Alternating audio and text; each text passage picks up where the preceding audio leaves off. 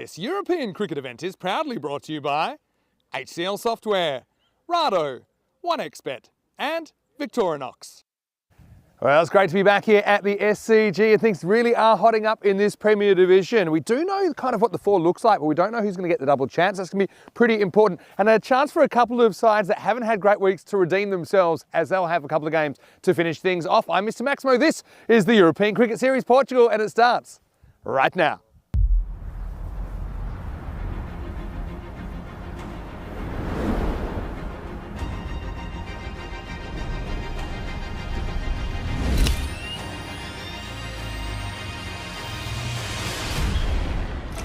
Recanto escalabitano,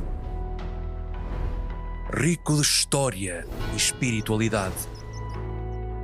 Azulejo que a tua história proclama, que enche de vida a mais bela cidade.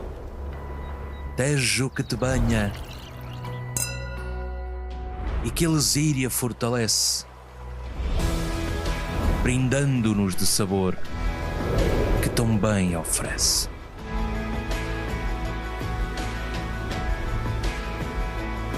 Campino que te dá cor, movimento e união. Pelas mãos que sentem e sabem o melhor da região. Resiliência e união.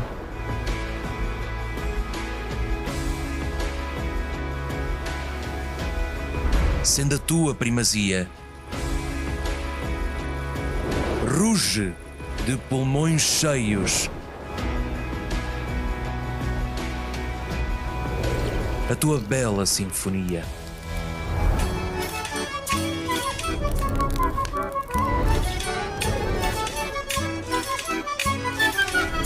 Santarém, de paixões, sabores e tradições.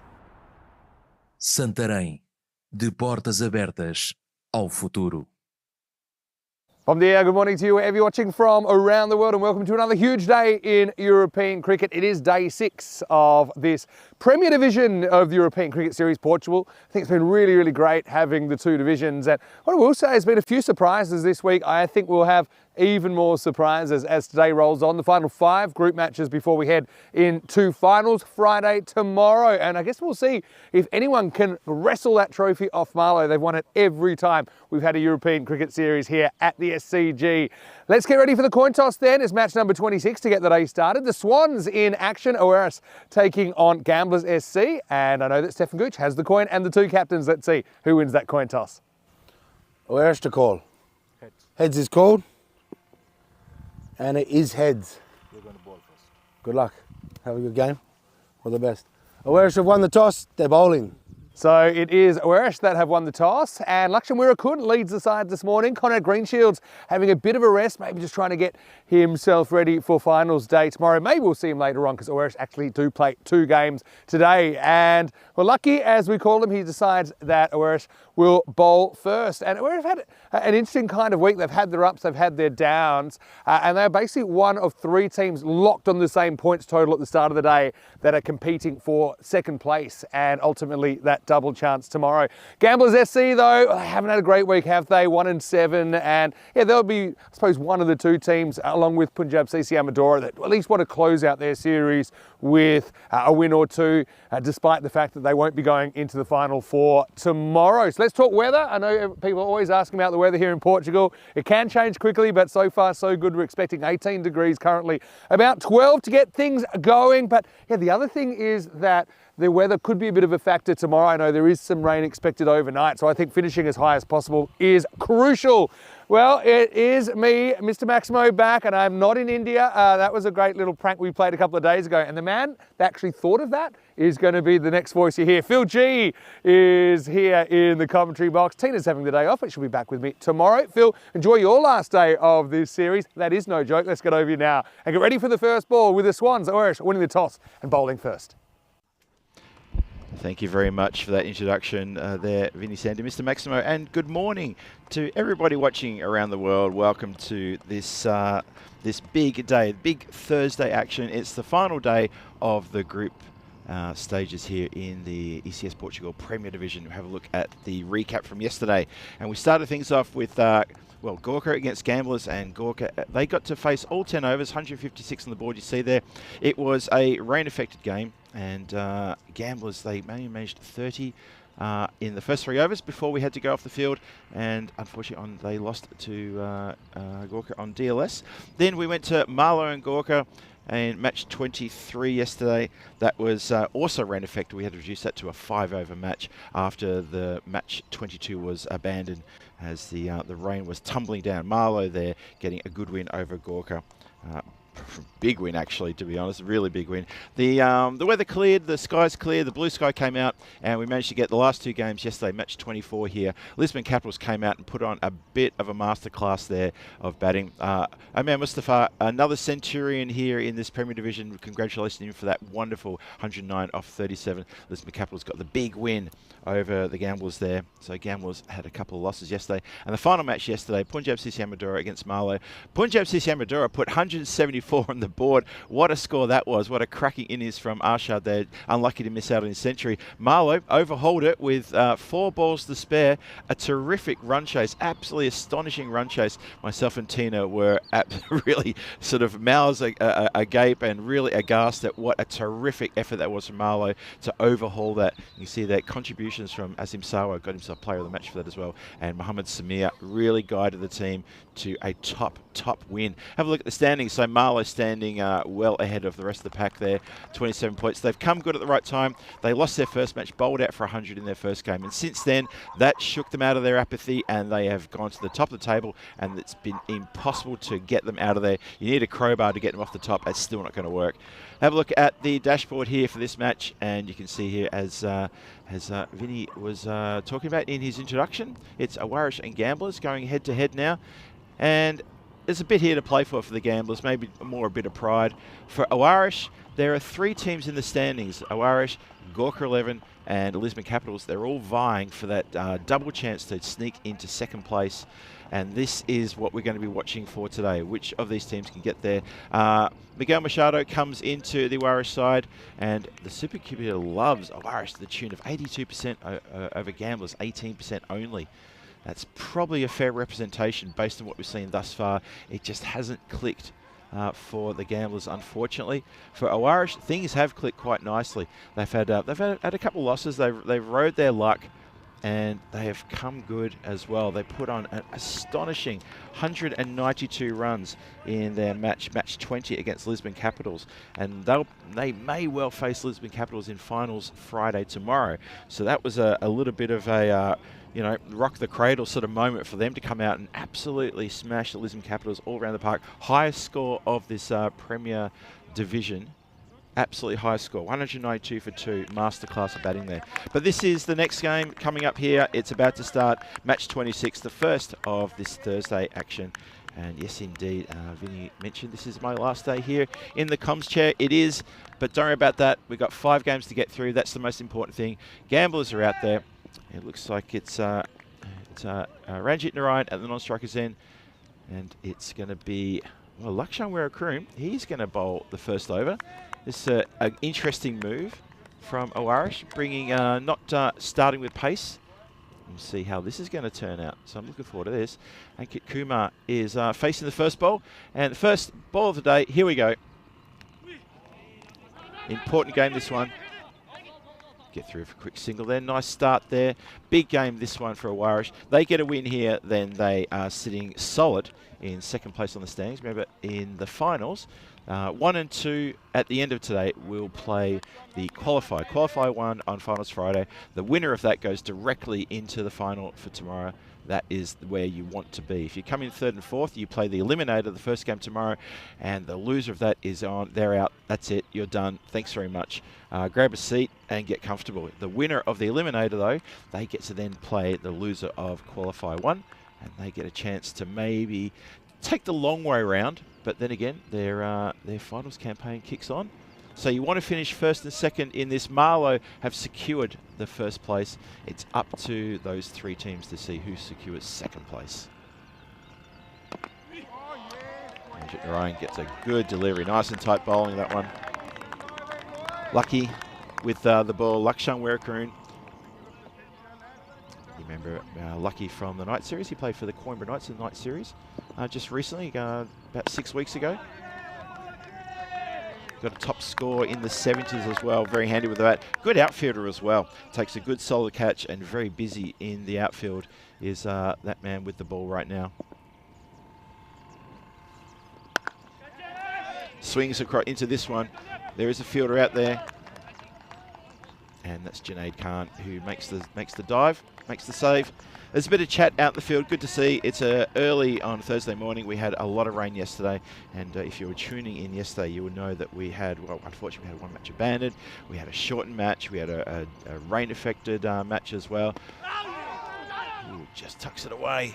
Oohs and ahs as that just goes down leg side, and I think felt he's almost on with a chance for stumping there, not to be. See, we had rain affected yesterday. The forecast looking a lot better today. There's a bit of low cloud, but it looks light to me from where I'm sitting. So hopefully we're going to get through here. Tina and myself were bombarded with some sideways rain at one point.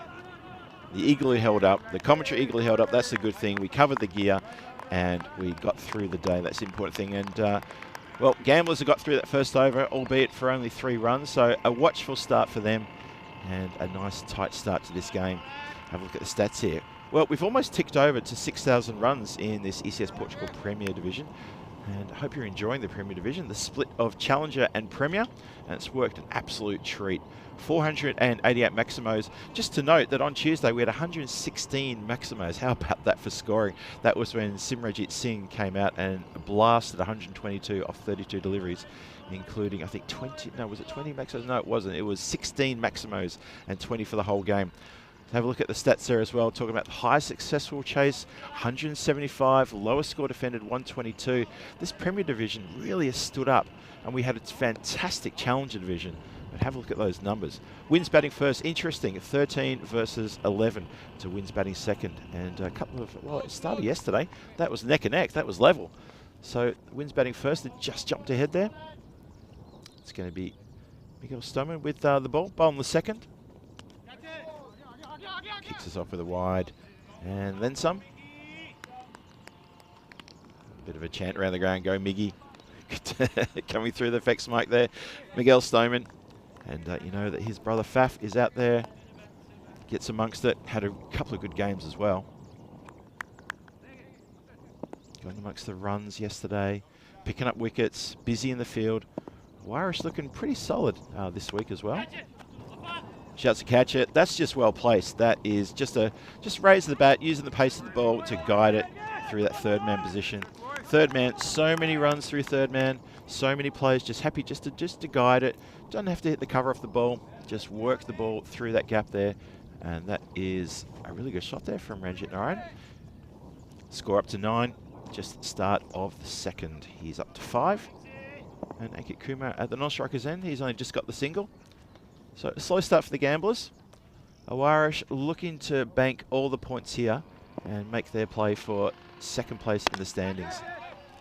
Swings hard at that one. That's going to fly away. It looks like it was 1 bounce, 4 runs, 2 players out in the deep. Can't get to that one. The 2 players out in the deep. There was a deep mid wicket.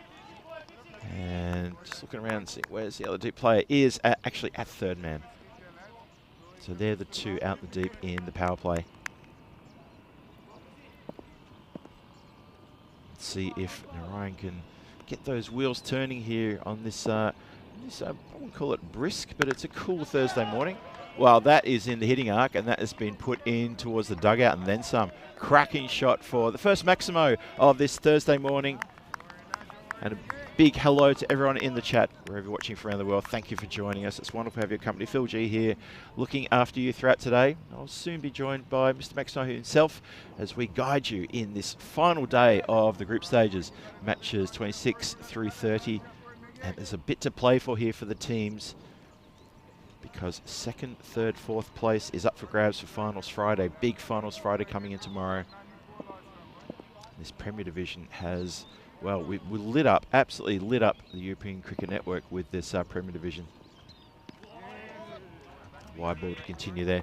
The first time we split the ECS into Challenger and Premier, and it's been a marvellous success. We had such an exciting Challenger division last week, and well, I'm sure the Lisbon Supergiants are probably still watching and still celebrating their raising the trophy last week. And who's going to raise the trophy tomorrow? Well, you tell me who's going to raise that, because Marlow have already booked their place into the qualifier. We're going to find out later today who's going to book their places as well. Finals Friday. What we do know is that Punjab CC Amadora the big hitting Punjab Sisi Amadora are not going to be a feature on Finals Friday, and nor will the gamblers who are playing here right now. So they'll be playing for a bit of pride. Punjab Sisi Amadora just one match today. Marlow just one match today as well. The rest of the teams have got 2 games. Awarish have got the gamblers here now, and then they've got Gorka later on today. That match, Gorka versus Awarish, that could be the battle for who gets the second bite of the cherry, who gets into second place. That's a tantalising, mouth-watering game, that one. That's match 29. Coming up later on this afternoon. But for this morning, Awarish and gamblers battling it out. Awarish really keen to get points on the board, nice and early. And maybe send a message to Gorka and to Lisbon Capitals to say, look, you're going to have to do quite a fair bit today to see if you can get the second, because we want it. It's going to be an exciting finish to this division. Bangs that one in properly short there. And that is a wide signalled. Umpire Krit Patel has had a good tournament. All the men in black have had a great tournament, and I tip my cap to them and say, well done, folks. That has been a sensational tournament, and the Challenger Division tournament as well. Men in black have outdone themselves yet again. Just swiped across the line. That goes out to long on there. And that is going to complete the over. 22 on the board. 2 overs gone. Just remember, Awarish won the toss and elected the field. About time for me to bring in to the commentary Vinny Sandhu, Mr. Maximo. Vinny, this is going to be an interesting day because then the standings on the board there, second place up for grabs. Yeah, good morning everyone. Bom dia. And it's great to be back. Yeah, quick look at the table. You can see it's basically 3-horse race for second spot and the double chance tomorrow, which could be really, really important. Marlow have locked up top. I suppose maybe a battle for the wooden spoon. You could look at it that way as well with 2 teams with only 1 win. We know they're not in the finals picture. But yeah, it's great to be back. And yeah, once again, I enjoyed the G-Force taking us through the week. Here's Wirakun with the ball.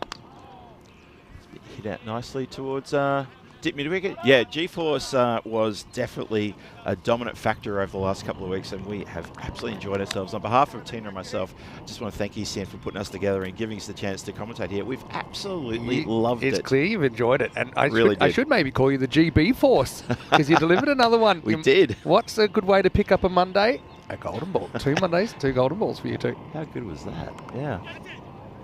Guided through that gap. That's going to run away for 4. This outfield lightning fast and good valley for shots here along the ground. A little bit of rain, well, a lot of rain yesterday. Wasn't a lot of rain overnight, but a little bit of rain yesterday. This ground dries so quickly and the outfield lightning fast.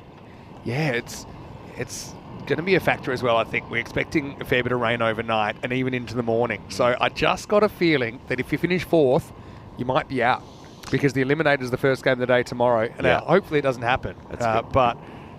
But there is, I think, 19 millimetres of rain expected overnight. So it's something that's certainly got to be on your mind. Anyway, this is going to be over the top and it's going to plug, but it won't be pulled back. Great effort there from Faf Stoneman running at the speed of light.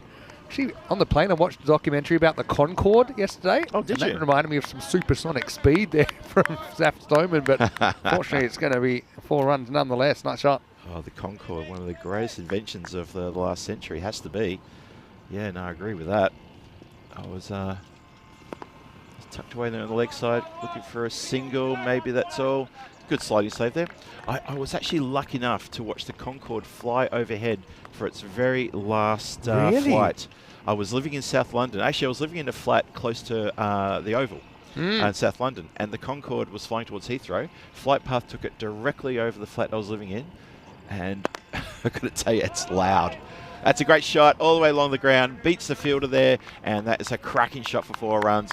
Lakshan Wirakun can only put his hands on his hips and say, well, don't know how he got away with that. Yeah. It's just a good smack. I mean, he whacked it, didn't he? He almost took out his batting partner. But I was just actually about to check the 4s versus 6s, because often that's a metric that I use to kind of judge how fast an outfield is. And yeah, well, actually, it's pretty close. Going today, it was 488 6s, 421 4s. Okay, so yeah. I think it just shows you there's a lot of big hitters that like to go aerial here. They really do. That is a good straight drive. That was forward directly off the bat. The non-striker doesn't have to take evasive action. The umpire had to just take a little 2-step out the way. But that's a really good strike. So back-to-back 4s here. And that is going to get a bit of momentum towards the end of the power play. 40 on the board. Power play done and dusted for the Gamblers. That's not a bad power play. Haven't lost a wicket yet. Yeah, well, let's have a look at the graph. 40 love after the third over. You could say 3, 19 and 18. Yeah, Gamblers have just fallen a long way, haven't they, from last year? But that'll happen. You know, sometimes it's just not your week. It's just felt like it's never really gotten started for them with just the one win. And Punjab CC Amadora similarly. I suppose that's the thing as well. In this Premier Division, these teams are used to at least kind of having like half games against teams a division below them, basically. And so, yeah, maybe just not the intensity that we've had this year. And some teams have handled it and some teams haven't. Yeah, so true. It's such a surprise for Punjab CC Amadora, and we'll talk about them a bit later because they've got the middle match of the afternoon, match 28 against the Gamblers. So we'll see them back as well with the bottom of the table battle, if you like. That for a team such as Punjab CC Amadora to not be featuring in finals Friday, well, they will be absolutely gutted about that. But it's been such a surprise. This has not been the tournament for them at all, and they are a mainstay of Portuguese domestic action. Here's Junaid Khan getting a ball. Bit of shape there through the air, but it's been hit down the ground, and protection there deep at long on.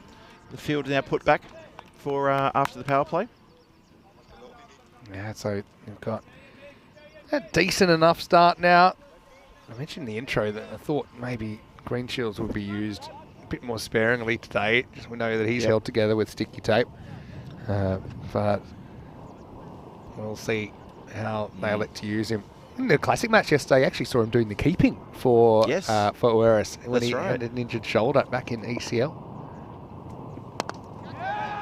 It's been clicked uppishly. Oh, a bit of a nightmare there for the fielder. Just can't get around, unfortunately. That is Rahman, who is on the boundary, and that has taken a bounce in front of him. And watch this, straight past him. Takes a bit of a left turn to Albuquerque, that Tortuga. Rahman quite rightly points to the ground and says, sorry folks, I couldn't get that one because of the spin on the ball. Junaid Khan just accepts the ball back. And he gets back to his mark and starts again. The old-fashioned Kookaburra bubble. I think it might be the remix. Yeah, it could be.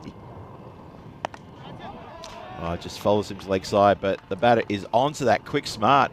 Ranjit Narayan just swings away at the ball going down leg side, gets everything behind that, brings up the 50, 51 for no loss. And the Gamblers just finding a way to accelerate here in the early part of this game. And looking really good as well. Just a reminder, Irish won the toss, elected to field, wanted to put Gamblers in. And the Gamblers, after that early start in the first over, only 3, they've started to turn it on now.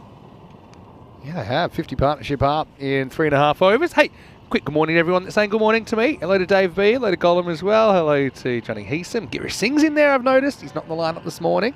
Rupu's done a pretty good job behind the stumps, though. And and also frees Girish up. Girish is a pretty good bowler. Yeah. And so, it just gives him a bit more flexibility, doesn't it, the Swans, heading into finals? Good ball, that one. Nice and full. Hey, and hello to Bob. Hello to Paul Kempen. Anyone I've missed? Maybe I said hello to Kroom, maybe I didn't. But hello, Kroom. I loved yesterday, or was it the day before, the picture that he sent me. And it was a pretty good prank we had on Tuesday. We do have a bit of a history of a good April Fool's prank. My first one in 2021 was that we were going to cut down from 3 stumps at each end to 2. Yeah, that was a great one. I remember that. That was actually pretty cool, that one. That lit up the chat, if I remember correctly. Nice shot along the ground there. Just going to be the single. Nope. Looking for 2. Hustling here. The throw's a little bit errant, though. Can I be serious, though? Yep, this isn't a joke. I actually think it would be interesting in this form of the game to have 4 stumps. Really? Yeah, why not? Because we talk about, it'd be interesting as an experiment. Yep. The reason I say it is that often people say, it's become so batting dominated. And so, Right. That's one thing you could give back to the bowler. Let's give them a something slightly back, right? bigger target. Yeah. So, and I know it's been trialled before. It's been trialled, and I've heard of some cricket in India, for example, where they'll say it's 4 stumps, no LBW, for example. Right, okay. So there's kind of compensation there, right? Yeah. But I actually think it would be quite interesting. Yeah, okay. Because if you swing and miss, and the ball misses by up to half a stump either side, which is what we're talking about, I feel like you deserve to be out. That's an interesting one. Yeah, that'll bend your mind. That would bend your mind. Oh. Well, we don't need a force stop for that one. That's a bail. I can tell. I've got a sense when the bail's broken. You heard it? This is a bail breaker.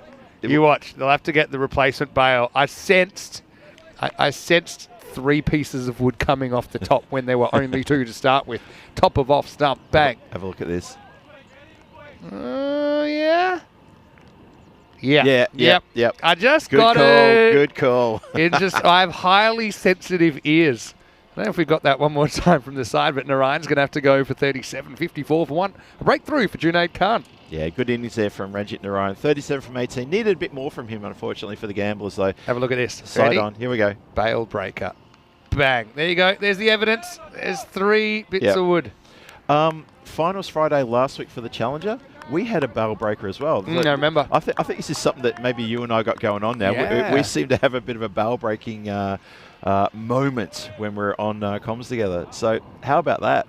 First wicket of the morning, and it is a bail breaker indeed. And the Gamblers have lost their first. At the end of the 4th, their run rate is not too bad, actually. 13.5, just picking up the pace in those last couple of overs. But 54 on the board, and first wicket down. Ranjit Narayan back in the dugout. Yeah. So, Junaid Khan, I've got to say, I was pretty surprised. I don't believe he's been selected for the national team on the weekend. He's just got such a great record. He does have a for cracking Portugal. record. Yep. He can bowl any time in the innings, Yep. so that raised both my eyebrows. But hey, selector's there to do a job. Totally. Okay, we're going to start the 5th now. Just played out towards the mid-wicket area. Interesting, we played during the rain yesterday, we played the classic match. You mentioned it before. And it was really funny to see so many people in that Awarish team who we've seen throughout the week. You had Junaid Khan in there. Yeah, sure. Mubin Tariq was in there. Yeah, Mubin Tariq was there. Azhar Andani was in there. Azhar Andani was in there. Paolo was in there as well, with the big Travis Head-looking sad moustache. I'd forgotten that they'd decided they were going they were Mobros for the week. Yeah, They hold moustaches, except Faf Stoneman, who I believe was trying to grow one. but there just wasn't a lot happening. Yeah, Faf was a bit filthy on that during the replay as well. He was, why do you have to show this game? Like, everyone's got a mo. Oh, sorry, Faf. No, you don't. That was actually their first game at the Cardamar Oval. Yeah, it was a good one against COIMS, who ultimately would make Championship Week twice. But that was also the group where the Turkish side, after the first Turkish side, Zeytinburn and Zafar in 2022, set records for the wrong reasons, getting bowled out in the 20s a couple of times. And even the Istanbul KSK came for the first time, and not too much was expected. They beat the Irish and they beat Portugal. Really? Yeah, they beat on their first day. And I still think to this day it might be some of the best celebrations I've ever seen. Match 5, it's like they won the World Cup. It looked exactly the same. Yeah. And I actually think that was they didn't win another game after that. Hence the celebration. But probably. I remember that Irish and CIYMS of Ireland had a good rivalry because they were similar kind of teams. Right. You know, they kind of play the cricket hard, but you know, off the field they kind of engage in some banter. At Sunset Beach. Yep. Oh well, they're going to take on 2. That's very good running actually. That's terrific Kumar running, to get isn't it? back. Yeah, but, so I remember just at the Sunset Beach bar after the tournament, like, yeah, you're so bad. You lost to Istanbul. You lost to Turkey. And they're like, well, so did you. And they're like, yeah, it's true. Oh, it was a great magic. group, that one. That's awesome. So many great memories. I think Marlow, obviously, with the ECL side this year, and they did very, very well. They made up for a bit of a disappointing performance back in 2022. Yeah. I think it's going straight over the stumps, you know.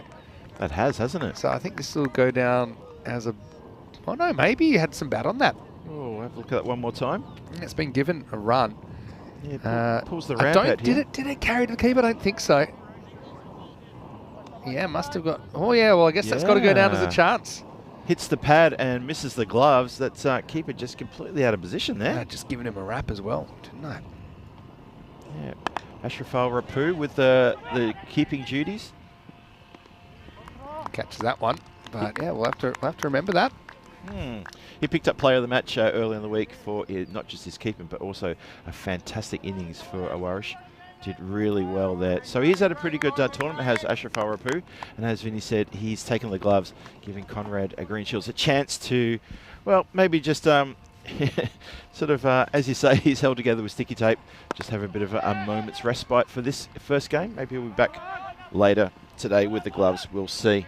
Another well run 2 will finish the over. So Rahman actually has a catch put down there, but still a decent over. Only 8 come off it. And after 5 overs, it's 62 for 1. Let's welcome you into the commentary box. Great to have your company wherever you're watching from around the world. Vinny Sandy here, Mr. Maximo with Phil G. Put in a big stint. I mean, it seems like so long ago that you started the Challenger division. That was the day after the ECL final, Phil. But yeah, it is your last day here.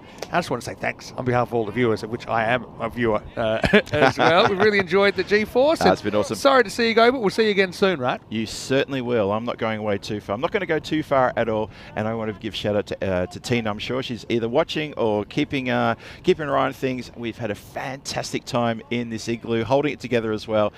G-Force will be back. Don't you worry about that. But for today, it's going to be, well, we probably have to find a little something for ourselves as well. The Max G or something like that. Yeah. We'll work on that. Yeah, it's a good question. We'll get something on that one. But it's been awesome. It's been such a good week. I've loved the Challenger and the Premier split. It's worked an absolute treat. I don't know. Yeah, it's a good question. Maybe we'll put it to the viewers. What should our name be? As get Miggy Stoneman coming on to bowl over number 6. This is Jitesh Kumar Balkrishna, Jitu, who's going to work away for a single.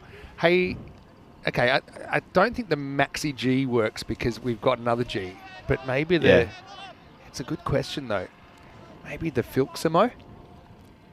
The Filksimo? Filksimo combo? Filksimo, yep. It doesn't really roll off the tongue. Maybe our viewers can do better than my first attempt. The Gmo? Sort of going with the G there. Well, that's going with a pretty good strike. That one for 4. Lovely smash across the line there. And let's not forget that Ankit Kumar, he's been there since the start, and he needs to get rock and rolling here for the gamblers, and that is a great way to enforce that with a lovely crunch across the leg side. 4 runs. Yeah, we'll work on something there, but yeah, throw us your ideas in the chat there. You guys have been terrific, keeping us company all last 2 weeks. So yeah, help us out with that one. What can we dub ourselves? We'll take our time on this one. A few people are missing Rico, but you won't miss him for too much longer because he'll be starting Madrid with me on Monday, actually. He's had a couple of weeks off. Well deserved.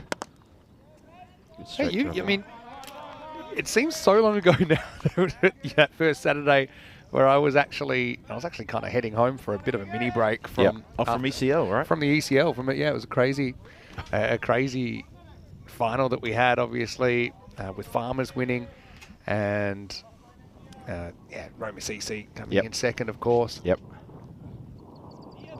Filthy wide there.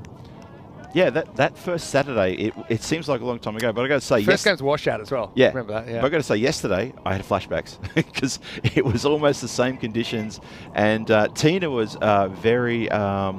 She understood. She got it straight away. She's very empathetic and saying, "So this is what it was like on that first Saturday." Yes, but I was by myself. And it was really tough. Sky Chat's here for a catch. Lakshan Werakaroom, not often he drops catches, and that's no mistake there. Takes a very good outfield catch, does Lucky. Has a bit of look at the hands and says, yep, that's woken me up in the morning. That is another wicket down. And Miguel Stoneman gets the breakthrough. Yeah, just didn't quite get inside the line of that, so he had to try and fetch from outside the off stump. A little bit of the old crocodile style there from Lucky, but hey, Crocodile swallows the ball as Jitesh goes for 3. And Stoneman picks up his wicket at 69 for 2. Is this another kind of gambler's innings that he starts with promise? And okay, first over wasn't too good, second and third were good, but now they kind of dragged a little bit in the last couple of overs. They didn't get a boundary out of Rahman's over. Back in over number 5. They did get A4 here, but they have lost Malkrishna. Yeah, 69 for 2 in the 6th. Couple more to come. That run rate just nudging above 12. That's it. It has slid just a little bit down as well. So yeah, this may be that little ebb and flow moment where it's more ebb than flow. I think he's trying to dig it in here and hope for a bit of variable bounce, but you got to make sure you say the right side of the line of shortish versus too short. And then if it's too short, the batters can see the bounce and probably get a good sense of it. Hey, Dave B in the chat has given us Margot as our name. Margot. Interesting one, Dave. Well, the Max Go show. The Max Go Show. That's Max Go Show. That works. That rolls off the tongue. That's okay. Yep. End of the 6th over, 71 for 2. Taking your suggestions. And the game rolls on. 6 overs gone, and well, the win predictor has got this well and truly in Owarish's corner at the moment. Have a look at the batting card there.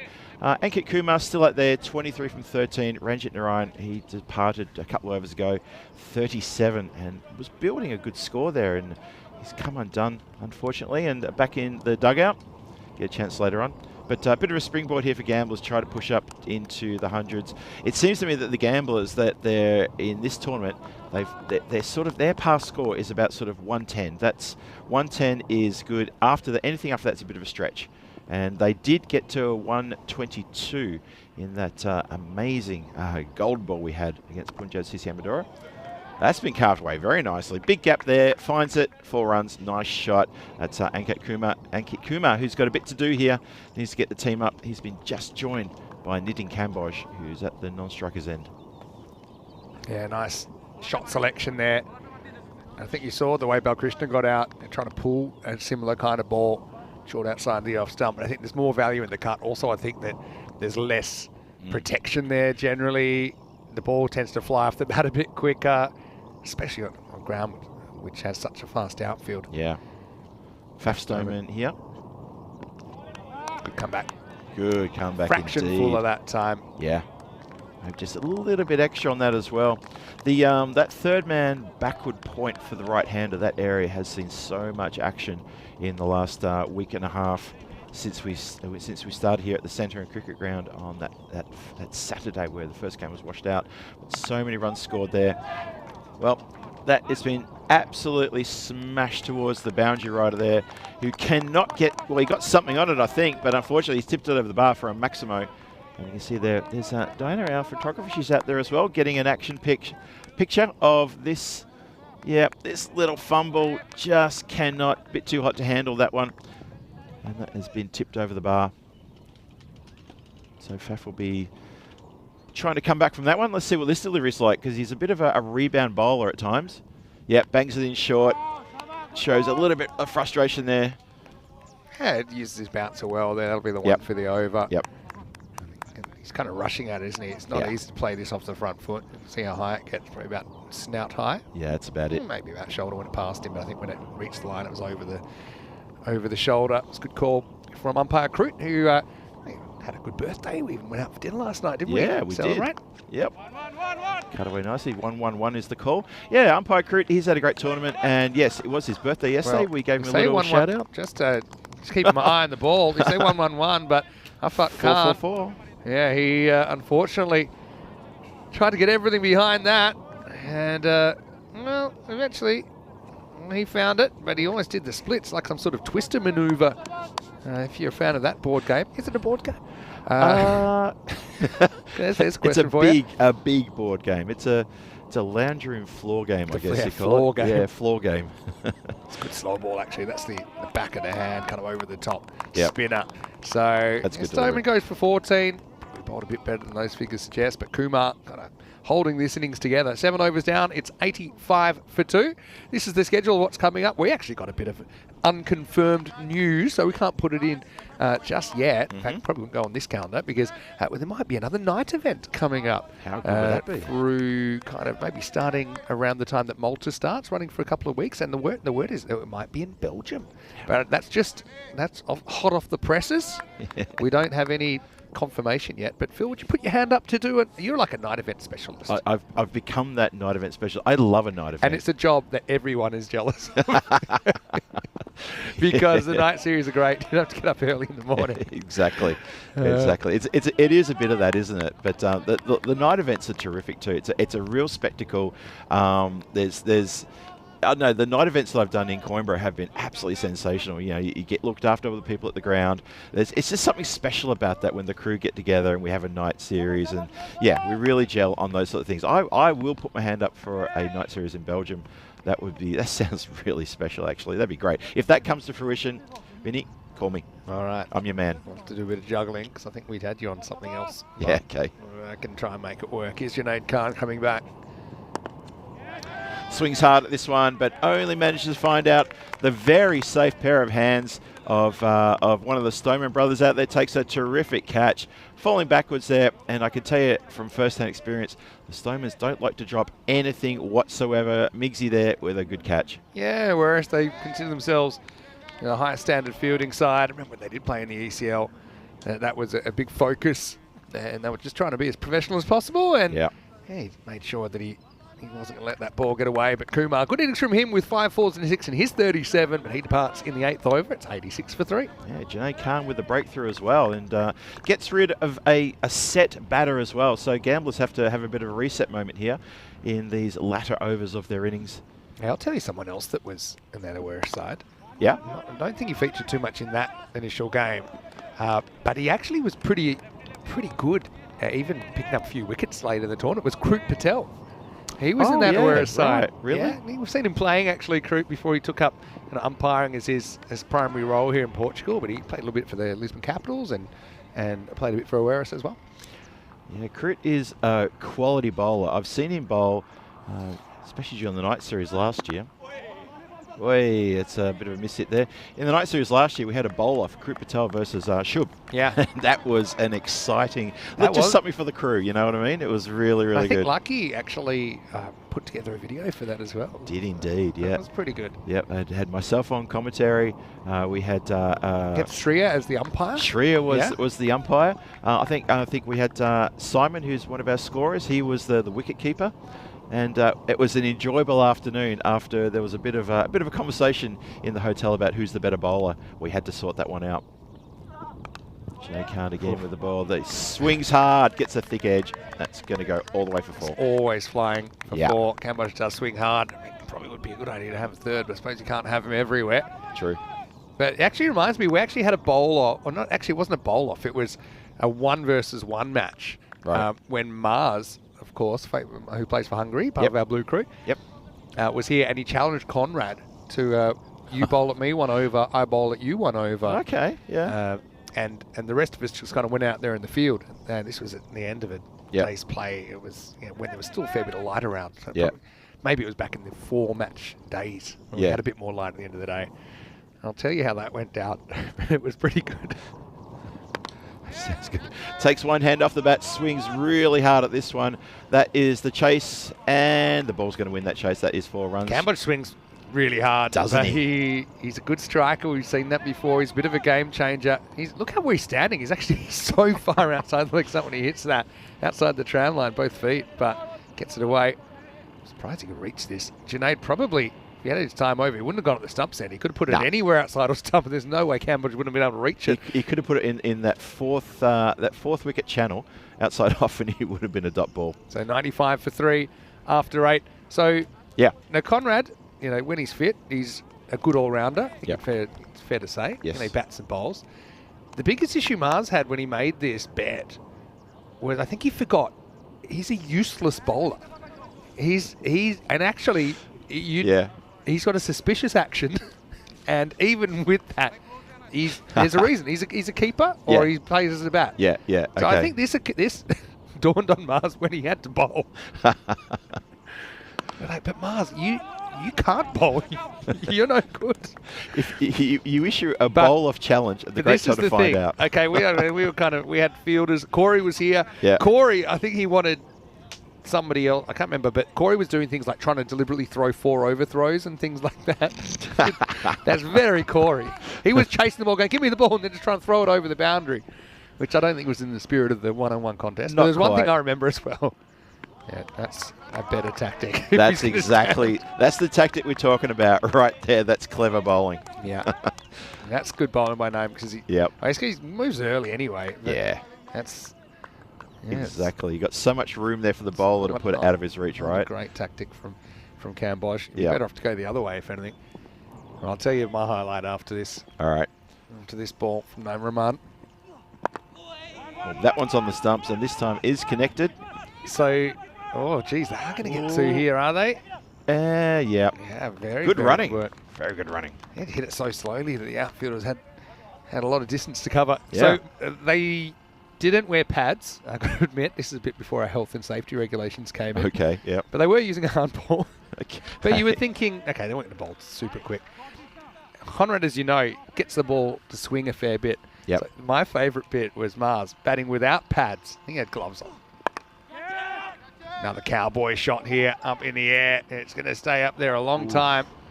It's going to come back for 2, but there's going to be a run out as Rajanwal, just never really got out of third gear there. Maybe just tiring a touch. Probably had no excuses, but Cambodge does get the strike back. Maybe that is about trying to get Nitin back on strike, but I will say he was caught well short there, wasn't he? So Shubham Rajanwal will be run out for 2, and it's 99 for 4. Indeed. So I want to hear about Marzi. I want to hear what happened here when he batted. I still want to just check out. To be fair, he's just taken a slightly indirect route there, but the old Queen Mary turning circle, and it's a perfect throw, isn't it? Bounce throw back to Naim Rahman, takes off the bails. Yeah. Mars basically saw a ball that was going miles down the leg side, and so he left it. And in the end, it swung, pitched middle, hit him on the kneecap in front of middle. Oh no! Was LBW padless?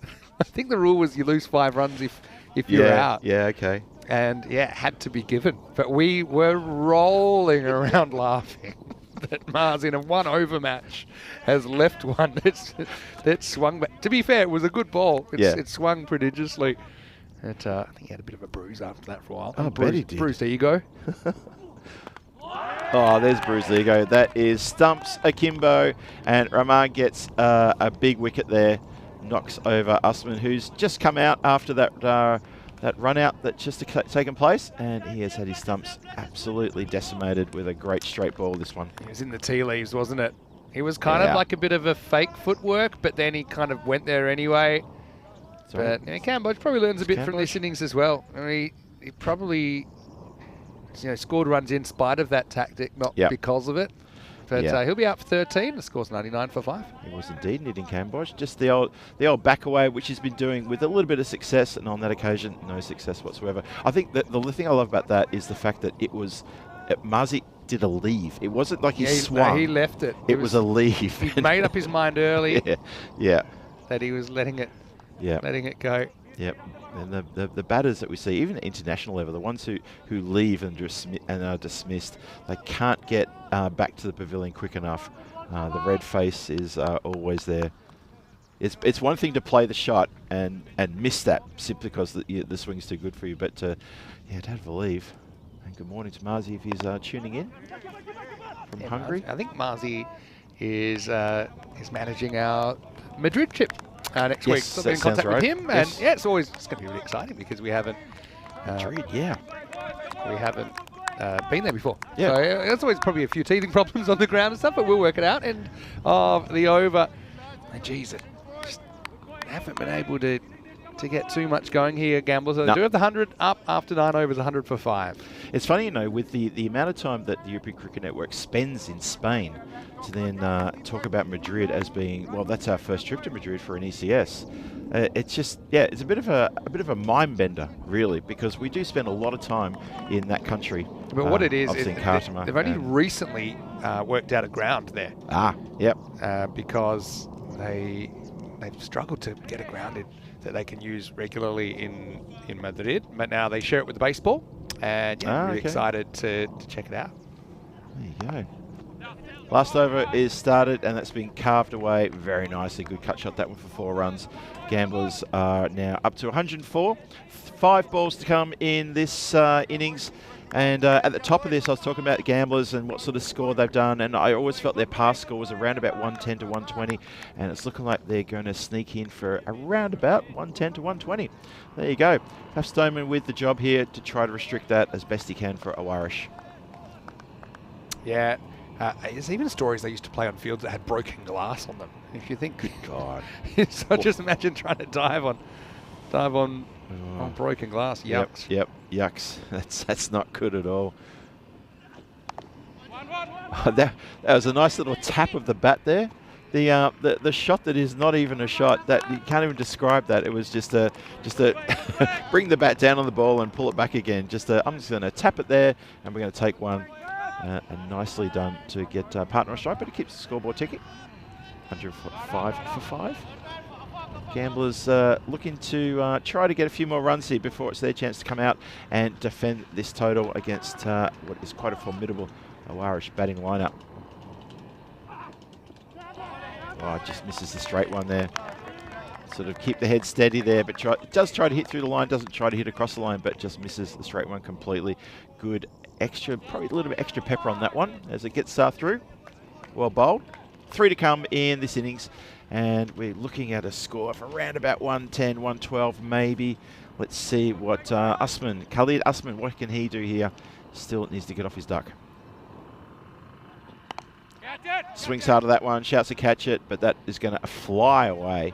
These edges getting full value for money there, and that is a Maximo off leading edge. Yeah, I mean, it's funny. The way his bat turned, actually, is that going to go... I think it's going to be 4, actually. Yeah, one more time at this one. This to me looks like bounces just... Oh, let's have a look. Well, maybe... Yeah, I think for me, it's just in front of the rope there. It looks in front of the rope, right there. Yep. So I think it will be 4 runs in the end. Yep, let's have a look and see if that's overturned, but it did look like it to me. Yeah, to me too. It is indeed, yep. Score readjusted back to 109. Good eyes there, Vinny. Well done. And good work. Thank you very much, Two Circles, for that replay. I give part of the credit to the slow-mo replay that I got to see, which the umpire didn't. Yeah, true. Anyway, interesting to see how they use Greenshields as well in the batting innings. They've bowled him here. Also got Machado into the lineup. But I know that Machado's just arrived in Portugal last night to finish up the series. They'd be part of the internationals, I imagine. So that they may kind of open with him, or they may decide, just kind of bat him in the middle order first up. Yeah, just a reminder, we do have internationals kicking off on Saturday. Make sure you strap in for that. I'll be watching that one very intently. Oh dear, that's going to be a minimo. It's a attempted slow ball, I think, but it bounces before Rupu behind the stumps, and once you have that second bounce in play, it's tough for the keepers, no matter who you are. This will probably give us a good look at it here. Yeah, it's that kind of rolling leg cutter. I mean, they really can't do too much more than that. That's tough, isn't it? Really tough. Yeah. Big penalty, 5 runs. Yep, indeed. Minimo in this final over. Still got 1 ball to come in this innings. 114 on the board. And Faf Stoneman looking to get this one nice and tight. Try to get a dot ball for Warish. Here we go. Last ball of Gambler's innings. He's picked that so late, and he's just fry-panned it. Now, funny old shot, that one. Well, was it the last ball? I mean, it should have gone for 2 there. But they never did. So it's going to finish 115 for 5. Sums it up. I mean, there you Gamblers, okay, it's an okay score, but I think you look at the par in this series, is something like 132 or something at the moment. That's right. So, look, feels like 135 actually after the last game last night. So it went up a little bit. So for me, they are probably about 20 short of where they want to be. For Oeras, remember, they're in this 3-way battle for second place. And so this is a bit of a must chase, I think, if they want to stay in the hunt for that double chance tomorrow. Yep. I kind of feel that with Gamblers, they are at the moment in this tournament about a 110 to 120, 125 team in terms of the runs scored. So I'm not surprised that we've ended up at 115. It kind of feels like that's about their stretch. Have a look at the video highlights here. We're going to see, well, Ranjit Narayan got off to a pretty good start here, carving the ball around the field, and took a while to get going, but once he got going, he was looking pretty good. Unfortunately, though, for him, Junaid Khan did hit the stumps and sent him on his way. And from then, it was a bit of a procession of a couple of the top order batters coming and going. Nini Kamboj entertained us for a couple of deliveries and a couple of boundaries, but just found it hard to get going. Yeah. Angit Kumar, though, played well. Played well for 37 off 20, but I suppose, you had 37 to Kumar, 37 to Narayan. You had Kamboj with 13, but again, no one able to push on, get that big score. I think when we're seeing the very big scores, like we saw the 170 versus 170 last night, we've seen 90s even, I think. All right. It's when somebody gets in and stays in. Then this was maybe a tactic to get Kamboj back on strike. So, maybe you applaud Rajanwal for that, even though I don't think he's challenging Usain Bolt at the Olympics just yet. But then Kamboj self-destructed anyway. Exactly. Not batting on the pitch, running away and losing his stumps. And a late hitting here. This one almost went all the way. But I suppose, Usman did get a boundary. Prakash came out late in the piece. He was able to score a boundary as well. Had the Minimo, which helped him a little bit. So I wouldn't say Oeras played an outstanding innings.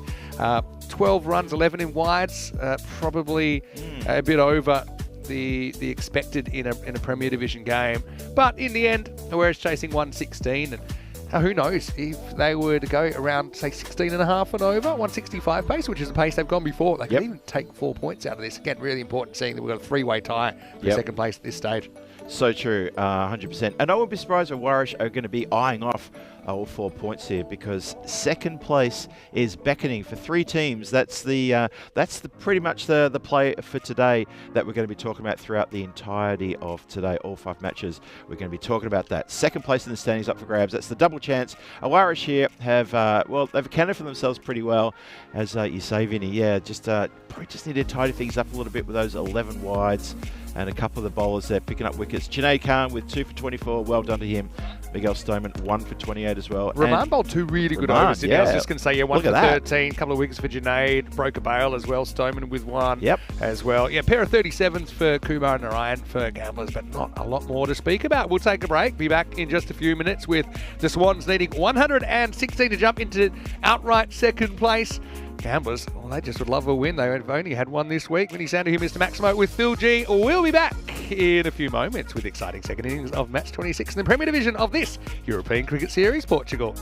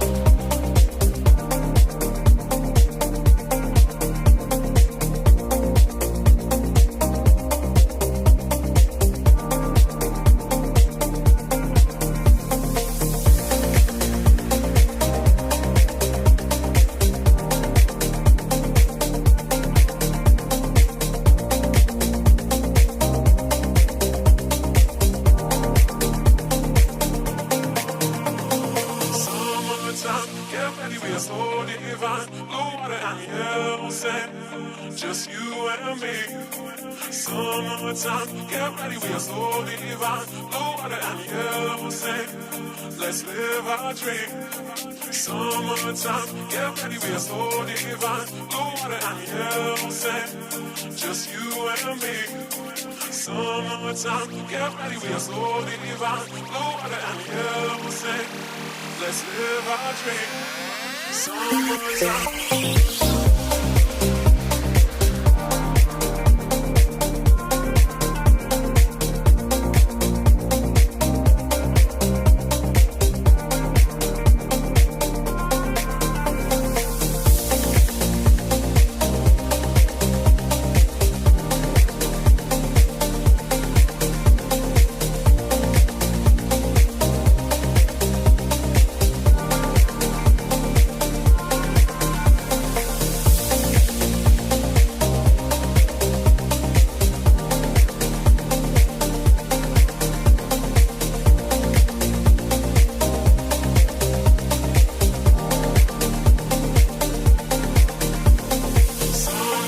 Summertime, get ready, we're so divine. Blue water and yellow sand, just you and me.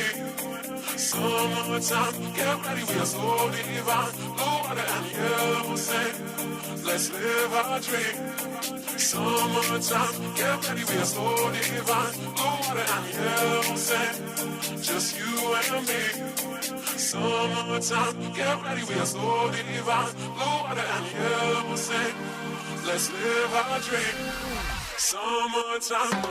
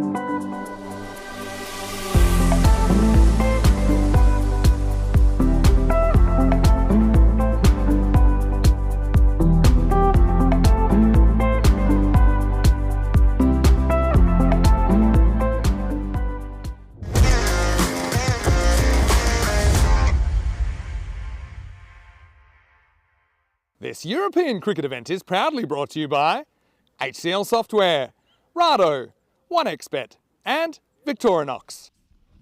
Hello and welcome back to the Saturday Cricket Ground, Europe's very own SCG, as we are into day 6 of this European Cricket Series Portugal Premier Division. Of course, it is finals day tomorrow, featuring the top 4 teams. We actually know what top 4 teams will be, but we don't necessarily know the order they will finish at this stage. 125 Gamblers SC have put on the board, and so where will we chasing to 126 for victory if they can do it in 7 overs. Although that says 125, I actually think they scored 115, so we might have to check that one, because I remember that they needed about 16.5 and over. But I'll do a quick calculation for you on 115, unless there's some penalty runs I don't know about. But yeah, it'll actually be if they can keep them 80 or less, not 87 or less, which makes sense because that graph is too high by 10, and so that'd be 7 extra runs because we calculate that bonus point amount at 70%. And so the Gamblers going out with a 1-7 record. They've got 2 games today to salvage a bit of pride, and a side that we have seen win a Night Series trophy before. We've also seen them basically tie a final here. They lost in the Golden Ball last year.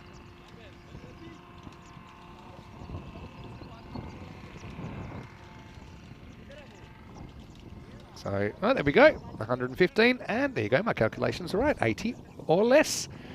And warm welcome back to all of our viewers, of course, watching on Fan Code and Subcontinent. I know we have millions of viewers every day.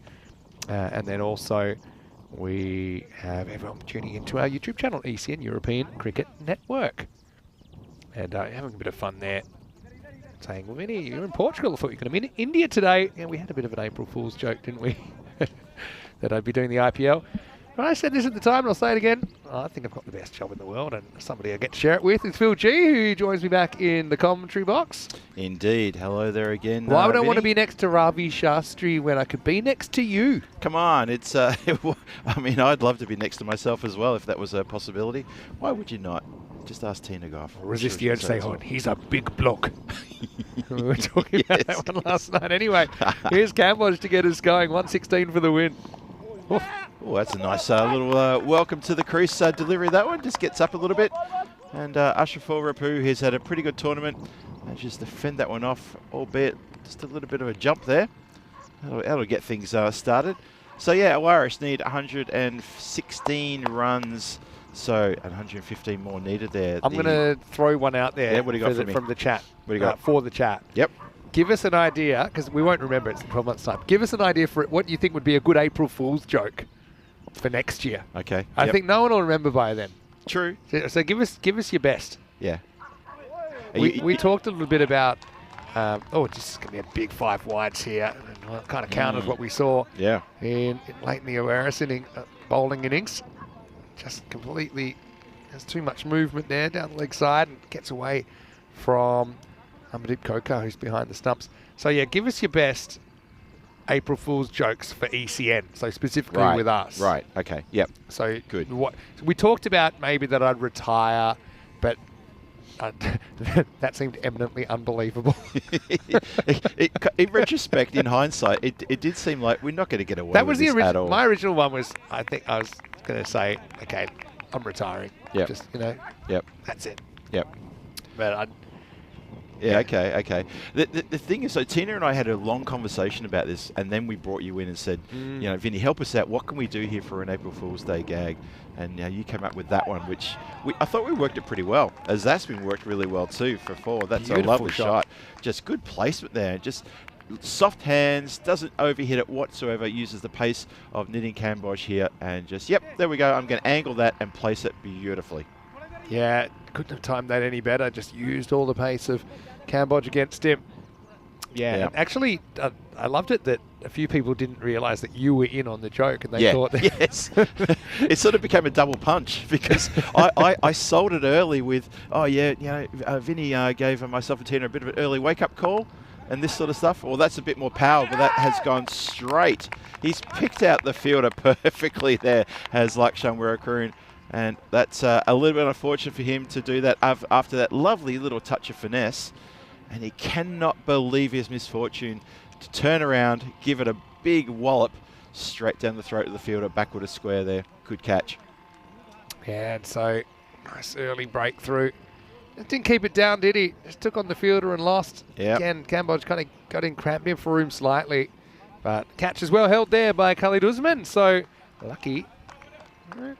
Not so lucky for him. Out in the first over, it's 10 for 1. There you go.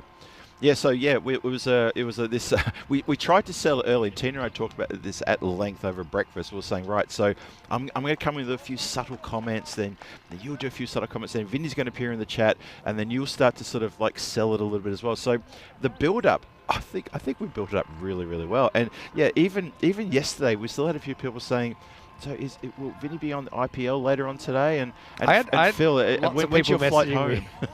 I had a few people saying, let me know what games you're on and I'll tune in. Yep. As if I was it's cute that was the reason they watch the IPL. Watch IPL for Mr. Maximo himself. That's a wide ball there. And unfortunately, there was a bit of collateral damage as Renata, my wife, she heard that on the comms. She was tuning in on the comms and she just happened to catch me saying, oh, I'll be sticking around now for the weekend in internationals. And straight away, my phone was messages. What? We didn't discuss this. What? Yeah, I don't want to get in hot water with the other half. Better half of the real G-force. Yeah, exactly. Yeah. Nah, it's all good. It's all okay. And especially considering the fact that I obviously had people know to this at length, ad nauseum possibly, that my laptop came a cropper with a bit of a coffee situation. And my darling wife went out and bought me a brand spanking new laptop the next day. So, she's a keeper. And if she's listening, apologies for that little April Fool's Day gag. You got caught up in a bit of a whirlwind there. And it's all good. I'm definitely not sticking around for the internationals. Stoneman comes in at number 3. It was Rupee that misses that one, though. Indeed, that bit of a wide ball, that one. Outside the line, keeper manages to pat it away unintentionally. 13 for 1 inside the first still. This time we go leg side wide. Knitting Cambodge just having a bit of troubles with the radar here. Getting back-to-back wides. Needed to have a bit of a reset. Maybe slow things down. Fast and furious left armour Knitting Cambodge. You remember him from the night series. Liked to play for Punjab CC Amadora. Some good ones in here I've spotted already. Oh yeah, yep. Let's get to those. After this ball, lofted, and that's going to fly away. Fielder can only crane his head back over his and watch it land. And just over, was that 4 or 6? One more time, it went perilously close. Just going to check it one more time. Where did this land? Incoming. Yeah, Maximo. 6. It kind of held up a bit, so I can understand the umpire. Yeah. So just checking whether we saw what we saw. But yeah, William Maximo to finish the over. So yeah, what was it? A 10-ball over to start. Bit of everything in there. Did have a wicket, but also went magical. 20 for 1 after 1. And of course, I meet you with a fairly low. That just hits the golden ball again. But it was a really good golden ball, that one, the other day. It was, wasn't it? Again, I was actually, what was I doing? So golden balls, sometimes at least, when I'm not commentating, I always remember where I was. Because I'm really just lazing at home, although I think I was with the first one in the Challenger Division. Anyway, Narayan gets a ball here and over 2. Little inside edge. Goes to the backstop and goes straight through the backstop. Oh dear. And we'll be able to pull it just in time. It's going to get a long single. Wow. Just one. Just one. Okay. Now they're thinking of 2, but they better not. Yeah. No, that was your only chance there for a single. Yeah, where were you then? I was about to play a game of darts. And I right. actually had to delay. Yes. Because I said, hold on 1 second, because this is important. I need to see what happens here. And it was a great golden ball, because I always think it's interesting when it goes to an outfielder on the bounce. Yeah. Because you have to execute a good piece of fielding to get the run out. And the throw was a little bit wide, it was a bit soft, and even though it was good effort by the keeper to get back on the stumps, his batter was safely home.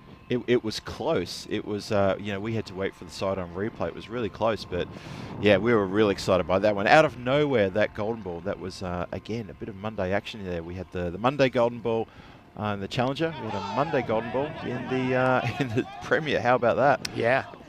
And also I think I mentioned that it was 3 years to the day since the golden ball in the famous Brothers 11 versus Indian Royals, which is famous for another reason. Infamous golden Amandeep ball. Coker was actually batting. He was batting with Sharkat when that... Oh, he was he was the other batter. He was the other batter. Right, okay. Oh, there you go. That's a good little bit of trivia for chat to hang on to there. We might have a bit of slight injury issue here. Has it got the keeper? Speaking of Amandeep. Yep. Has he got on the end of the finger here? Whoa! That looked like a camera blowing over to me. Might want to, just a bit of a gust of wind there. I think set the camera. I don't think that was intentional. Well, to pan up there. I know that we have a few people telling us, whether there's weather in the area, but there's no way of predicting what's going to hit this cricket ground, because you might have a Santarém forecast. We're probably 25 minutes out of Santarém. Yep. We are in a fairly rural area, and the weather here, it comes and goes so quickly. Hopefully Amandeep's all right. Looks like he's putting the gloves back on. But yeah, that was a famous day. And the other thing is, that's the closest we've gone to back-to-back golden balls, because that game was a golden ball. The game next to it was a 1-run game. Wow. That actually should have been a tie, but there was a 1 short in the last over. That would have made it a tie. No way. Believe it or not. Wow. How about that? Yeah, so that would have been something else. That would have been an absolute classic. Yeah, have we ever had a back-to-back golden ball situation? No, that's as close as we got, We've had 2 in 3. So 2 in 3, in okay. Gibraltar, Yep. a couple of years ago, we had golden ball, non-golden ball, golden ball. Right, okay. Oh, it's been swung hard, and that's out of the park. That's a lovely shot. Full value for money on that shot. Stoneman puts it into area 51 and then some. That's a cracking blow, that. Yeah, really good shot there. Just pouts on a fraction short. Yep, straight away. Saw it quickly, got in position, and has put everything behind that. Nice hit, that. 28 for 1, still in the second. Still a couple of balls to come in the second. The run rate required is going downwards ever so quickly here. It's down to now 10.5, thereabouts. 88 from 50 needed. Irish wouldn't be surprised if they're going to look for all 4 points here in this match. Try to secure that second place in the standings. Looks to get a bit funky there, and just a little bit quicker, that delivery. Good ball by Narayan. As Stoneman just looks to elevate, maybe go for maybe a standing ramp. You can see the adjustment there. Misses it, has to wear it on the body. Not showing any sign of discomfort though. Last ball, the over. Crash, that is a really good swat, a straight swat down the ground, and that is finishing with a 4. That's the end of Narayan's over. End of the second over as well. Look at this again. Stand and deliver. crack. Umpire Crit Patel just dodges ahead just slightly, thinking, I don't want to wear that. He was not in that much danger. So second place is up for grabs, and we talked at length earlier about that second position on the standings. You finish second, you get a double chance. You will play qualifier 1 in finals Friday. If you're in third and fourth, you're going to play the eliminator. And with weather forecasts being the top topic of the afternoon, we'll talk about that later. Looking ahead to finals Friday, there's every opportunity, every chance negatively that we might have a bit of weather tomorrow. I think, Vinny, did you say there's like 19 millimetres? Yeah, there's expected a lot of rain from kind of midnight tonight to midday tomorrow. Ooh, looks boy. like, have we got the keeper change now? Yeah, well, it looks like a full keeper change. It is that's indeed. going on, because he's obviously taken one on the end of the fingers, which is a nasty one when it happens. Yep. That's exactly what's happened there. Let's have a look. Yeah, that's Amandeep. He's got the gloves off, so I was going to stay out there in the field. He's even having a bit of a look at his right hand there as he's walking off into the field. Yeah, or have they decided to take him off? Just watching, he's heading towards the dugout. Just wonder if he's going to. Yeah, I think they do have the 12th. Yep. The 12th coming on. So there you go. He's indeed going off. Yep. Yeah, it looks like Jitu. That's Jitesh Kumar Balkrishna who's taking over. Yeah. With the gloves. Okay, so we'll try and get an update on that and see what sort of injury he's had and if he might be back for the game they've got later today. Well, actually, only at 2 o'clock this afternoon local time, when Gamblers take on Punjab CC Amadora for the bottom of the table clash. I do think he has kept a little bit before. Yep. Showing that he kept at times in 21, 22 and 23. Okay. But I can't remember him doing it very often. Right. Okay, well, this is going to challenge a bit. He needs to keep here while it's, the Gamblers looking to defend this smallish total, under par total. He's getting his work cut out for the next few overs. Yeah, hopefully Amandeep is okay.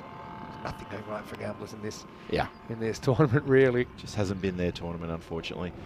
They did win that golden ball. That's well, actually, yeah. No, you're right, Vinny. thing. You're absolutely right. That's a win, and against Punjab CC Amadora. Punjab CC. If you could knock them off, I mean, it's a battle of the two teams that just haven't had too much go their way.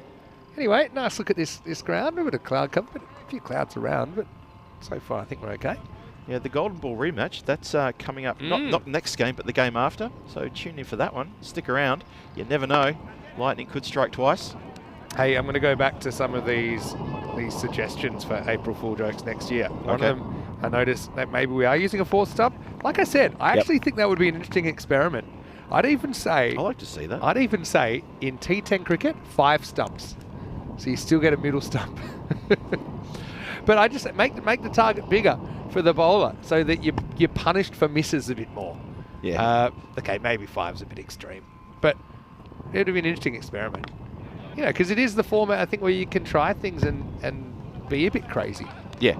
And I think often people say, you know, what can we give back to the bowler? Okay, obviously we made a slight adjustment to the wides, which gives the line to the bowler. That's one thing we've done. But yeah, the other thing could be just give them a bigger target to aim at. It's not a bad one. Another April Fool's Day gag for us could be we're going to increase the size of the stumps. We're going to elevate them by about 3 or 4 inches or something like that. Make them a bit taller. Yeah, you could do that sort of thing. Make them a bit thicker, possibly. Just again, it's just that sort of people would hear it and go, "That's plausible." Would we end up using a rubbish bin like we would often do growing up in Australia? Yeah, that's going back to childhood days. Yep, bring in the rubbish bin. Have a couple of overs of the rubbish bin wicket. Yeah, that sort of thing. Oh, that's a lovely shot on the pads, and that is been knocked away. Lovely. The lights flick of the wrist there, follows through. Faf Stoneman, he's pulling out some of the shots here. That is a great shot, though. Okay, there's one I'm going to address, which I know this isn't a good April Fool's to pull, and it's the I'm having a baby one. I've realised, I've heard of friends that have done it. Let's just say when you tell your parents and then you say it's a joke, it doesn't go down very well. No, it does not. Oh, gee, that's going to be 4. You watch this. He's let's have a look at this again. I think he's kicked the rope. To be honest, the evidence is still there that this is 4 because the rope has actually moved. You watch it here, and he does field it. See, ball's in his hands, and he's kicked the rope. So big time. Yeah. There's even a kink in the rope where he's kicked it. Yeah, exactly. 4 been indicated by the standing umpire. Something about that part of the ground with the rope getting. Yep. getting we had that yesterday as well. Yeah. You are indeed correct. Yes. I think at Kumar lost his footing at the wrong time. So, yeah, it will be 4 runs. Noera's actually flying at the moment. Got it down under 10 and over. Remember, if they're going at 17.5 pace, that will be enough to get them to 4 points. Which at the moment, they're in a 3-way tie for second place. They're definitely looking for all 4 points here. Yep. The ECL is changing format to test.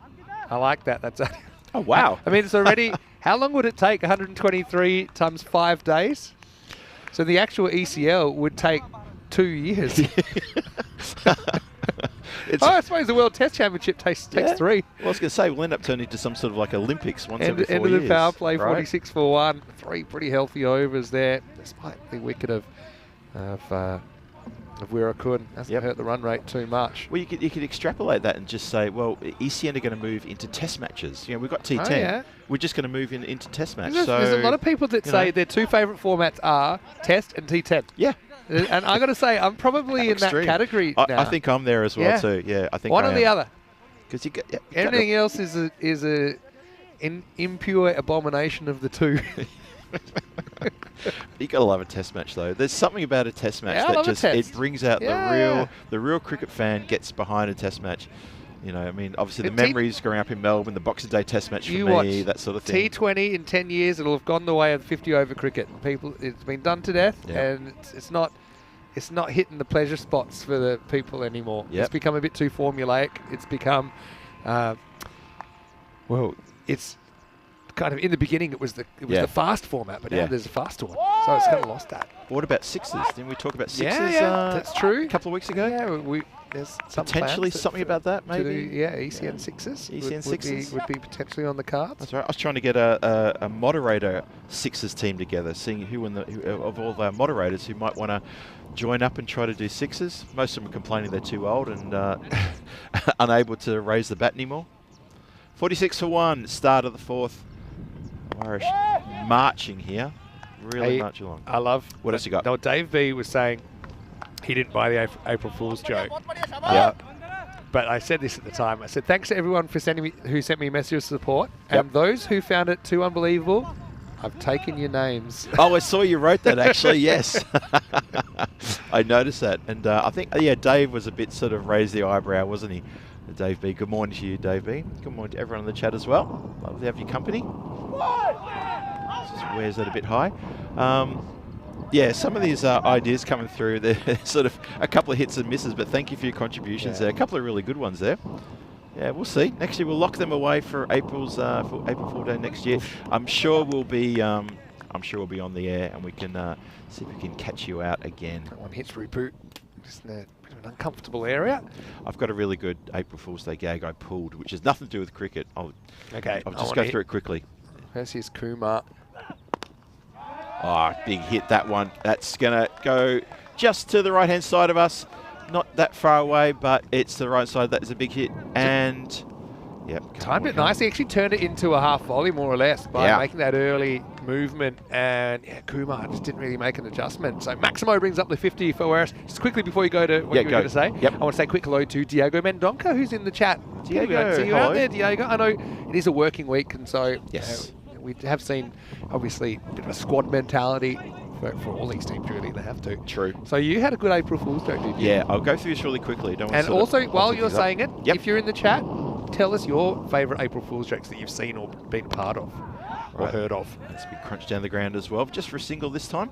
So, working in Prague at a shared service centre, I was the director of treasury for a very large American company, and I decided to put a bit of a guide together with the new person who was the manager of the accounts payable team.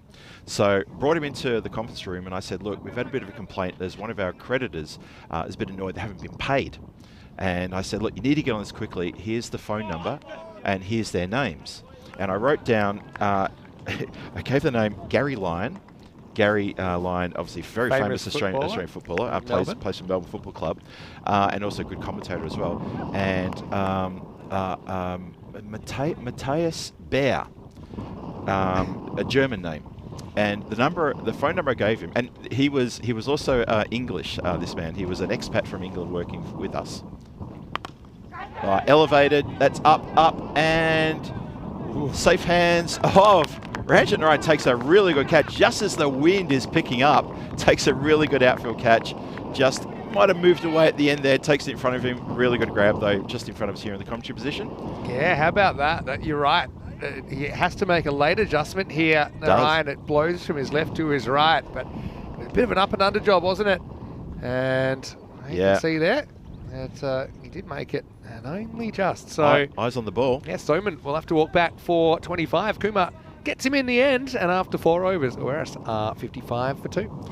So just to finish that little anecdote, gave him the phone number. I brought in the head of internal audit as well. So this new guy was really feeling the pressure. So on the conference call, he dials the number, and then someone in Czech answers the phone. Dobrý den, and had a bit of introduction. And in English, he said, "Can I speak, please, to either Mr. Lion or Mr. Bear?" And suddenly.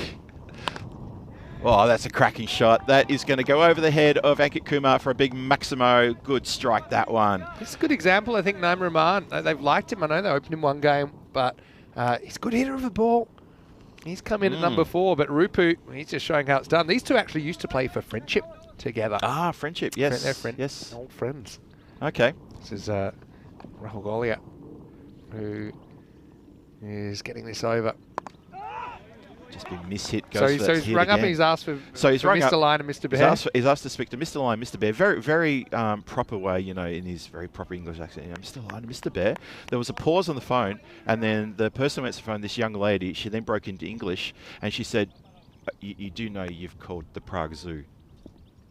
And that was the moment. There was like about 3 seconds of just dead silence. That is so good. The head of internal audit was this lovely lady, Yarka. She stood up and left the room in tears of laughter, just crying her eyes out. And poor old, I can't remember, Robert. Robert looked at me and his face melted. And he realised he'd been played the ultimate April Fool's Day prank. ring the zoo and ask to speak to Mr. Lion or Mr. Bear. I was very proud of that. That was at my old work. There used to be announcements sometimes. You'd have to make it on the whole venue. And I would quite often page people with names that when they're written, they look fine. But actually, when you say them out loud, has a different meaning. And I'm not going to say them right now on the live TV broadcast. Anyway, Rahman does get off the mark with 4 runs. Yeah, so that's one thing you've got to be wary of, especially with the chat. Some people have usernames that maybe you shouldn't say out loud. I'll tell you my favourite. Yep. Just edit that one out. Can I say, I actually had that one played on me in about 2000 back in Melbourne. And that's exactly what it was. And I was told to give this person a call, return the call. Put an H in the last name. Yes. Otherwise, it's too quick to catch it. Yep. And sadly, I fell for that one. Wide ball there. The mark. Yep. Golia has to bowl one more ball of his spell. This hasn't picked up a wicket this time. Irish marching along here, though, very nicely. There's been some pretty heavy striking. I get the feeling they do want to try and chase 4 points. I'm not sure if they're going to get there, though. I used this one the other day when someone was talking about some April Fool pranks I was talking about on Tuesday, actually. Yeah. For obvious reasons. Yeah. Because I was getting asked, oh, gee, that's going to get past the fielder. So Rahman, a little bit of the old, a little bit of the helicopter about this. Yeah, it was, wasn't it? it? Gets crossed and goes bang. Oh, yeah. Why not? Time for liftoff. It's going to be 4 runs and it will finish the over. So Irish at the moment, they're certainly flying in the chase. Maybe not quite fast enough to get this 4, but we'll see. It's 71 for 2 after 5. Quick look at what's coming up. And I mentioned that there might be even a night series on the cards. That was the whisper from ECNHQ this morning. Still trying to work out the details, but there's a chance we might be going to Belgium for a night series starting on the same day as the Malta Spring Series. So I think we had a perfectly synchronised Malta Day Series with Portugal Night Series early in February. So maybe it's a nice combination. There we go. Malta plus Night Series as well. Well, that kind of sells itself as being, well, it worked the first time round. Next stop is Madrid, though, and I'm flying Sunday night. You're lucky. You must be looking forward to that. I've been doing a lot of research. That's been crunched, and that's going to fly away. Fielder's going to get to that. Oh, well done. Accounts for the bounce as well. And a few fielders been caught out. Yeah, good fielding. No, he's not happy, is he? Man. What more do you want? Well, he saved the boundary. Give that man a bit of a pat on the back. I'm not sure who he's furious with, though. Yeah, I think he fielded it very well. Okay, maybe it wasn't the most perfect throw, but I think Ranjit's just very unhappy that... I think he might be more annoyed that the other fielder didn't get there in time, but it was right into the gap. And so Rajamal's now been banished. He's had to run about 80, 90 metres to go field it at fine leg. Anyway, this won't impress him too much because this is going to beat the fielder as well. The replacement out there, Sunny Dayal. And so the full teapot from Narayan. And let's just call that one a boundary to Eris, walking 677. And Narayan has, I think he's also, he gestured to where he sent the other fielder, and I think he was saying, you need to stop these or I'm going to put you over there. That literally was what he said. Obviously, that's the naughty step over there. You get sent to the naughty step in primary school, like I spent a lot of time there. Have some company in a minute. He will. He's going to put them all over there now. So what I was going to say, the classic April Fool's was the spaghetti harvest one, or the spaghetti trees. The BBC did it. Have you heard of this one? Oh, yes. Back in like the 60s? I remember this. And they said, these spaghetti plants, and they're basically, their leaves are spaghetti. And so the viewers went crazy. All these phone calls in. Where can I buy one of these spaghetti plants? Wide there. Let me tell you, there was that was such a popular gag. There was a restaurant in Melbourne where actually my high school sweetheart, where she worked, at the Spaghetti Tree in Melbourne. Oh, it's called the Spaghetti Tree? It was called the Spaghetti Tree at the top end of Burke Street. Well, this one's going to go all the way now. Maximal for Ashraful Rupu. And I'm just trying to calculate what they need here. Okay, probably, it's not impossible. They need 32 in 8. So if you've got an absolute heater, it's not impossible. But true. You got two guys there that can clear the boundaries. Well, Ashraful Rupu was out there. He can get onto this. So you never know. Could reel that in. But yeah, you're right. They need to get going right now, and they need to get after Narayan in his next 2 deliveries. Gives a charge, swings hard, and that is going to come down towards us. And just stop in front of the Igloo tent there for I did big notice Maximo. My Rule 1 breach alarm went off when I was in the studio. I think it was yesterday, or was it the day before, when a ball came in here and I think it hit the monitor. Is it? What did it hit exactly? One yesterday hit the leg of the tripod. The tripod of the Comcam, because in the replay you can see the camera it wobbled just ever so slightly. A bit of a shake. And that's been hooked around the corner. That is going to fly away. So the acceleration with those last couple of balls of this over as well, and suddenly, 4 points, 20 runs off the next over. It could happen, but they're going to have to get after the next bowler. Let's see who's going to hand his cap to the umpire and bowl that one, because they're up to now 96 for 2, chasing 116 for the win. 20 off this over, it's all 4 points. This could be huge because, like I said, at the start of the day, we have a 3-way tie for second place with 3 teams on 18 points, being Oeris as well as Lisbon Capitals and Gorka, and all 3 of those teams do have 2 matches today. Yes. So it's basically who can get the most points out of 2. Exactly. We will see the Capitals and Gorka facing off in the next game. That's going to be a very important one. Yep. Come to that in a second. All right, now, magical over required. 20 off 6. Full toss is connected with beautifully. Well, there's one. That's a big strike. Not a good ball at all.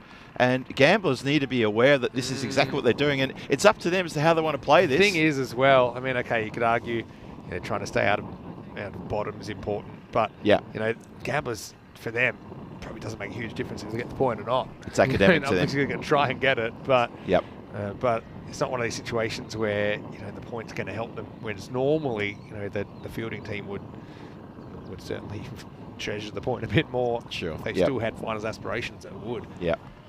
Depends where they want to be, the party poopers or basically play the assist. Whereas play Gorka, by the way, later in the day. That could also decide it. True. Well, that's another one. That is a really good strike as well. That has gone all the way for a Maximo, so that's 12 off the over. Yeah, perfect start. It's How quite about an that? amazing shot because he's kind of falling off the shot with his weight a little bit. So it wasn't really a bad ball, but you see there the pure kind of power, Yeah. brute force of Naim Rahman. Maybe the bails got blown off there, but it'll count. 8 off 4 required. Now I'd say they're favourites. I would say so too. 8 off 4. Wow, that's turned around so quickly. There we go. Third ball of the over.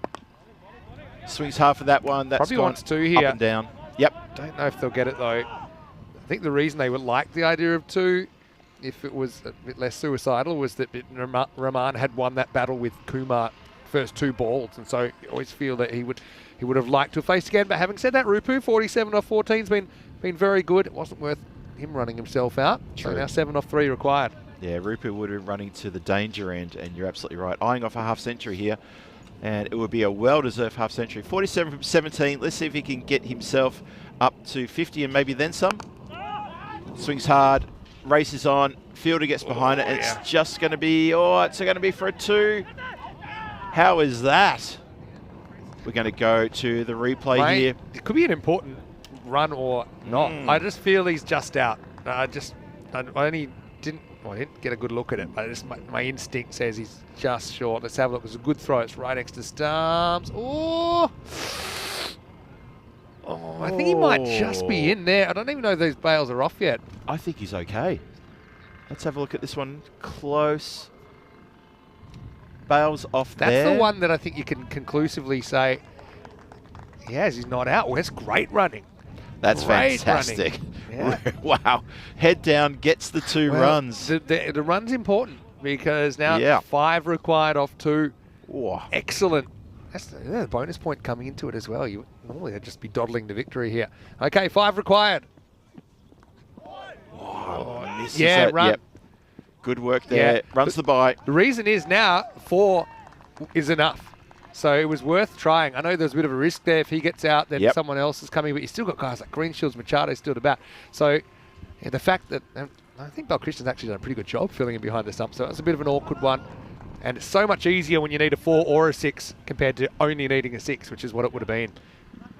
All right. And remember, Romani started with 2 big Maximos at the beginning of this over. So BP Thriller, put that on your bingo card. Here we go. Boundary for Awaris to scoop the points here in match 26. Would you believe it? He gets the ball he wanted. He gets the ball he wanted, Rahman. He cannot believe it. So Gamblers will salvage a point. And Awaris will have to settle for 3. As now, I think it's a foregone conclusion. Yep. With 4 runs required of the last 3 overs, it's 112 for 2. Thuds into the pad. You can see by the body language of the 2 Swans batters out there, they were absolutely gutted. That is exactly what the gameplay was. They've come undone. They have a look at the dashboard there for match 27. Coming your way after the conclusion of this game, Gorka 11 take on Lisbon Capitals. A couple of ins and outs. Niloy Islam comes back into the side, and Ahmad Ullah also into the side for Gorka 11.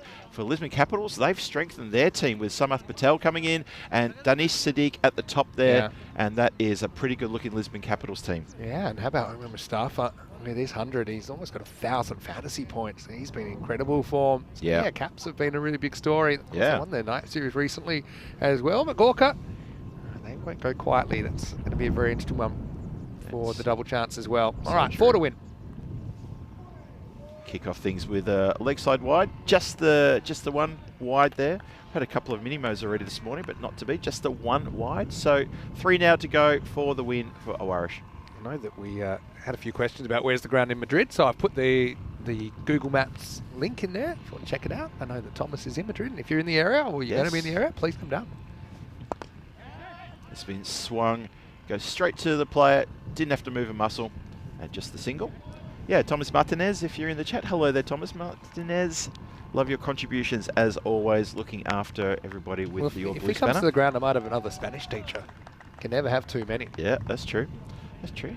By the way, that's 50 for Rupu, brings it up. Deserves the 50 as indeed. Well. This could be it, 2 to win. Maybe not. Gives you time to finish what you were saying. I was going to say, how's your Spanish lessons going? Yeah, no, it's been good. Yeah, obviously it's a bit of a challenge trying to fit them in, but I've got a few solutions. I normally take a couple of remote classes once a week or Nice. twice a week when I've Nice. got time. But yeah, slowly you realise it takes a long time to get fluent. True. I'm patient. There it is. There is the big smash towards leg side. It goes for a boundary. Only needed one to secure the win, and they were always in the driver's seat where Irish. They get a really good win over the Gamblers by 8 wickets in the end. They don't pick up the bonus point. Gamblers managed to sneak that away from Irish, but Irish get all 3 points, and for the time being, they go into second place in the standings, standing alone now on 21 points. And it's going to be, well, it's going to probably a lot of changes coming to those standings throughout the day. We've been talking at length about how important that second place is. But at the moment, well, Irish nabbed that one. Yeah, maybe Gamblers pick up 1 point. Maybe a little bit disappointed not take all 4 there, but Yeah. Swans, they get the win. It's the most important thing. And they'll have a bit of a crunch match coming up with Gorka later in the day that may still decide it. But let's go back and have a look. And yeah, I suppose the windy conditions, some of the bowlers did struggle. We saw the couple of minimos. This is a funny first over, actually. It did contain a wicket with Wirrakun hitting that boundary, but then getting caught straight away. But it still did go magical, and it just made this defence of a modest total even tougher for Gamblers. They really did, and you just felt from that point onwards, Irish were always in the box seat, and there was plenty of boundaries being hit around the ground. A lovely straight shot there, you see, and Faf Stoneman came in, got amongst the runs very quickly, and the writing was on the wall that the 4 points was definitely the target for Irish. And yeah, unfortunately, they did fall a bit short. Great catch there from Ranjit Narayan down the boundary line just in front of us. Had to account for a bit of a gust of wind at that very last moment. And good shots here around the ground, as I said before. That area, the third man and backward point for the right-hander was very popular with these two hitters. And you can see the case in point, a really good smash out towards the leg side, sorry, the offside. But unfortunately for the Gamblers, this wasn't their match, and it kind of hasn't really been their tournament. They'll be back against Punjab CC Amadora, who they had a golden ball finish with only just on Monday, and they're going to go head-to-head with them in match 28. But match 27 coming up later, that's a different match entirely. We'll talk about that at length later. Who knows? Maybe we'll be looking at a battle for the wooden spoon, perhaps. It is indeed, isn't it? As we'd say, battle for last, and specifically to stay out of it. Now, there isn't any formal relegation or promotion with the two divisions. I've mentioned that before because it's a little bit of an unknown what the next series will look like and future series, but still, no one wants to finish last. Hawaris don't here because they chased down the target with 2.5 overs to spare. Rupu with a pretty nice looking half century, 54 of 21, brought it up towards the very end of the innings. 25 for Stoneman was pretty important in moving things along, and Naim Rahman played some extraordinary shots in his 22 not out. Bowling wise, once again, Gamblers, this wasn't quite enough. Nobody really keeping things in check. The extras count was up there, 14 extras. Wickets to Camboys, which did go magical. Wicket to Ankit Kumar as well. We'll take a break then. Bit of a break before the next game, but we should be back in 25 minutes. And yeah, that next game coming up, we've got the fantasy dashboard there, but can tell you that it will be Gorka who are going to be featuring in that next game. With Gorka winning the toss, selecting to bat against the Lisbon Capitals. Vinny Sander here, Mr. Maximo, with Phil G. We'll take a break and see you very shortly for more cricket coming up. Match 27 on the way in this European Cricket Series.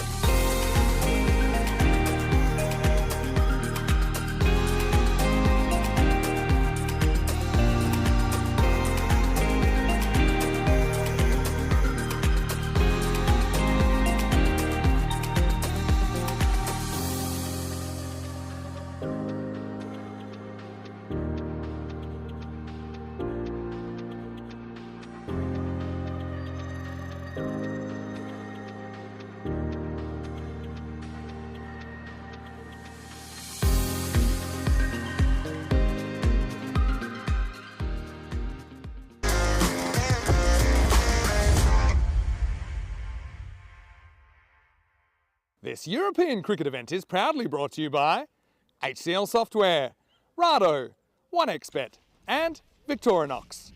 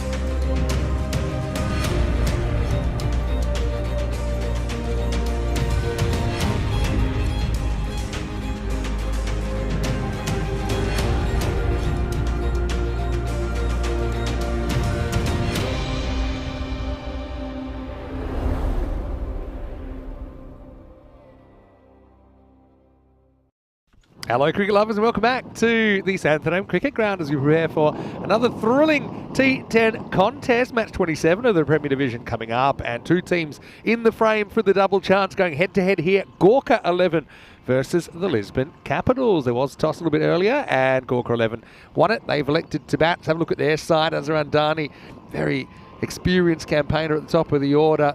This guy we have seen strike the three figures in the ECS before. Vishwakam, also a good hitter. You've got Happy, who's in incredible form for Gorka 11, who's listed to bat 3. And Jahidul Islam, yeah, certainly they fancy his batting here, but he's also a very fast bowler with Gamire behind the stumps. And the regular captain back now, Maduka Tapa.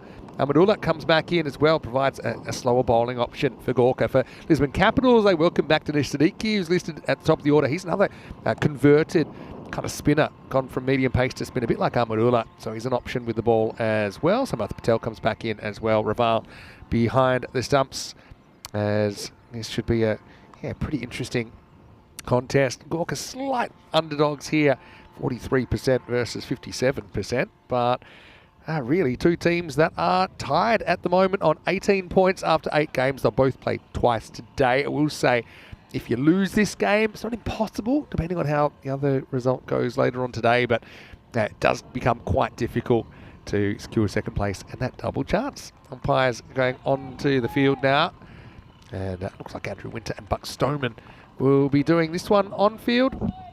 Welcoming back everyone in the chat. Hope you had a nice little break, but we are back, and two teams with a lot to play for here. If you missed the first game, it was Awarish that got the win, but they had to settle for the 3 points against Gamblers SC. So warm welcome back to Thomas, who I know is gearing up for the ECS in Madrid next week. And also Buenos Dias, Monica Ramos Acosta is in the chat as well, watching all the way from Colombia. I've got to say that's a place I'd like to go visit. I've never been to South America. It's the only continent except for Antarctica that I haven't set foot on.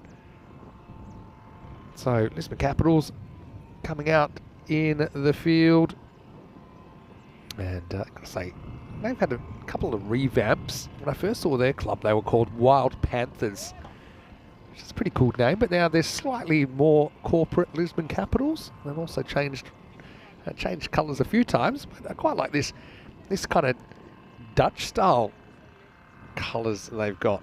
You could mistake them for Team Netherlands actually.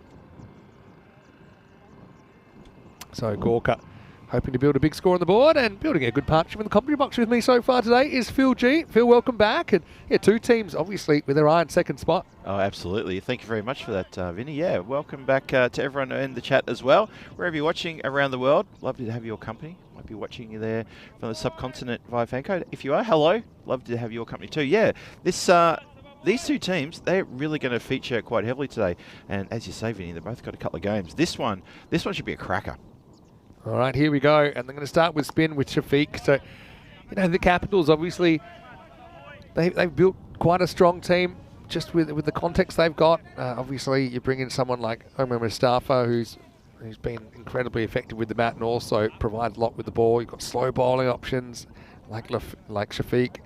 So, yeah, they've got a slightly different composition to quite a few of the other teams. They seem very well balanced.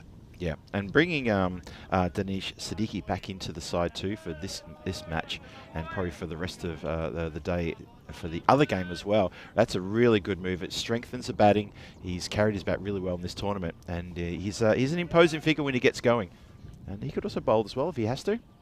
He's over the wicket now to the left-hand of Vishwakarma. Well, Andani searching for the single, but he gets sent back. There's a bit of a correlation between Andani and run-outs. I feel like he's a bit of a run-out magnet, but that time he gets sent back just in time. Yeah, Vishwakarma wants to get off to a good start here. The left-hander, he had a good start to the tournament, a big 68 off no time at all, so he's going to try to replicate that. Yeah, he's going to get this away to the boundary. It's a running sweep really from Vishwakarma, but this is the power play, and there's only 2 outfielders. It was mid-wicket back, but this one is pretty much dead sideways. We have our first boundary of the contest. And eagle-eye viewers will obviously get to know that man who's bowling, Shafiq. He was MVP in the night series back in February, and well-deserved too. Spun the finals in Lisbon Capital's favour. Gets him outside the line, but watch this one. How Shafiq basically bowls it off a step, and he bowls it from about a metre behind the stumps. Bang. And so he does this to try and mix up the timing of the batters, and that time it seemed to do the trick. Just threw his shot early there, Vishwakarma. Well, this time he's going to time it up nicely. That's a biggie. Maximo! First one of the contest. Yeah, you saw clearly there, that was the regulation delivery, but it was right in their slot here. Crunch. And Vishwakarma is a bit too good to let that one go past the bat. And as I said, he got it off the start of the tournament with a big 68. Hasn't really got amongst the runs in big time. This could be good for him here, though. Good adjustment that time from Shafiq. So, yeah, first over, I'll be honours even, I'd say, between the ball and the bat. It's 12 without loss after 1. Yeah, so Gorka 11 had a good tournament, and Lisbon Capitals have had a good tournament as well, because they're both vying for that coveted second place on the standings. Have a look at the Tour of Portugal Challenge Division last week. Myself and Tina Goff taking you through that, and the ECS Portugal Premier. The split of Challenge and Premier, Vinny, it's worked a treat. Yeah, it's been really good. I suppose maybe we haven't had as many close games as I would have expected, but that's maybe just luck of the draw in this Premier Division. I think Challenger spoiled us with those. But, true. I mean, what you would say is every game's winnable by either team, and that's what you want. Yeah, they've just been one of those things that we've had a couple of big margins. But yeah, really looking forward to seeing the Portuguese and the Norwegian national teams this weekend. First time the Portugal women's team has ever played. And also it's the first time we've ever seen the Norwegian women's team on the network. They have played before. Yep. And it's the first time I think we've seen Norway men's team outside the Cardimer Oval. They've only played ECC group before, never ECIs. Yeah. As we'll get Samarth Patel back into the lineup here. And he gets the first one up in the block hole. Shukama knocks it away for a single. Yeah, Samarth Patel bowling the second here, and again, someone who featured pretty heavily for the Lisbon Capitals in the night series, came into the tournament probably about halfway through, picked up a bundle of wickets when he did as well. Was a very imposing figure, and he gets a chance now. And Dani, just 1 from 1 at the moment. He's missed out on most of the strike from that first over. He's going to look to get amongst it now. He's had a good tournament so far, has Andani. If you want to check out the squads for this weekend, you can also do that on our website, EuropeanCricketNetwork.com. I was just casting my eye through them. I'll give you some of my players to watch out for. As Nani goes walkabout here, tries to hit across the line. But yeah, the Portuguese men's national side, I mentioned I was a bit surprised there was no Junaid Khan in there, but still a very very strong side. You've got Shaider Rahman in there, Najam Shahzad, Hardeep Singh, Conrad Greenshields is in there. This time, this could be a wicket. In fact, it will be a wicket. Well, that is some sort of catch down there. It was low down. It was about shoulder high, and Dhani took on the fielder and lost. So Samath Patel with a big wicket on his return to the lineup. And Gorka 11, 13 for 1. Yeah, big smiles on the face of the fielder there and all around for Lisbon Capitals. That's a massive wicket. And this early on to get Undani before he can start to sort of fire up the motor. And he's gone early. And that is a body blow for the Gorka 11 team. Sunil Kumar Patel on the boundary takes a really good catch. Placed there for exactly that shot. And he does the job and takes the good catch. Yeah, so Sunil Kumar does the job down there on the boundary. Just quickly, yeah, going through that Portuguese national men's team this is. Dhaval Kumar Norotam, who we don't generally see in the ECS, but he made big runs actually for Portugal in that first series against Spain. Remember they had the kind of the friendlies? Yes. The friendly T20s at the start of the season. In Porto. Yeah, so you can expect him to open the batting. Couple of new names I haven't seen before, Sherman Vaz and Rahul Kumar Hashu. So yeah, looking forward to learning a little bit more about them. So they're the only two that we haven't seen before. You've got Carlos Nunes, who's a guy, actually, well, that's a bit of a happy start for Happy. He gets a big, filthy full toss to get him going. Maximo Seis Carreras. You know what a bowl there to a player in form. And Amninder's been in very, very good touch. He has been in great touch, Amninder. Bat and ball, and even in the field, taking catches too. He's had a great tournament. So Carlos Nunes actually captains Twickenham in English League cricket. Right, okay. Yeah, and so he's played a little bit. John Henry, another UK-based player.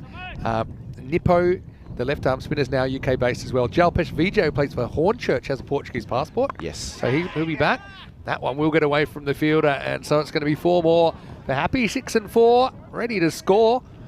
And then Miggy Machado, who we know has just arrived, didn't play too much of a part in that first game. Jeremy Martins, who I know is also on the Marlow list as well. Yes, saw that. I don't know if he'll actually play the ECS, but he's possible. Amandeep Singh, who's been in good form for Portugal recently. Faf Stoneman and Said Maisam.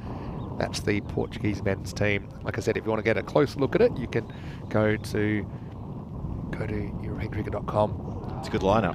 It's a good lineup. Good names there. Yeah, good mix of kind of local talent and Portuguese citizens living abroad. That'll be the end of the second over. Ends up going for 11. So not the worst over, but a few warning shots fired by Amninder. 23 for 1 after 2. Okay, quickly, I'll go through the Norwegian side as well. Yep. And I won't go through all of them, but I'll give you a few kind of to watch out for.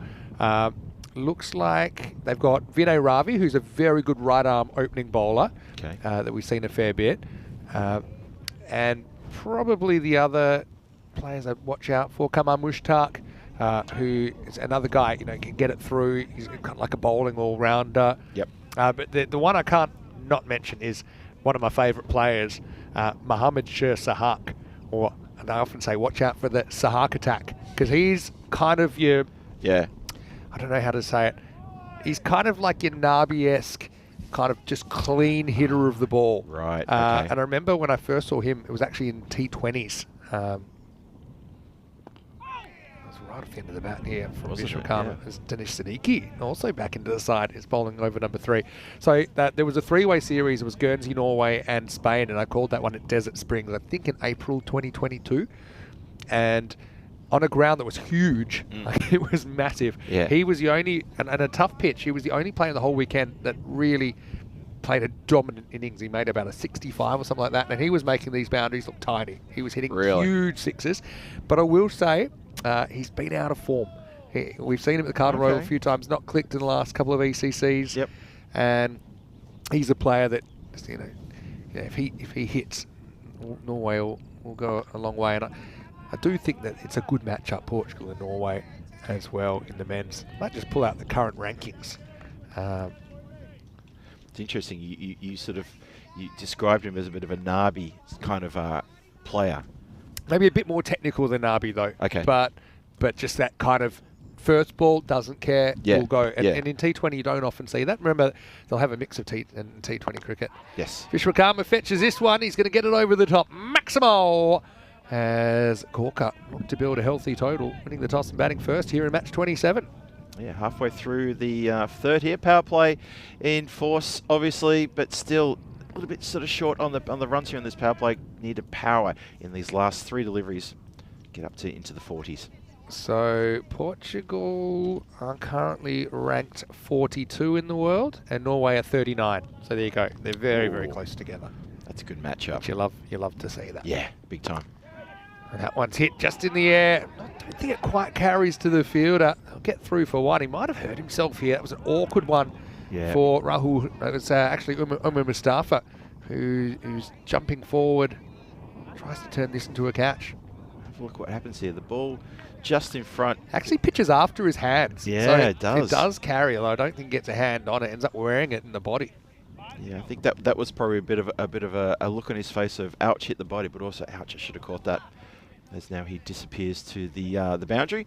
He gets pushed out there by Danish Siddiqui, bowling here in this power play, the third over the power play. It goes after this, and that has gone many a mile. Maximo, happy, gets snappy, and yeah, if he can continue this kind of form, Gorka could go all the way. Yeah, it really gets every little bit of this, doesn't he? Crunch down the ground, goes way, way, way past the scaffolding, and the Komja Igloo there for a big 6. Yeah. He's on his bike now, isn't he? I wonder what Marlowe will be thinking. They're on that incredible winning streak right now. They've won 8 in a row. Yeah. And you never try and lose. Sometimes they're like, some people say, oh yeah, you got to wear a loss somewhere. But you obviously go in every game because it's a lot of pressure to be on a streak. Yeah, but good teams, they keep the streak up and they can win anyway. And they've got a bit of a dead rubber tonight, which I wonder if they might take the opportunity to rest a few players. And that's against this team, the Lisbon Capitals, as well. Which could be an important one still. Yeah. It could determine second place, or we don't know. It kind of depends on this game, and of course the Awarish versus Gorka game later in the day. This will be the end of the power play, and a pretty even one, all things considered. 39 for 1 after 3.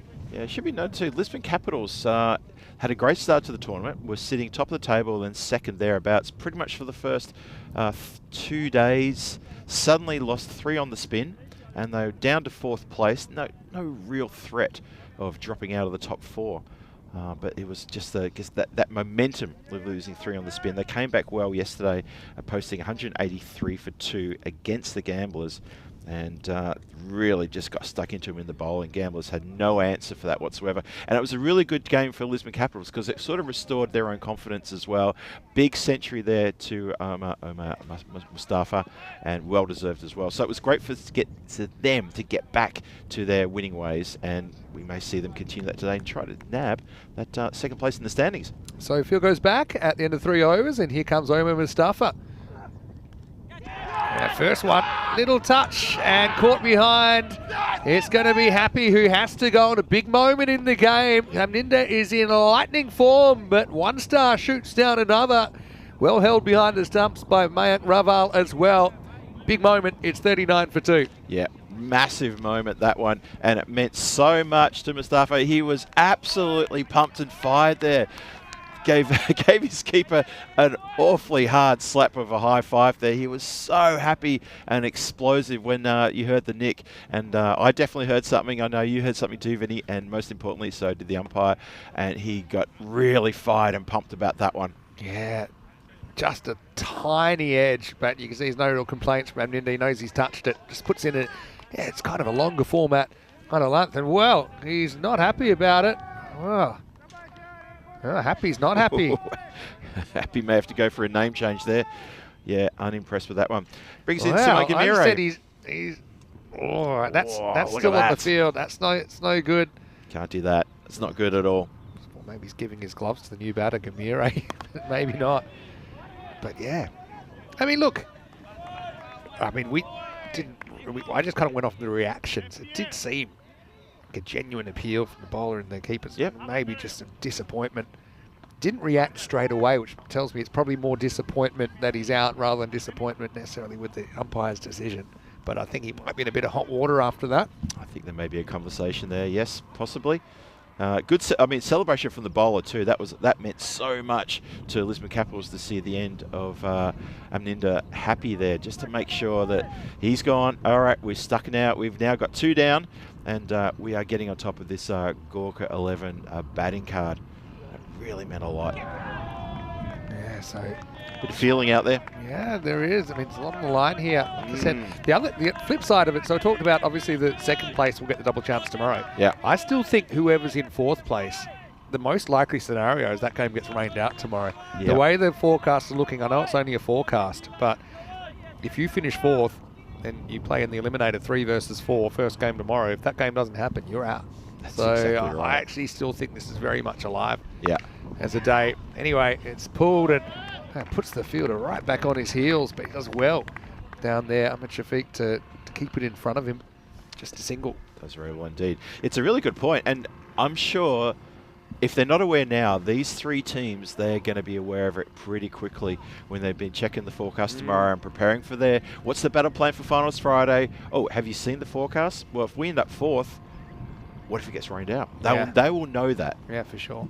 Adds just a little bit more attention into today. In the air, but not going to carry down to deep 3rd.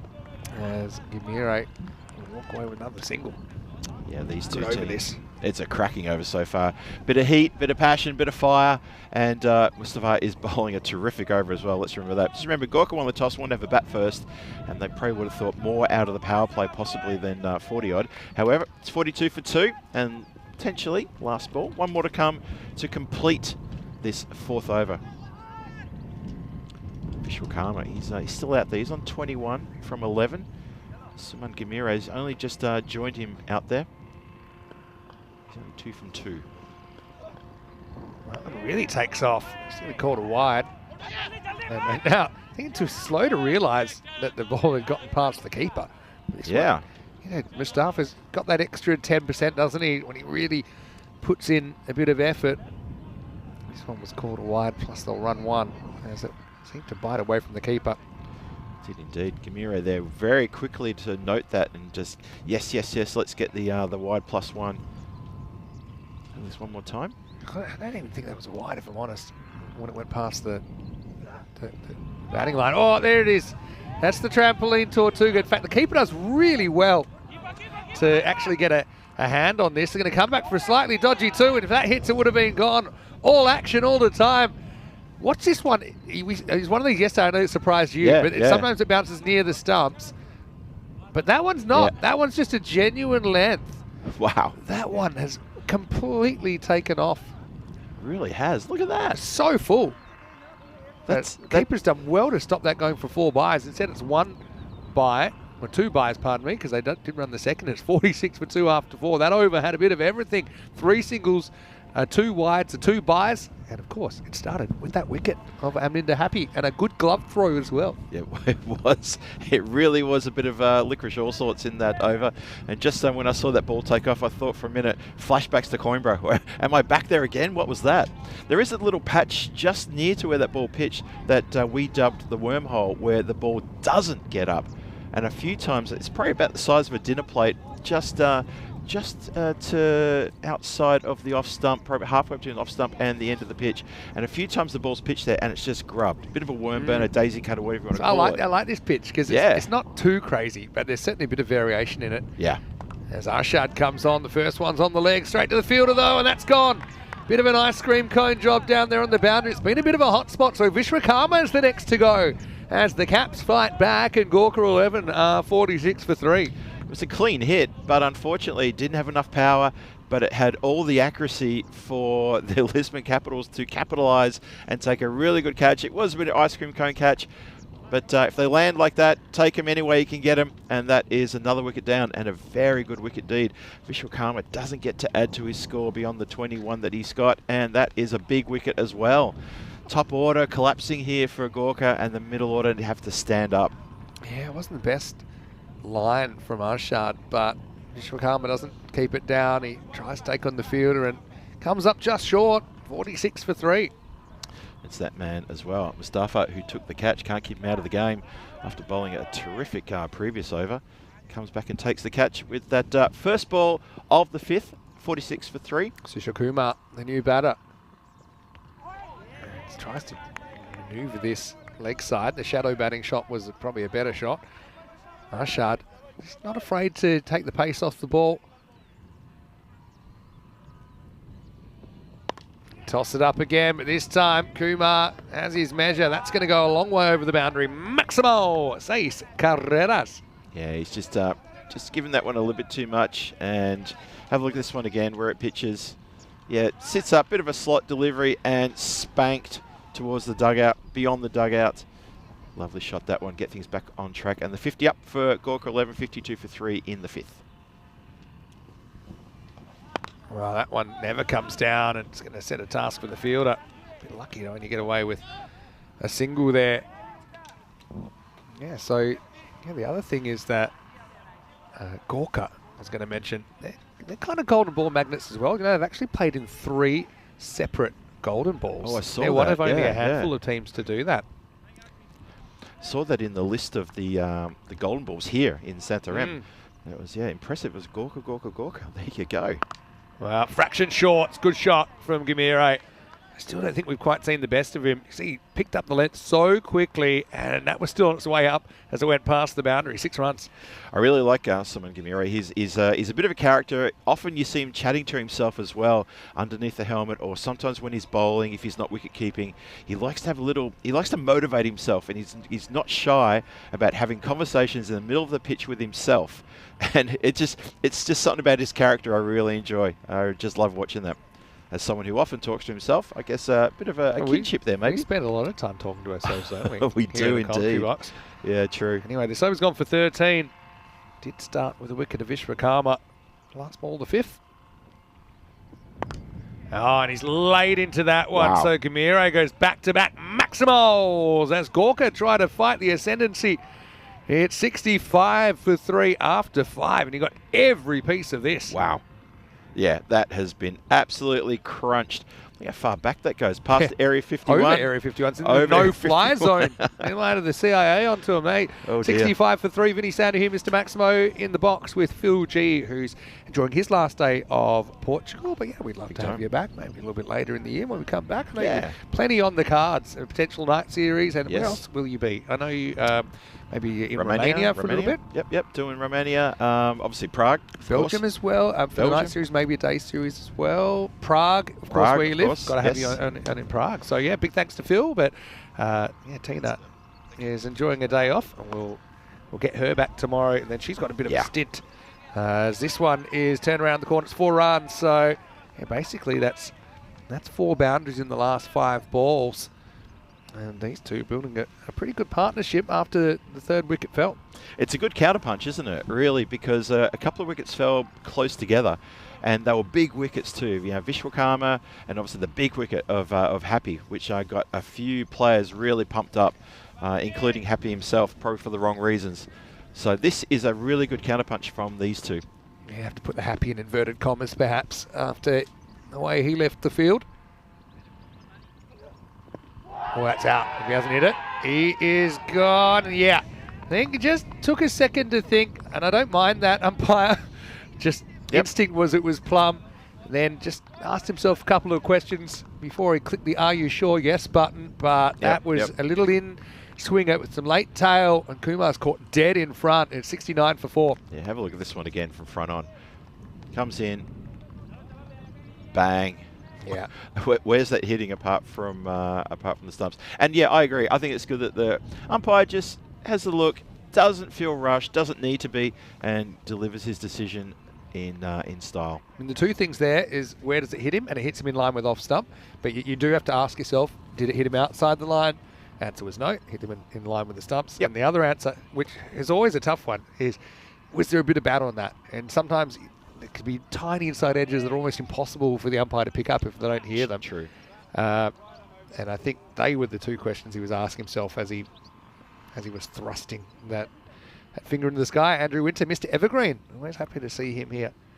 In an umpiring capacity, but has played a lot of cricket for the Coimbra Knights. Anyway, Muhammad Nazrul Islam gets a good Yorker first up. Mustafa has been dynamite with bat and ball in this series. Hasn't he ever? That is a cracking first ball You come out and your team needs you. It's 4 down and you get that Yorker. Welcome to the crease. What can you do with that? And Mohammad Nazrul Islam can only just dig it out and get off the mark with that single. Win predictor. I've got a good question here from Debasish Duta, which is one that I've never had before. Okay. Edged and 4. That'll get away from my... didn't really have a play on that at all, but it will be Cuatro Carreras.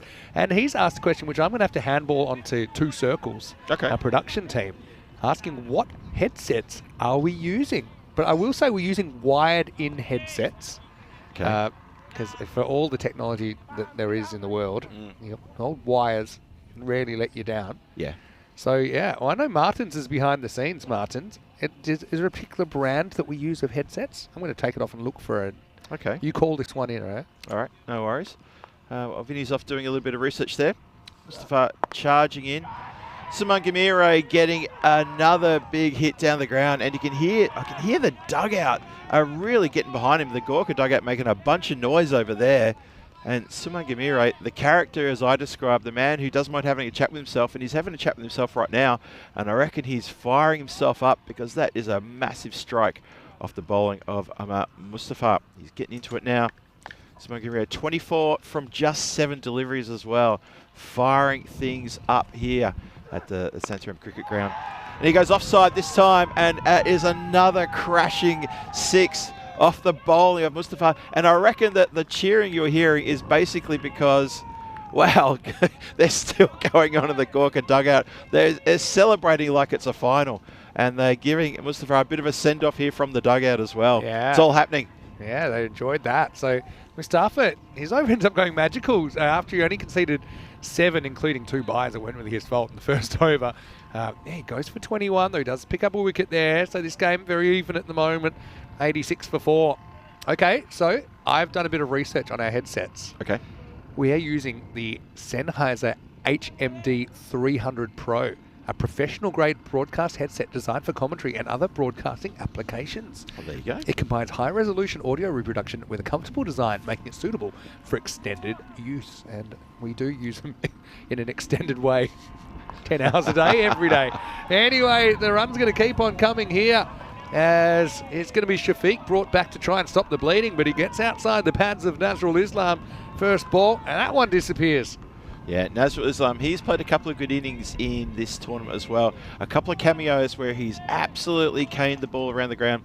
Shafiq is standing there, hands on hips, teapot style, just staring out into the far distance and asking questions, maybe of his own bowling. But he's just been hit for a huge 6 there. He's gone for 18, and that's 6, the first ball of the over. Wow, he loads up on this one. That's also going to fly. That's miles over the tents. Thanks for coming, Maximo. That one's gone agricultural. It has. That's gone into the pasture. And as one cow said to the other, these white leather-looking potatoes don't taste good. That has gone so far back, it's not funny. And it's not funny because I tell you right now, they have to go for another. I think they have to go for another pill, another new pill. Yeah, I think no one's getting that. Yeah, replacement ball coming Wow. up. That was massive, that strike. We've seen some really big hits in this Premier Division, and that is one of the biggest. Goes again, doesn't quite collect that one. It just rolls out to the fielder there, patrolling the boundary line, who's just watched the last couple sail over his head. This one he has a bit of work to do.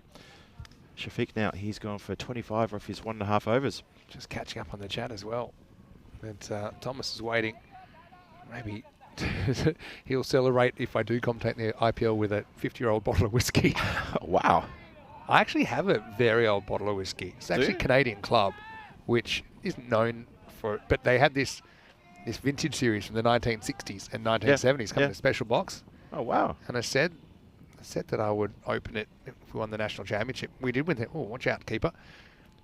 We did win the national championship, but I was in Adelaide and the whiskey was in Perth, so I actually haven't haven't touched it. By the time I got home, I thought, second guessed it. Yeah. Oh, no. The celebrations were pretty intense that night, I remember. I bet. Or do you remember? Painting the town red. Yeah.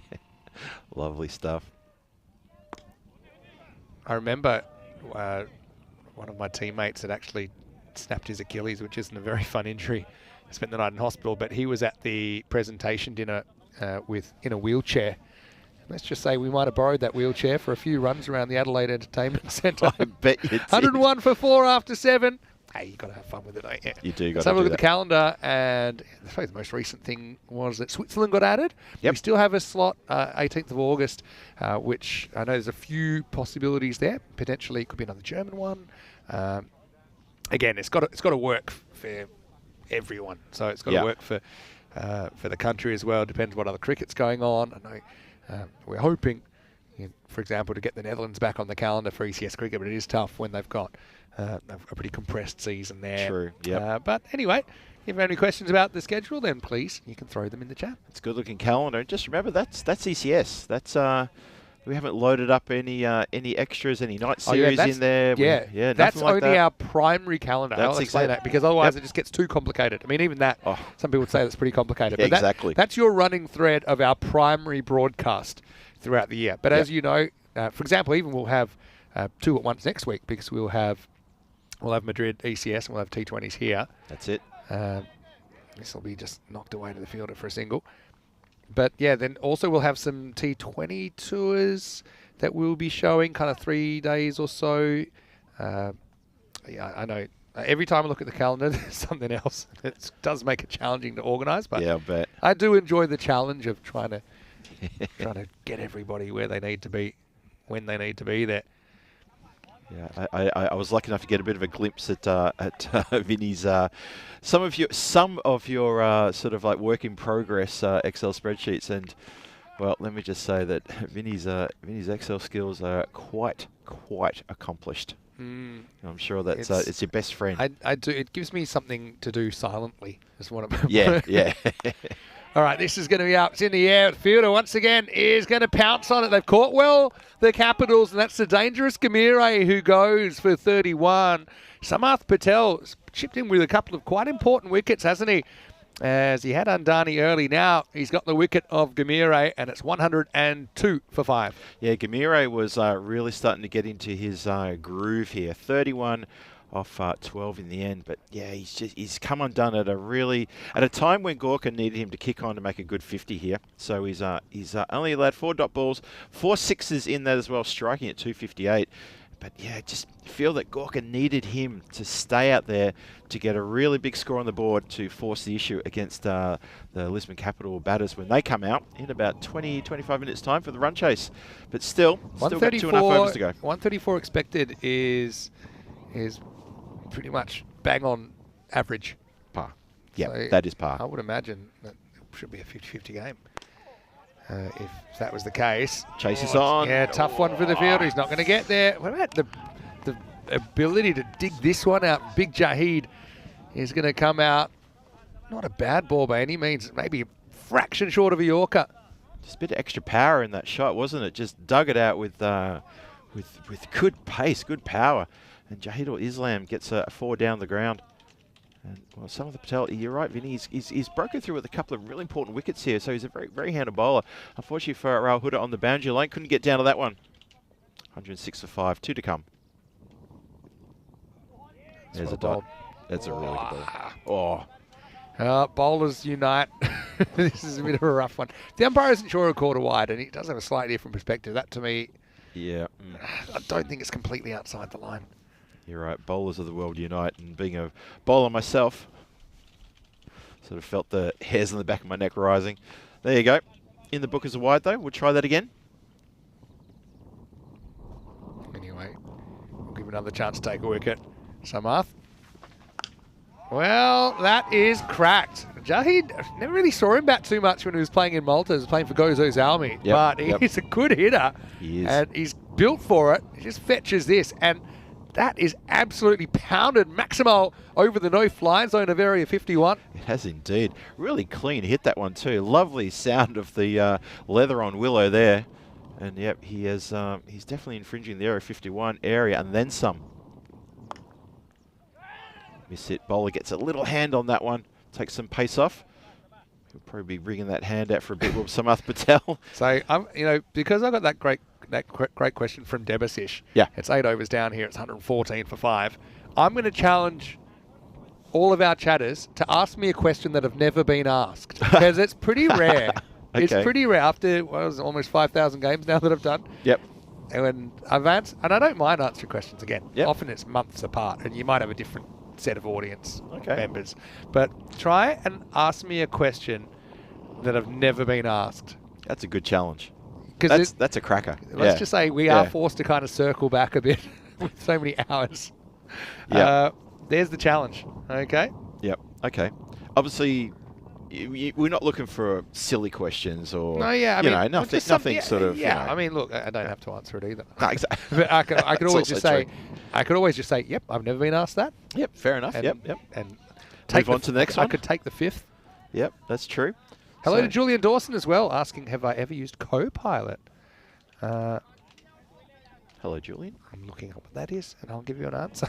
But I'm guessing the answer is no if I don't know what it is. If you have to Google it, yeah, true.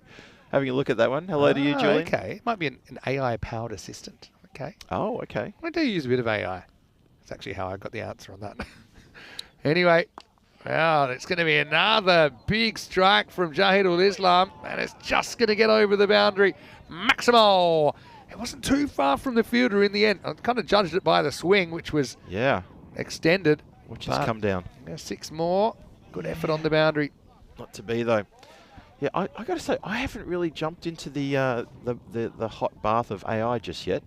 I'm sort of just watching it from the sidelines. Oh, yeah, it's right in his Wow. slot. Hooder's come on. He's gone for 2 Maximos now. That one was a bit more distance. And again, we're going to have to look at it in the farm next door. Gamire's after it. Running into the paddock there. One Gorka player followed by the boundary, the ball retriever. And they're going off to find that. Maybe we've already gone through a few replacement balls in this inning, so maybe it's a case of we need to get these back to refill the replacement ball collection. I say in this over, if you're Hooder, you're ignoring the stumps. You're just trying to bowl it on that tram line or close to it outside the off stump, because you can see what Jahid Islam's hitting zone is. Doesn't really care much about the offside. Yeah, that time he will score on the offside, but only because he's trying to heave it to leg, and this will test the outfield. Well, there's the boot. It's gone behind the scoreboard, but I think that's rolled into the rope, so that's going to be 4 as well. Gorka brought up the 130. Now, we're only looking at about 134 expected, but this late assault from Jahidul Islam has changed the course of his innings. Yeah, this over is getting really blown out of proportions for Lisbon Capitals now, and we've still got 3 to come. Great questions. All right, well, this is another one on the offside. But it's more of a leading edge. That's how it gets over there. We'll have to settle for one. First one, Johnny Heesum asking, how many air miles have I knocked up over the years? Well, I used to travel a bit, but nothing like since 2021 when I was on the first kind of full-time on the tour commentator. Yep. So Leggy here, and he might have been stumped, you know. I think he has. We're going to... Let's have a look. Yeah, I wonder if he gets back in time. It's going to be called a wide either way, but he can be stumped off for wide. Mayat got the bails off pretty quickly. Let's have a look at it. He does step out. And out. You are gone. And he doesn't encroach there. I know that would be the other question that they may be thinking. Does he break the plane of the stumps? But I don't think so. So it's called a wide. Yep. Might just want to check one more time. But see here, he reaches close, but he never actually goes in front of the stumps. So now the ball's past the stumps, he can do whatever he likes. Yep. So this is going to be given out. And it will be the end of Nazrul Islam for 16. But still a decent innings. And there's the decision given now that it will be a wicket off a wide for Rahul Hooder. That would be a good one for the ECM bingo card too, if we get that up and Off running. a wide. Well, we talked about hit wicket off a wide, which was a pretty crazy one. Yeah. I've only seen it 3 times. Hey, I'm going to go... What else you got there in the questions? So air miles. Air miles, that's a good one. To be honest, the internal ones in Europe, because it's done on a budget, so that you're not really, and understandably so, because the amount of flights we have to book. True. So typically you're not racking up significant miles there. Because they're only little flights. Yep. But when I do try and get back to Australia, visit friends and family when I can, and so that's pretty good. Now I tend to be able to earn enough miles to upgrade to business class sometimes. And that's the day will come where maybe I just, get able to go business class, but not anytime soon. This is going to be up and over the top, and that's going to bounce just inside 4 runs. Yep, shot that one. And so this is Rehan coming on. So that ball actually does go, that ball itself gets 1 for 5. That could even be a no ball for height. Oh, this would be interesting replay. Because he's at the crease. Maybe just dropping enough at the last moment with that trajectory.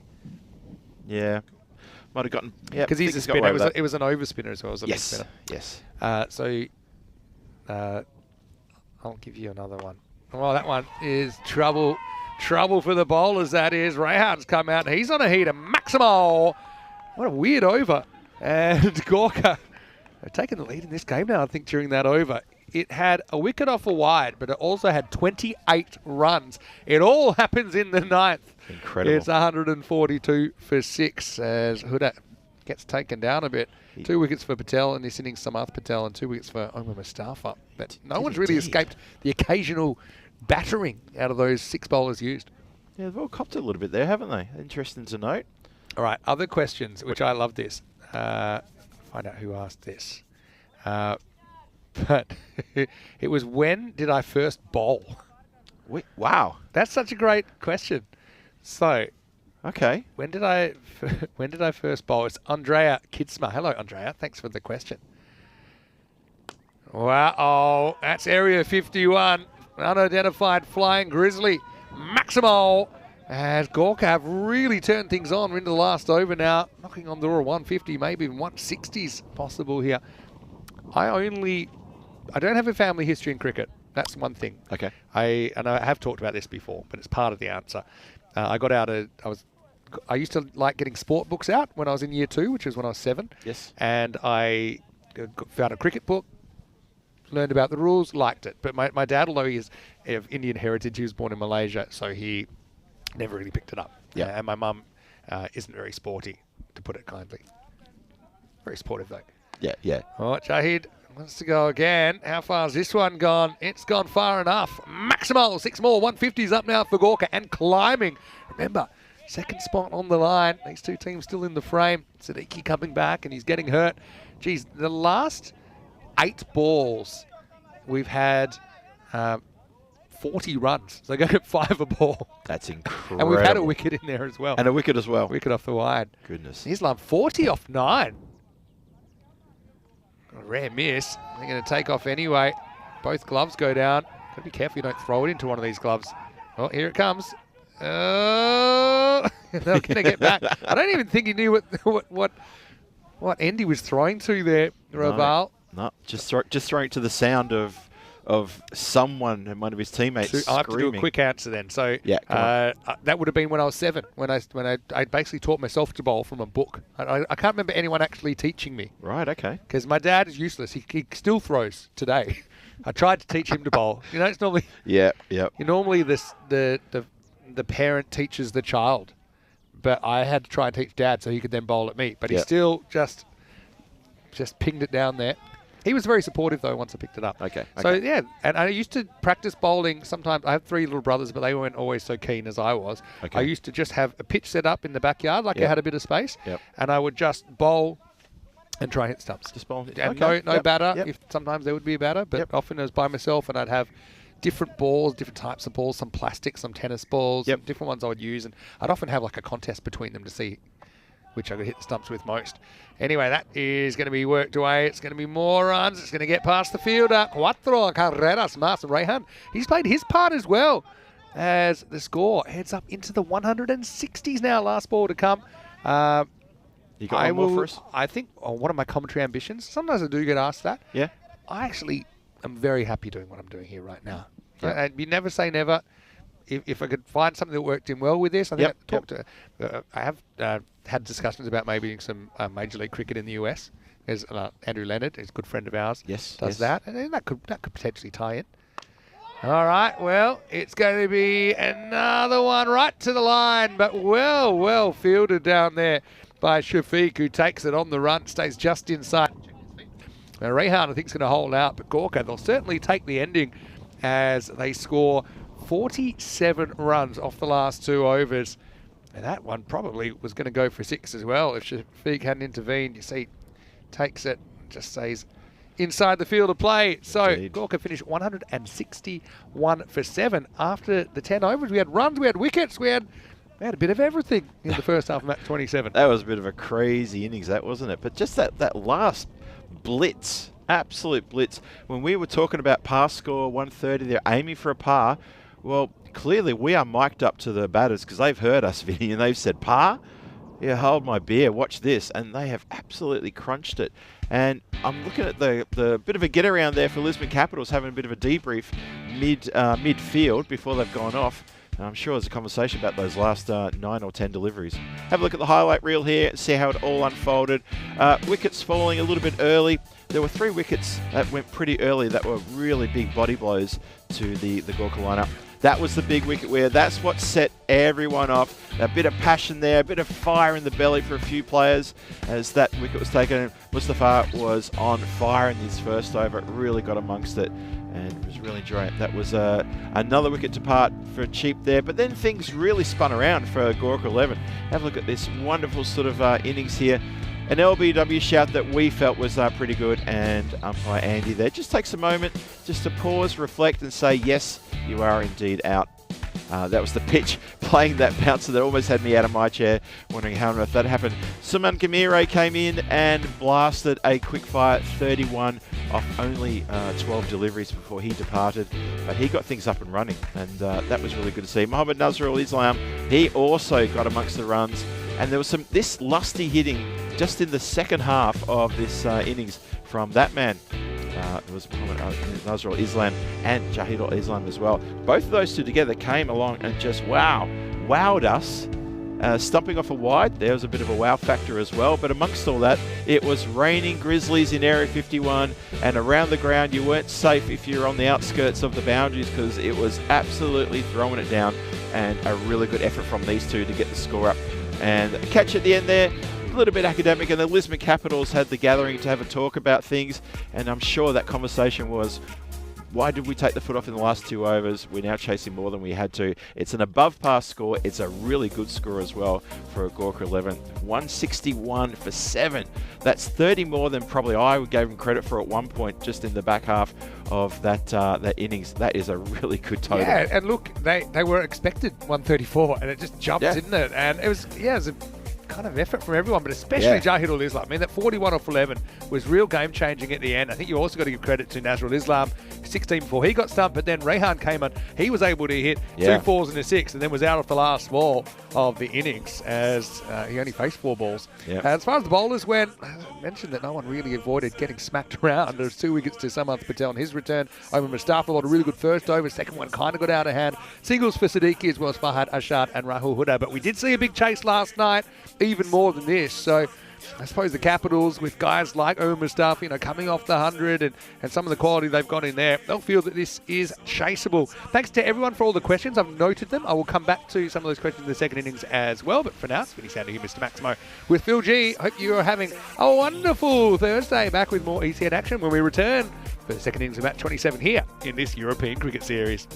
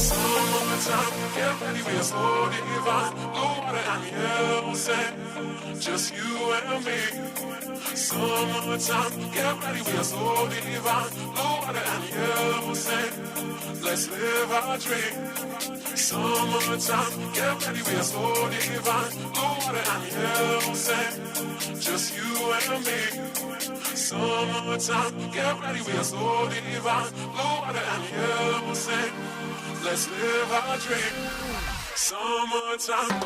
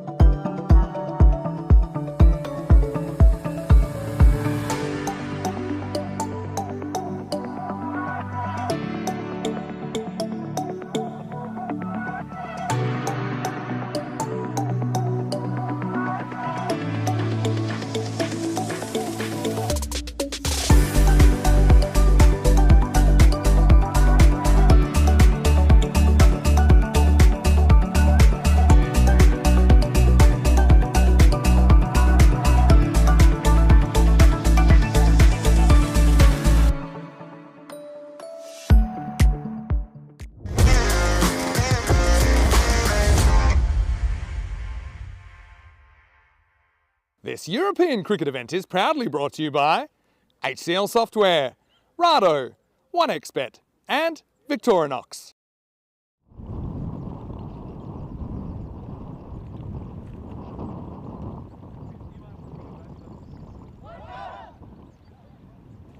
Good afternoon, everybody in the chat and watching from around the world. It's wonderful to have your company. Phil G here in the Cromshire Igloo. You heard the big cheer from the Gorka team as they fired themselves up to come out for this run chase. And here they come out onto the ground now. They're going to be looking to defend a huge total on the board that they've posted. So well done to them for doing that. The score on the board, we're going to have a look at that in just a moment. And have a look also at the bonus point equation in just a moment too, because the bonus point should be discussed at length. Well, actually not too much really, because you know how it works, but it's about the scoring of that bonus point because it's important to this team, to both these teams, Lisbon Capitals and Gorka 11. I'll tell you why, because they're battling for that all-important second place in the standings. Marlow have secured top spots, so they're playing in the qualifier tomorrow, and we are dying to see who's going to nab the second place in the standings, and they're going to march into the finals Friday into that qualifier as well. So 161 on the board, so pretty straightforward. Batting team, try and get that in 7 overs or less to nab the bonus point. For the fielding team, if Gorka 11 can restrict Lisbon Capitals to 112 or less, they will snatch all 4 points. And wouldn't it be a classic if they can get all 4 points? Irish had their chance in the match earlier. They didn't get the 4 points, so they went from 18 to 21 points. These two teams here, both sitting in, currently, both sitting in 3rd and 4th place on 18 points, separated by net run rate. That second place is going to be really important. And it may end up, may have teams on equal points at the end of the day who are on in second place. Net run rate is going to be a big deal. We start the run chase. Shouts to catch it. And does exactly that. Massive wicket in the first over. The first ball. Danish Siddiqui comes into the side for this game and for today's other battle they've got later on. Lisbon Capitals taking on Marlow later. Don't worry about that. It's academic because Siddiqui has hit it straight up in the air. First ball. And Rana Rehan cannot believe his luck. And he's bowled just a regulation ball there, just outside of off, straight down. Big celebration here. First ball, Danish Siddiqui gone for a golden duck. Cannot believe it. He's coming to the side. He's a strong batter. He's an impressive player. And he's come undone on that first delivery. Oh, Gorka, you are up and about. Big time. This game is such an important game. If one of these teams can snatch 4 points, they will go into second place, and they'll also be, well, if they get all 4 points, they'll be 1 point ahead of Awarish, who are currently sitting in second place. That is big, really, really big. So, Mustafa, he's at the non-striker's end. He saw that unfold. New batter is already out here. Sushil Kumar could not believe that was up in the air and straight down his throat. What a start for Gorka this is. Oh, batten down the hatches. This is going to be a ripper of a game. Lisbon Capitals there with a bit of a counter punch. Player on the rope. Have another look at that. Just make sure he wasn't taking an extra step back as that shot pushed him back. It was Amninda happy. He wasn't happy at all. Watch this. And a sort of a 2-3 step, but he's okay. Yeah, Amninda happy. He should have changed his name after his innings, which finished previously in the previous innings. He wasn't happy at all walking off the field. Demonstrated that with a moment of passion and emotion. Crunch, shouts to catch it. Oh, it's been put down. Oh, red hot chance to get Mustafa for a first baller as well. Oh, it's all happening out there in the centre. This is getting tasty indeed. Oh, that is massive. Azhar Andani puts it down. Oh dear, oh dear. It's all happening out there. I'm loving this.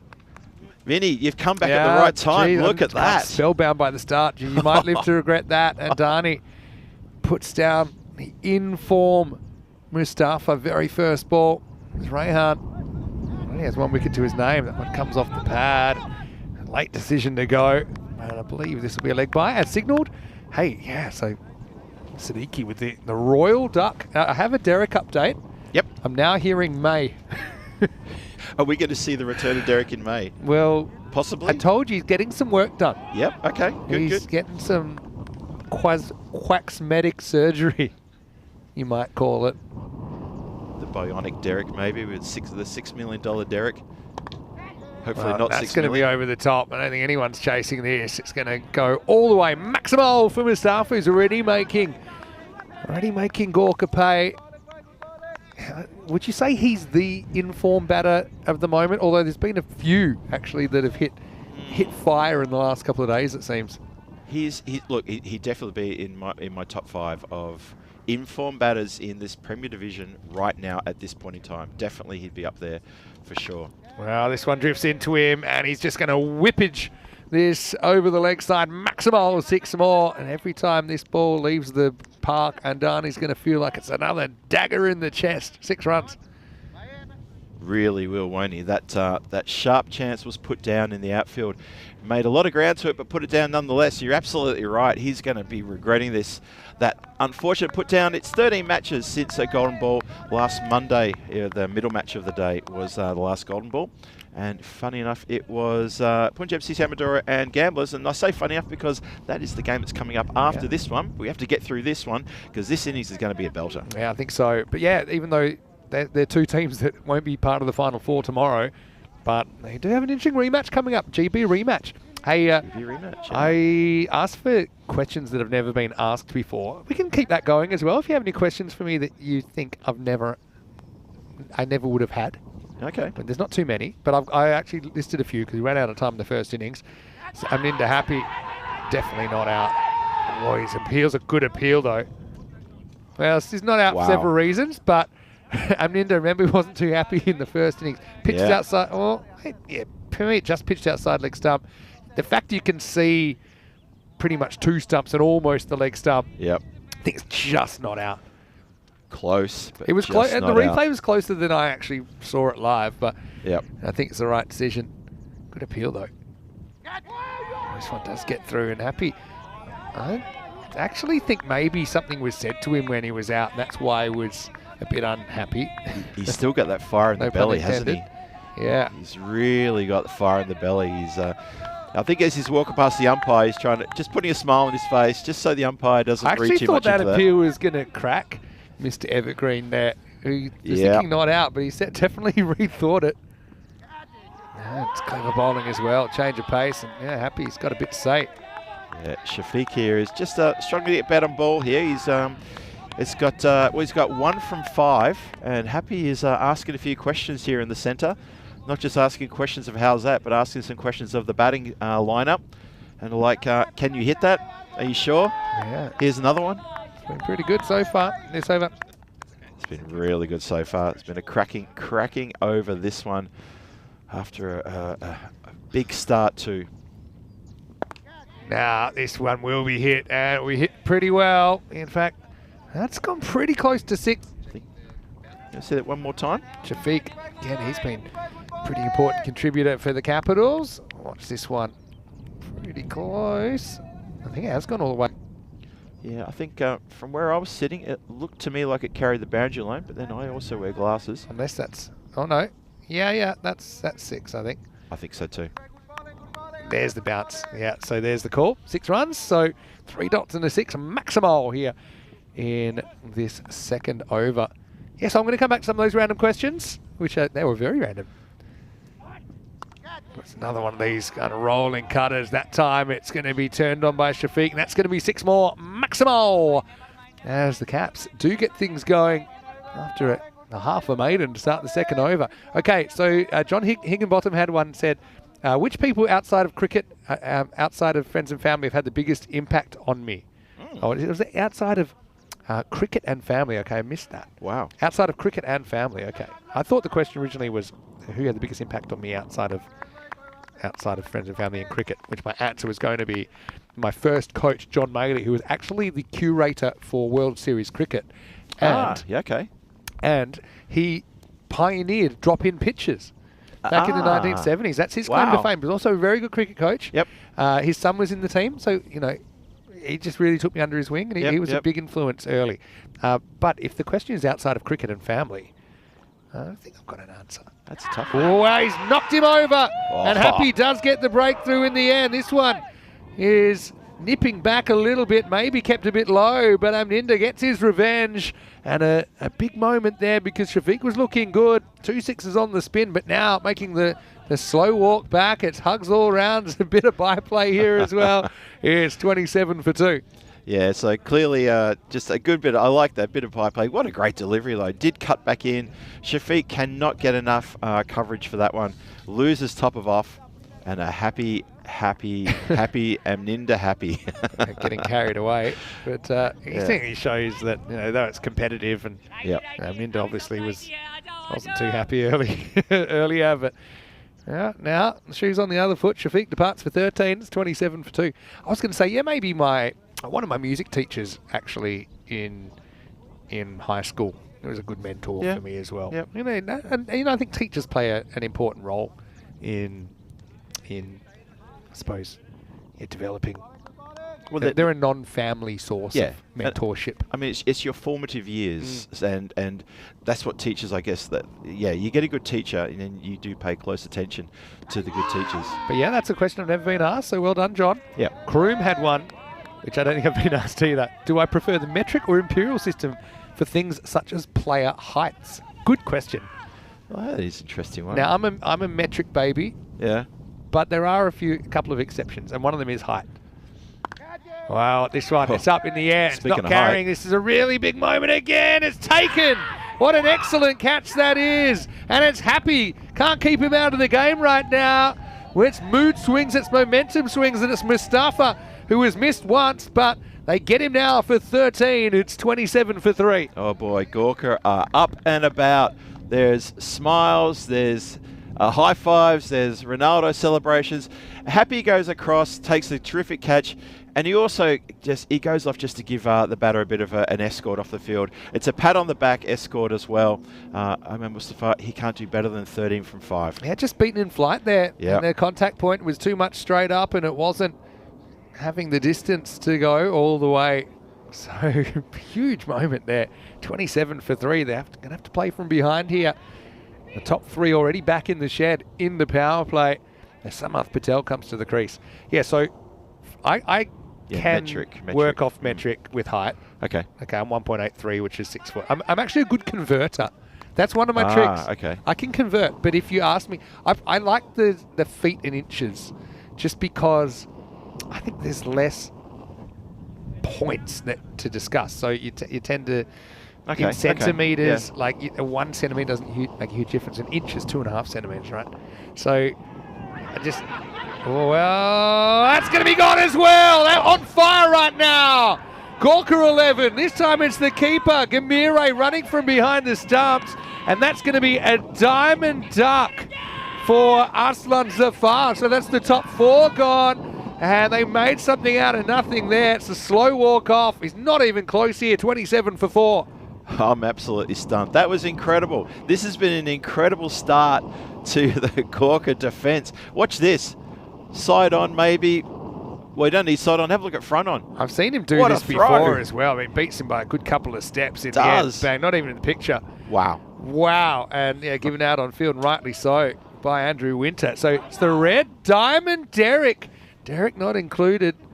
Can't fit him in the budget anymore, but Arslan goes without facing a ball. Gamire, I've seen him do this before, in the night series. I think there's one where he always ran to the other end, backing up the bowler's end, and was able to create something out of nothing. But to be honest, they ran straight away.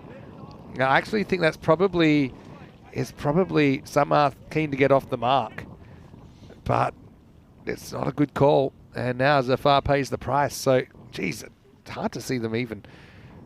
Well, 113 now for me is a 50-50. That 113 looks like north face of Mount Everest right now, let alone the target properly now. 4 down in the power play. The reason I prefer feet and inches for height is because I feel like every height between like 5 foot and 7 foot has like a feeling, like 5'10", 5'6". Yes. But if I was to say like 173 centimetres, it just seems a bit arbitrary.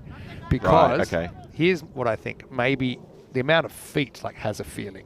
like if you're 6 foot something versus 5 foot versus 4 foot. So that's why I think my brain works that way. But I can convert. I see that. Tallest player we've had on the network was 216 centimetres in Belgium. I wonder if you'll meet him actually. Oh, and yeah. That's 7'1" and a bit. Wow, that one hits him right in front. And I think the umpire thinks it's going on with the drift. Let's have a look at this actually. Because he's pretty wide of the crease. Just missing. Jesus, good shout. It is a good shout, isn't it? Very good shout. But umpire thinks it's going on with the arm. Anyway, what a power play for Gorka. Started well, finished well. And believe it or not, that was a double wicket maiden, although a wicket maiden to the bowler.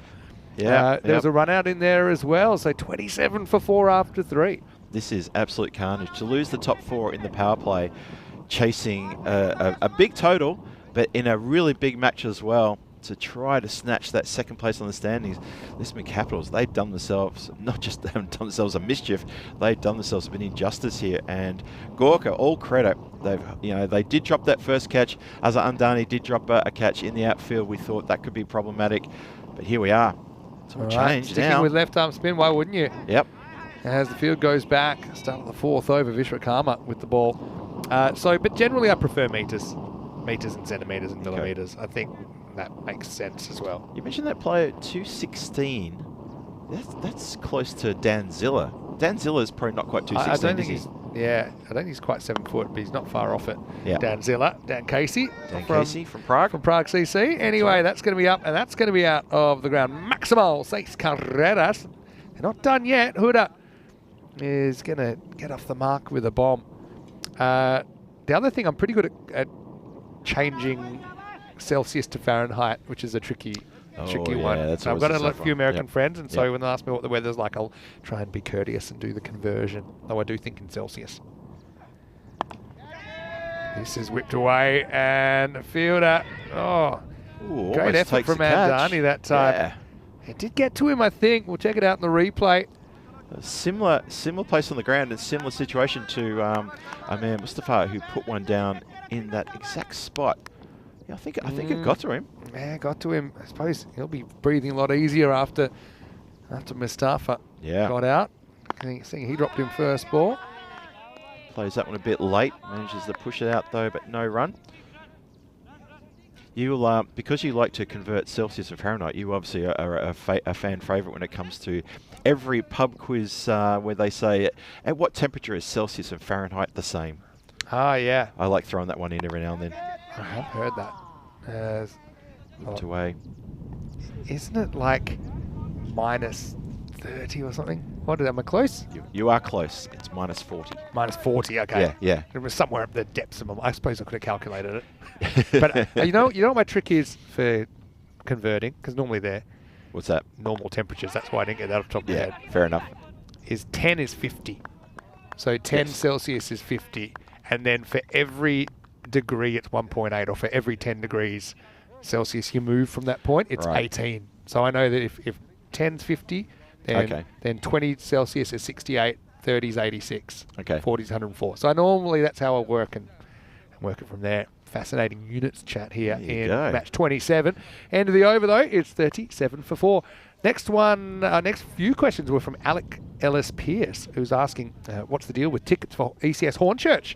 Actually, you don't need a ticket. You can turn up. I know with ECS cricket, it's not necessarily as set up for spectators. It depends on the venue. But I know at Hornchurch, there's a really nice clubhouse, and I think they'll be expecting a few spectators. They normally carry a few with them when they're at the Cardamar Oval. They do. Okay, back to pace here. Sushil Kumar comes in. Short arm jab pull, and that time it will be taken by Andani. So, geez, everything is turning to gold now. And Lisbon Capitals with a fight for even the point here. Otherwise, they could be staring down the barrel of potential 4th place, depending what happens later on today. And potential elimination if the rain comes. But that will be the 5th wicket down. 37 for 5. And finally, Andani holds on to one. They're battling now to not get bowled out. 5 down at this part of the game. It's all happening. And have a look there, 125 off 36. Well, that's looking like it's a long, long way away. 37 for 5, just inside the 5th. Oh boy, don't want to get bowled out, and that bonus point would be so important, and then they can try to take something into the last match today when Lisbon Capitals have to front up to Marlow in the final of the group games, match 30, coming on later on this evening. Yeah, true. Oh So boy. this is Arshad that comes out to bat now. Fahad Arshad batting number 7. And so, yeah, I think that 162 seems off the table. But the 113 could be crucial because remember Marlow, we don't know what kind of a team that they'll field tonight. It's true. It might be a chance to get them. Absolutely, yeah. So they've got to get to that bonus point, that 113 that needs to be on their cards in their mind. Look around the Gorka fielders; they've all got a smile on their face. The bowler's always got a smile on his face. Well, not right now; he's probably thinking about the next delivery. But there were smiles around. They got them 5 down, got them where they want them. The referee has given a standing 8 count to Lisbon Capitals here. They got to find something. Another miss. This heavy length there from Sushil. It's another tied over after the.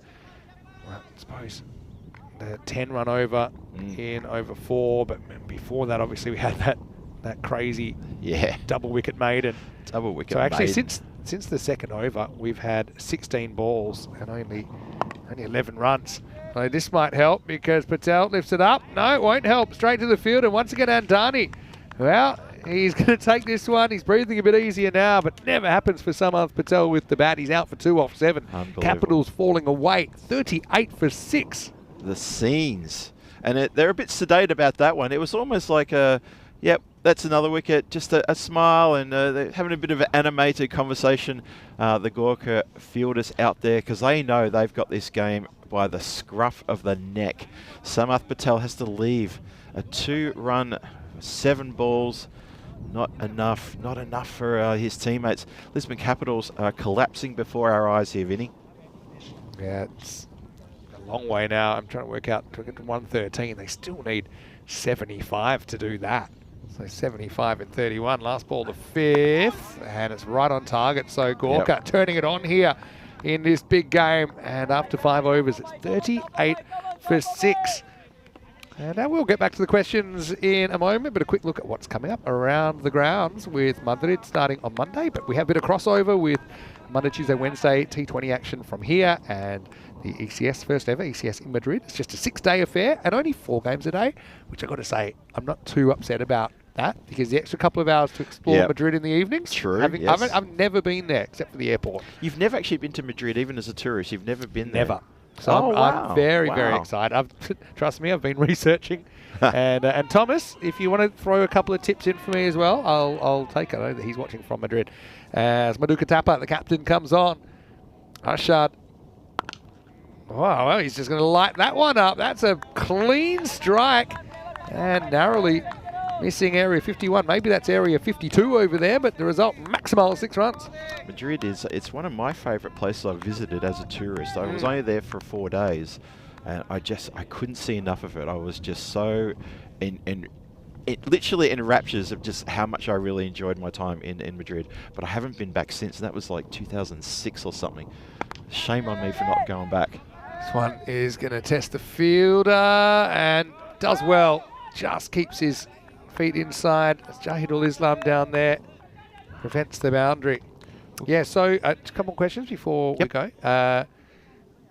Would I rather go back to a specific time in history and live for 1 week?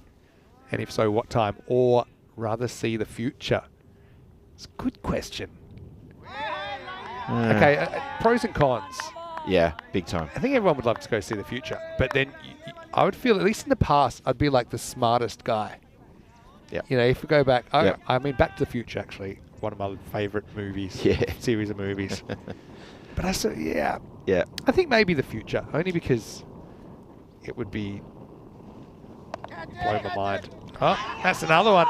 Well, how about that? It's a bit like it started as well. Now it's going to be Sunil Kumar Patel who has to go. Crazy. And once again, the celebrations are coming out as Gorka have made a mess of this Capitals batting lineup. Shows you how quick things can change. Capitals were up on day 1. And since then, it's been a bit of a mixed time. This is a bit of a low point now. They are 45 for 7. This is a real collapse, a proper collapse. It's I mentioned this phrase a couple of days ago when I saw a massive collapse. This is from the Gork 11. They are steamroller action, crushing all right before our eyes. They are demolishing and demoralising Lisbon Capitals, who should be up and about, and they are not. Shoulder slump, a quiet dugout. They are looking shell-shocked. I can see them from here, Vinny. They're shell-shocked. This hurts badly. I suppose we'll have to wait and see what happens with the Gorka versus Werris game. Yeah. Oh, that's a big match then coming up. Match 29 later today. Flicked away. Oh, he's dropped an absolute goober. Oh, it's Niloy Islam. Hey, okay, he was on the move slightly, but it was tapped at him really. It didn't go fast at all. I mean, there was no big backlift. Look at this. Just works it. It happened to work it straight to the field. And look, there's Bucks that might have caught that. This would be a good view of it as well, potentially. Oh, yeah, you put a little David Campese step in there as well. Didn't need it. And now another little tap back, but this is into open space. So Raval will get off the mark this time. End of the over, 46 for 7. And a long way behind, even for the 1 point here, the Capitals. Okay, so my answer for that one. Okay, I actually will say I'd like to go back to a weekend, the first ever Test match. I've always thought it would be cool to actually see. Okay, yeah. At the time, it wasn't considered a Test match. It was just another international, but retrospectively, it was considered the first Test match in March 1877. Because I'd also want to say, I want to see if they're any good. yeah. Compared to... they must have been pretty good. Rather than see it on paper, I want to see them playing. Yeah, I want to see how fast they bowling. What are the wickets like uncovered wickets back then? Yep. Batting styles. So all that sort of thing. Yep. That's a good call. Who's the most famous player to play in ECS cricket? Okay, ECS cricket is interesting. ECN cricket now. We've had Ross Taylor on network. So exactly. That's pretty good. Amadullah comes on the bowl, and he's actually now kind of melded himself into a wrist spinner. This guy, when we first saw him, actually was in Croatia. Right. Now he's relocated to Portugal. But yeah, I like what's coming out here. And then was bowling off spin, and now is converted to leg spin. Who's the most famous player playing ECS cricket? Probably, look, no, Bas de Leijden has played for Voorburg in the ECS Netherlands. Bas de Leijden now is a regular for the Netherlands national team and also playing for Durham in county cricket. So he'd be up there. Fraction short, and this one will get over the top. It'll be 4 runs. In the end, it was pretty close to the fielder. Yep. We'll have a look at it on the replay. You can see the fielders down the hill there. You can never see the shoes of the outfielders. Just away from the fielder. Didn't really have a play on it. I would say maybe Troy Johnson, who was playing cricket in New Zealand domestically. He played in the ECS in Wimbledon last year in London, or Trojo as we called him. Yeah. And he's done some pretty good things. Okay. When we're talking specifically ECS cricket, which is domestic ECN cricket, basically. Yeah. I know that in internationals and stuff, and now we've got the Western Shield, we've had a fair few professionals playing. Yes. And also we had Cyril Wadana, who's played 5 tests playing the ECL recently. And this will be just a single here. So yeah, obviously you had Ian Cobain playing for Hornchurch, who's he played franchise cricket. He's even played the Big Bash before. Yes, that's right. So yeah, look, a few. It's hard to single them out. Anyway, this is going to be down the ground. That's going to be 4. Raval, he's more of a timer than a bludgeoner, isn't he? We saw him get dropped first ball, but he just tries to make good contact, holds back the shot a little bit, lets the outfield do the work. 4 runs. Yeah, nice shot down the ground, that one. So we're getting towards the end of the 7th, 56 on the board. So for the point, the run rate required is 18 exactly. 57 from 19. Still on, but looking tough, really tough. Well, beats the field of that one, and there is backup. However, on the boundary comes in there, and obviously that does his job. The infield, though, couldn't get to that one. So end of the 7th over, 57 for 7. You see even that for a point has gone up above 3 a ball. This is what's coming up next. And it's 2 teams that just haven't had a good week, but they did play a golden ball earlier in this week, and so Punjab CC Amadora gets Gamblers SC, with Punjab winning the toss and electing to bat. Amardeep comes in as a keeper for Punjab CC Amadora. Mailer into the lineup. He was 12th man earlier, and Prikshit Kaushik as well. And that game's coming up in around about 35 minutes. I'm encouraged to see Raul Imran named there because he had a really heavy fall yesterday. Yeah, so I saw that, and I got to admit a few people were surprised, but he's on the list, and obviously he's made a good recovery. Needed to be assisted from the ground yesterday, right? Yep. Yeah, went down for a sliding. He saved himself from run out with a slide, but as he slid, he went to the ground, and every ounce of weight went on that right knee, and in the replay it looked really painful, and he was helped from the ground. We gave him an ice pack to take away with him as well, and well, maybe that's what's brought him out of injury. Not sure. We'll have to have a check up on that one, but he is named in the squad, and like I said, that's an encouraging sign because we feared the worst. I suppose even Lisbon Capitals later on say, even if they can even scrape to third. I mean, we don't know what the table look like by the time they play again, but third would mean if there is a washout in the morning, at least you survive to the afternoon. Yep. Maybe get some play on in the afternoon. That's right. Yeah, it's good keeping up to the stumps. Kamire's a pretty talented cricketer. I mentioned he's actually a useful bowler as well. He is, yes. But yes. I like him behind the stumps. I'm probably just saying that because that was my position, and I'd like to say it's the most important. Yep. Now, Kamire, he during the night series, he'd swap the gloves occasionally and then bring himself on to bowl a couple of overs, as I think he skipped that series as well. Well, that is going to disappear out of the ground. Maximal stand and deliver job from Arshad. Good strike. Really good strike. Actually, I just thought about this. What's that? Is that you're the only ECN commentator that has actually commentated me keeping. If you want to go into the archive. That's I just thought about that. Yeah, that's very true. Oh, okay. True. I'll wear that badge, thank you. That's in the air, and that is taken. So that's well taken in the end. Really, it's been a pretty rough one. Now, I've got some information here that Shoaib Rahman and Imran are not available to bat, and so I think that might actually be the end of the game. So, okay.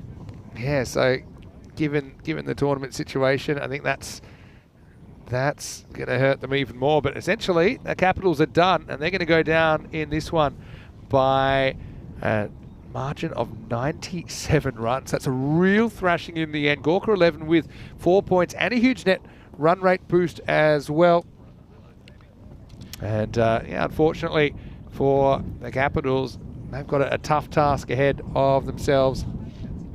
They'll play Marlow in the final match tonight. So, yeah, Gorka, I mean, they had a kind of an interesting first innings. They were behind for a lot of it, according to the percentages, and they surged towards the end, and they never looked back. So this is what's coming up in around about half an hour. We'll have time to go grab some lunch, Phil. We will. Why don't you go and you get the early one before the rush, because I'm gonna take you through these highlights, and we'll be back, of course, in half an hour for that one. But didn't start well, did it? Siddiqui went for a royal duck, and it wasn't going to get too much better. That was an interesting moment when Andani put down Omar Mustafa first ball, and we thought maybe that would cost them.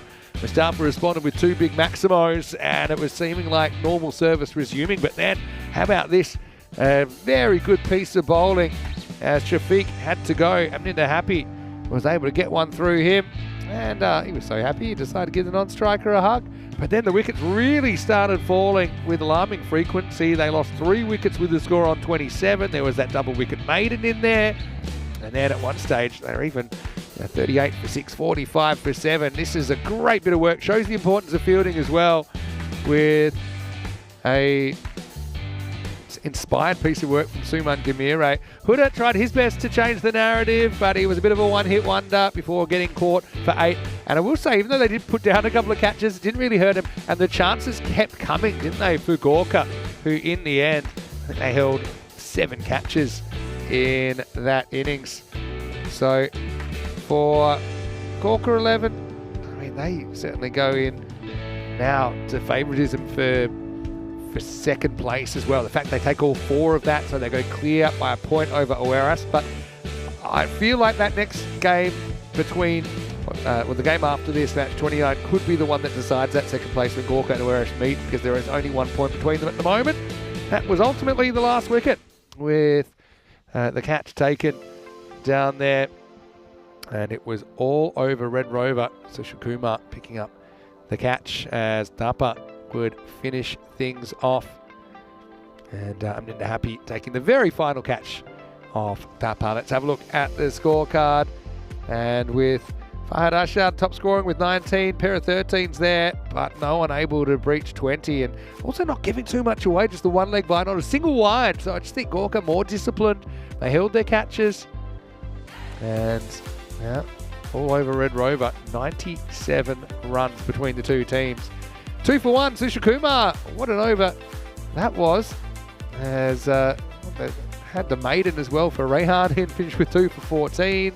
And 2 wickets for Dapa in the end, cleaning things up. And Happy was back to being happy, finishing with wicket in his over, and also taking a pretty good catch. 2 catches, in fact, in that innings. We'll take a break then. We'll be back in around about 25 minutes to take you into the next one, as Gorka 11 will now sit in second spot. They'll watch the next one. It'll be the Golden Ball rematch between Punjab CC Amador and Gamblers SC when we return to the Sandringham Cricket Ground for more European Cricket Series.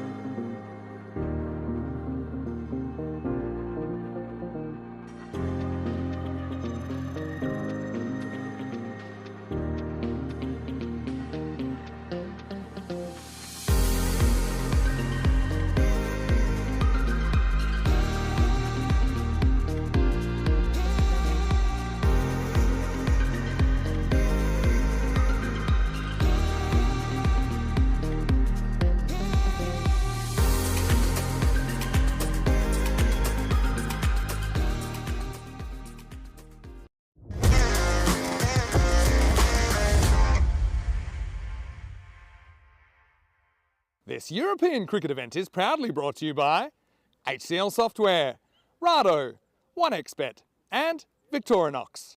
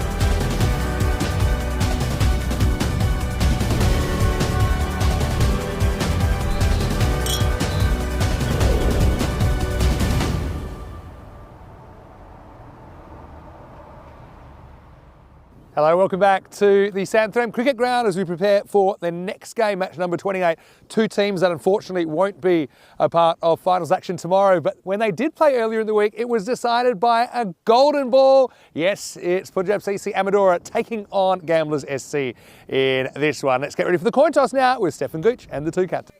Punjab to call. Heads is the call. It is heads. Yeah, we decided to bet.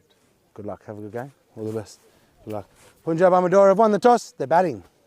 So Punjab CC Amadora win the toss and elect to bat first. And what a game it was when these two teams met last time. And even the golden ball was close. It was only a matter of kind of, 10 centimetres between one team winning or the other. For Gamblers, that was actually their only win of this series so far. Punjab CC Amadora only one win as well, but we know there's a lot of talent on both these sides, and so I hope this rematch really lives up to billing. These wins have been pretty hard to come by for these two teams this week. Phil G is standing by as we get ready for the start of match number 28. Punjab CC Amadora want to have a hit after winning the toss. Over to you. Let's get ready for this GB rematch.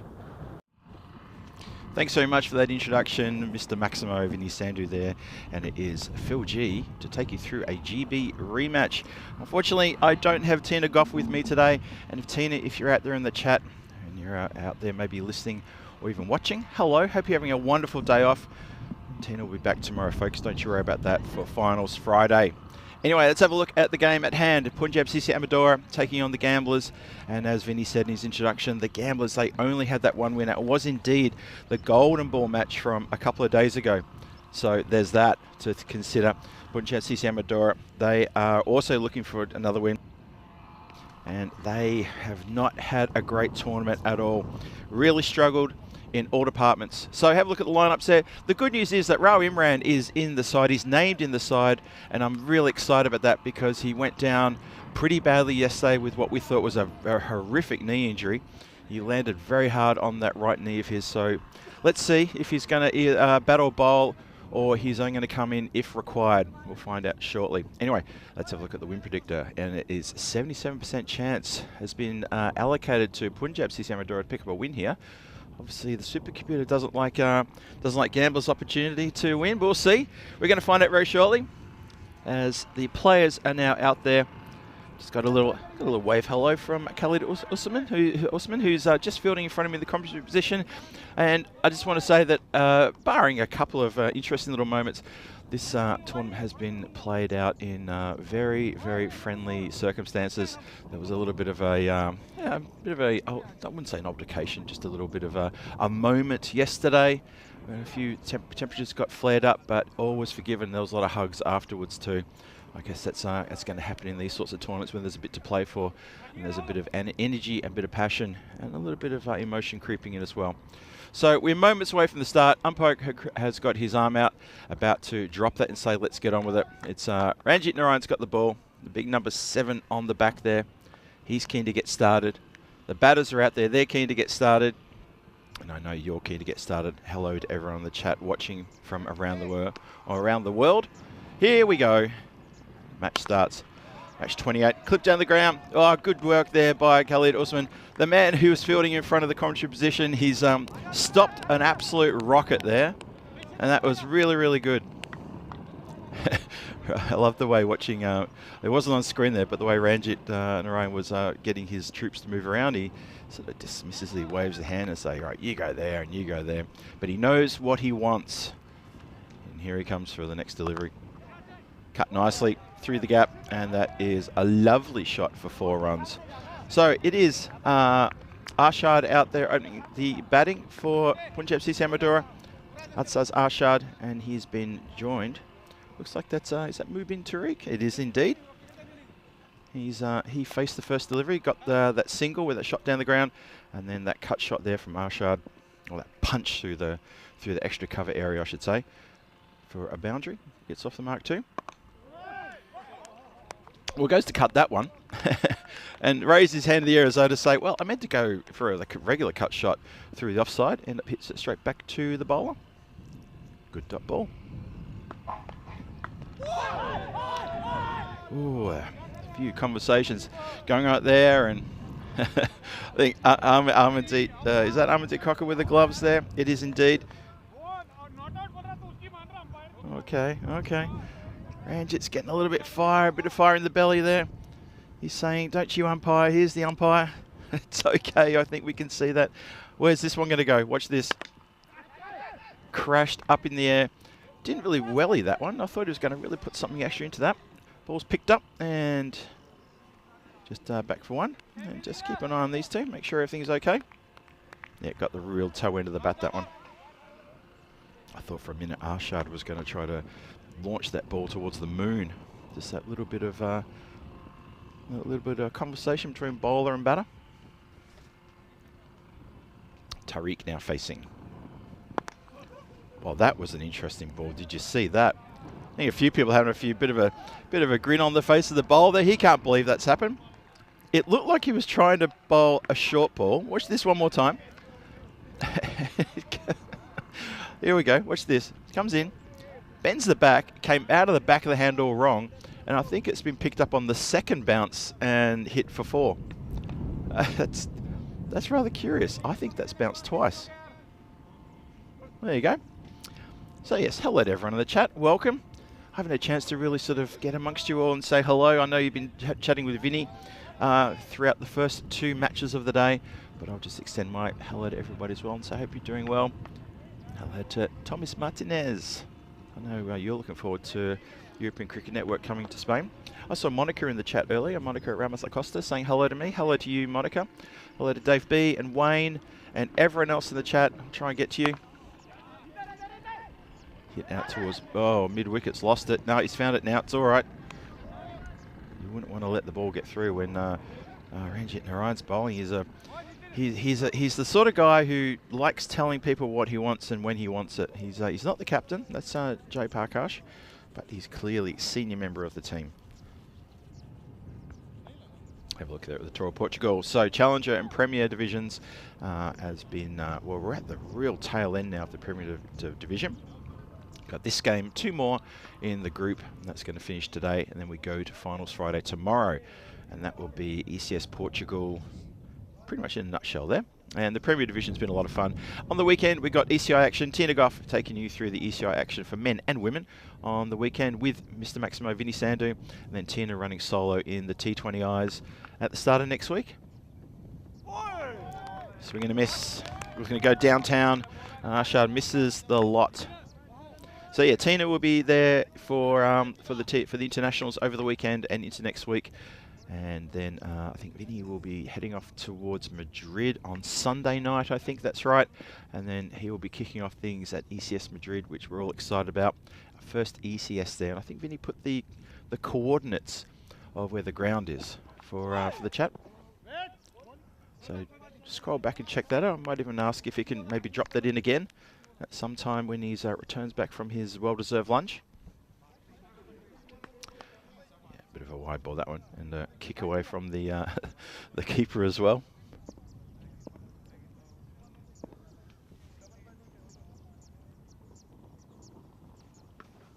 12 without loss. Slow start. Yep, and have a bit of a reset here. Maybe switch it off and back on again, get that radar working. Johnny, he's in the chat. Hello there, Johnny. Good to see you too. And good to see everyone in the chat, whether you got a blue spanner or not. It's lovely to have your company, and welcome. If it's your first time to the European Cricket Network in this tournament, welcome. Hope you've enjoyed the Premier Division thus far. We've still got to get to the finals. That's another wide ball. So this over is, well, it's like a prog rock song from the 70s. It just keeps going on and on and on and on. Needs to find something here, the bowler. Otherwise that clock will tick down and there'll be penalties and everyone will get a little bit upset. So we don't want that. Need to get the bowler to try to get this one online here. Here we go. What do you think? This one will be on. Nope, that's probably worst of the lot, unfortunately. So I'd say Arshad is probably wondering what he has to do to get bat on ball. And at the moment, just accept the wides and I'm sure one will come to you in the end. The irony will be that it'll probably be like a Yorker on leg stump, which will probably knock the wickets over with one of these deliveries. That's the way the sort of luck seems to follow Punjab CC Amadora so far in this tournament. They've just been unlucky. They haven't clicked. They haven't had good batting partnerships. Only a couple of times have they done that, and when they do, they look absolutely amazing and really, really on. But unfortunately, it's just been a few too. Well, there's just been a few too few, I guess you'd have to say.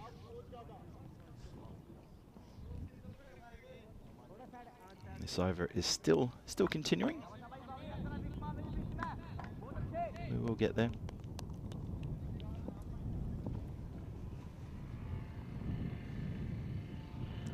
Let's try around the wicket now. Well, there you go. Around the wicket seems to work, and that's taken from pretty much middle stump and sent out to Ranjit Narayan, who has a slight little fumble, but nothing to worry about there. So after all that, Arshad manages to get a single off a legal delivery. Taking a bit of time, but he's okay now.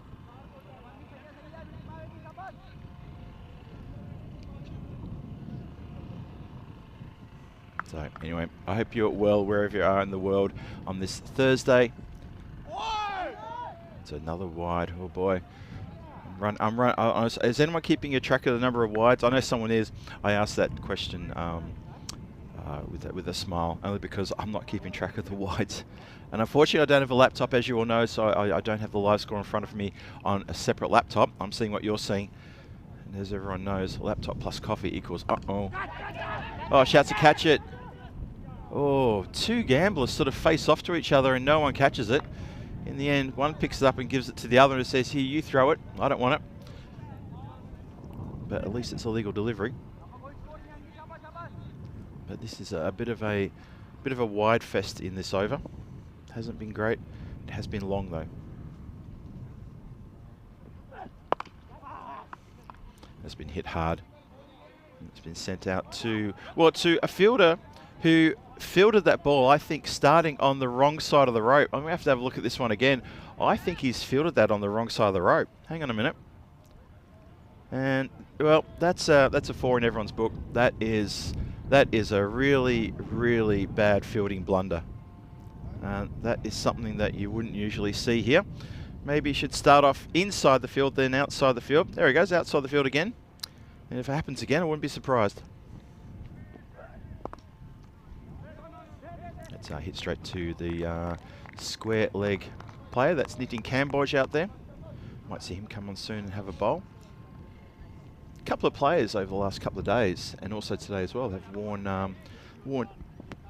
jumpers, long sleeve jumpers, because the wind that's coming across the ground is quite cool.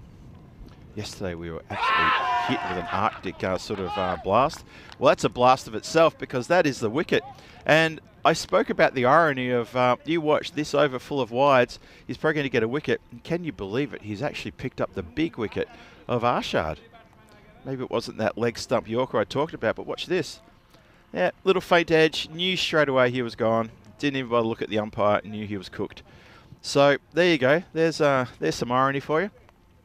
And there's some reward for all those wides. Incredible stuff. There we go. And hello, Paul Kempen. Yes, Paul, I see you. And I hope you're doing well.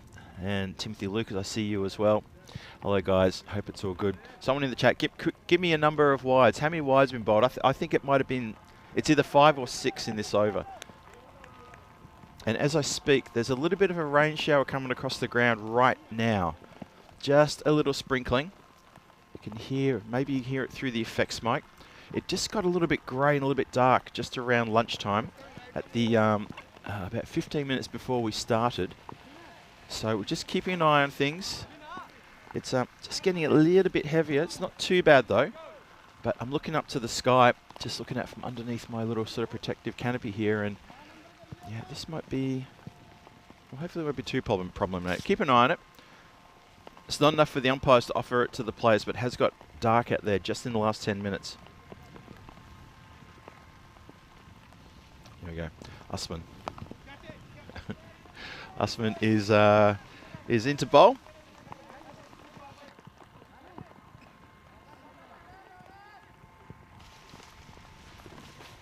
Clipped away nicely, that one for 4. So we're just getting a little bit of protection in the commentary igloo from this rain that yesterday was angling in on about a 45-degree angle when the wind picked up and everything got drenched. But Tina and I, we managed to, well, safely secure as much as possible, and then with some very good timed help as well from our friends at 2 Circles, and that is looking pretty good now. Yep, another 4. So Punjab CCM Madura here, they need to be careful. Need to make sure they can pick things up because the momentum sort of slowed. And maybe they are not really good with rain because just ever since that little bit of rain's come down, they've sort of slowed up completely. 31 for 1. Still inside the power play. Tariq is out there on 14. He's just been recently joined by Parveen Singh after Arshad lost his wicket in that very, very long second over. But this is Usman now. He's already hit for 2 boundaries. What can he do here?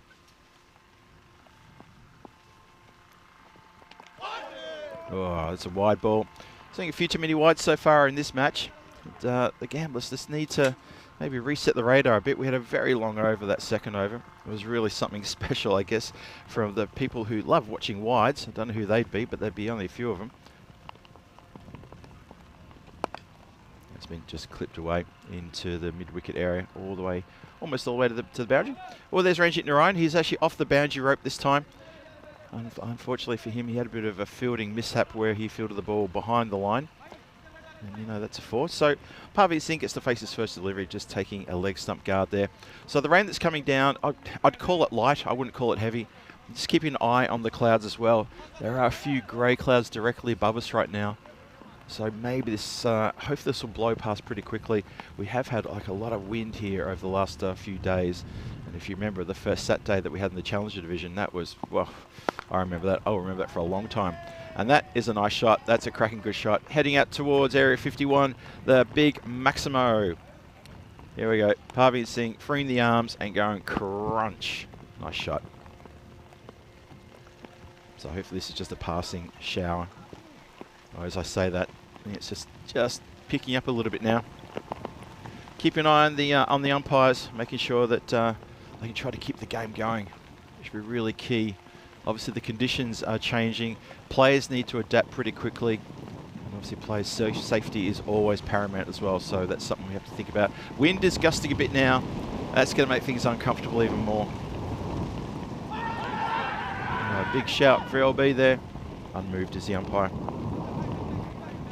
Just the sound effects now coming through the mic as well.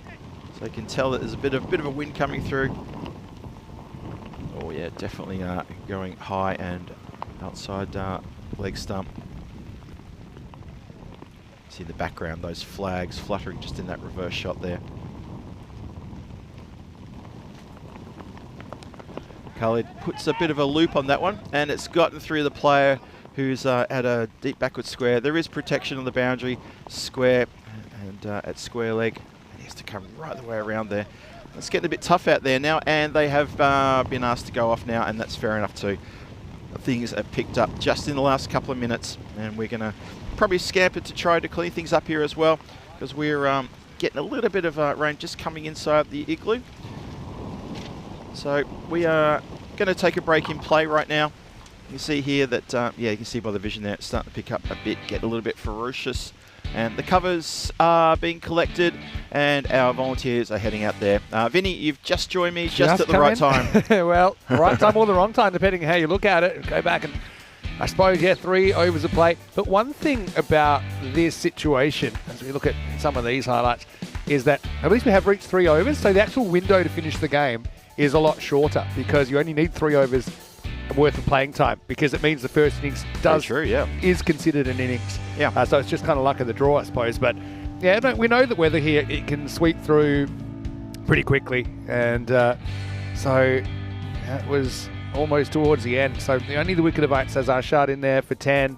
Tariq's there on 15. Parveen just fairly new to the crease, 7 off 3 with 1 Maximo in there. But yeah, currently we've got this shower sweeping through, and yeah, I know both these teams are pretty keen to play to a result. As we have a quick look at their scorecard, I mean, 8 extras probably a bit on the higher side as well. Obviously something that I suppose plagued both these teams at times in this series. Now, funnily, as we're talking, the rain has already abated, and I got a feeling that we might actually be able to go straight on. There is a fair bit of bright sky as well. So I know Phil's just popped out of the box to have a quick look. Give you the live weather report. But I actually think we've got a good chance here of, you know, as long as the square and the pitch isn't too wet, that the covers, they might not go on after all. So I think, yeah, it looks like they're ready to go. Maybe go back to live pictures here, because we'll show you what's going on out there in the middle. So, yeah, well done to the crew, actually. They got everything ready, but as I said it before, the weather can change really quickly, and so I think it won't be too long before the stumps are back out there. And I just got a feeling, because it was such a short break, that there's a fairly good chance we'll stay as a 10-over game. But what we'll do, we'll leave you for a second. Obviously, it might take a bit of time to reset the field, but don't go too far, because I think we'll be back in a few minutes with some good news here from the SCG, and we'll get news as well if there's any reduction to this game, or whether they will continue with a 10-over match. Vinny Sander here, Mr. Maximo with Phil G. Back soon with some cricket, hopefully from Portugal. You're watching the European Cricket Series.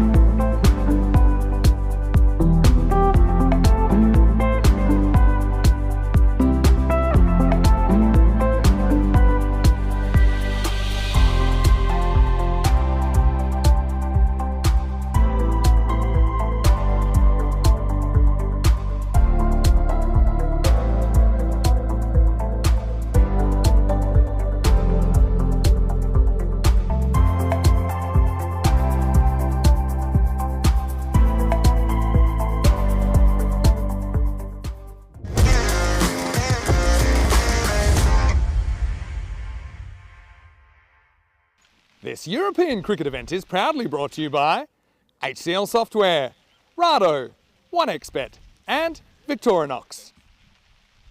Hello, welcome back. And Vinny Sander here, Mr. Maximo, is ready to pick up play here. Haven't heard anything about the overs being reduced. But as we're speaking, the rain has started again. So it's just one of those funny patches. And I think, well, are they going to continue or are they going to, or not? That's the question. But we are picking up the game where we left off, 40 for 1 after 3 overs. So Devendra Mela into the side for this game is getting ready to bowl. But I think maybe they're confident that it will stop. But yeah, pretty blustery conditions out there. And well, Paul Kempen actually had a question. I think I might have missed it before, Paul, but no offence was taken. He asked how many Victoria Services would I have had at the Cardamom Oval. Well, actually not that many, because I haven't had too many breaks there lately. But it is my preferred brand. My favourite's the Marengo, the dark beer, as a sun shower, a genuine sun shower, sweeps across the ground. And Mela, he's going to get done for a no ball here. That one, the wind really took it. Let's have a look at it. This is his actual first ball he's bowled. And yeah, misses the surface. So free hit coming up. Free hit in the rain. Ain't no sweeter sound. And Parveen will attempt a big heave to the leg side. We'll have to settle for a single. Yeah, Thomas saying the supercomputer weather radar must be different then. But I explained this before. It's such an isolated location. But the one thing I would say here, that's many years I've been here now, that it comes and it goes just as quickly.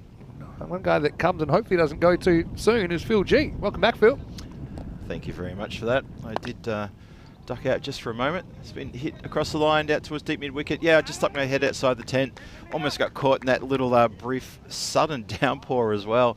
There's some dark skies in the background, but I think that's just a trick of the light, only because we do have patches of blue directly above us now. And that rain is getting lighter and lighter as we speak. Yes, there's a few showers around at the moment.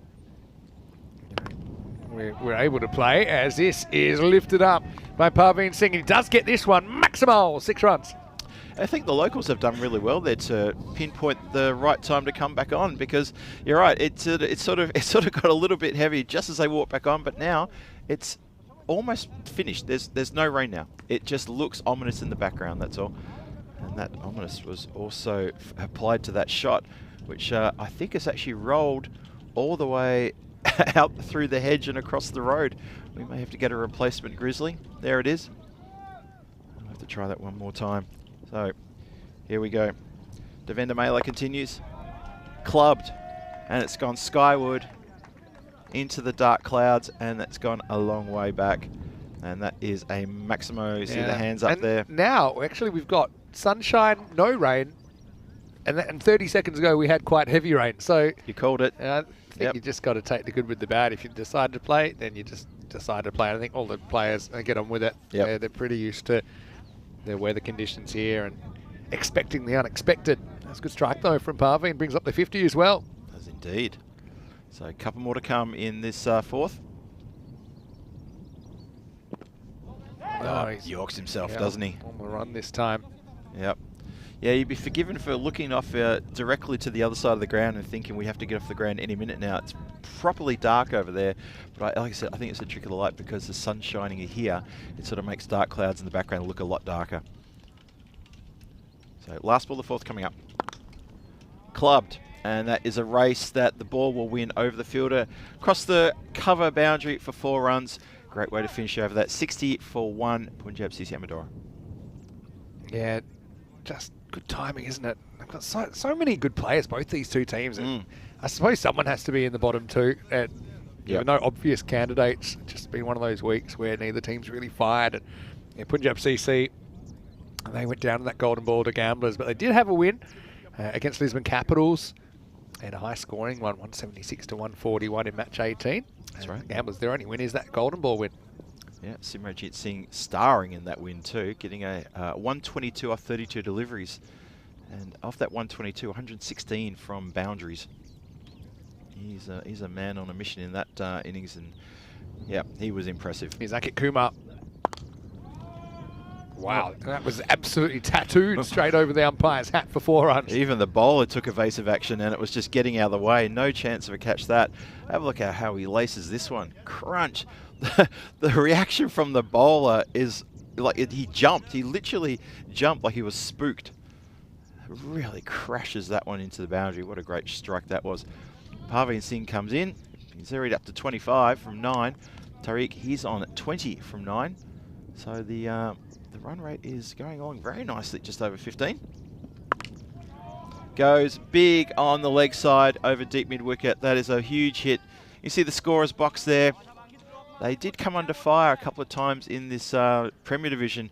Well, there was one shot, I think it was Conrad's, one of Conrad's sixes went close to getting to the scorer's box. And one of our scorers had to run out and field it as well. Wow. And that's a long way back. Yeah, it is. And yeah, weather seems to have settled out, at least for now. Yeah, I think we're okay now. Scores up to 70. Tell you he's not okay, and that's the Gamblers. They need to do something about this this run fest that's suddenly happening after the rain break. Make it Kumar with it all to do. It's a good delivery, that one, right up in the block hole. Gets punched down the ground.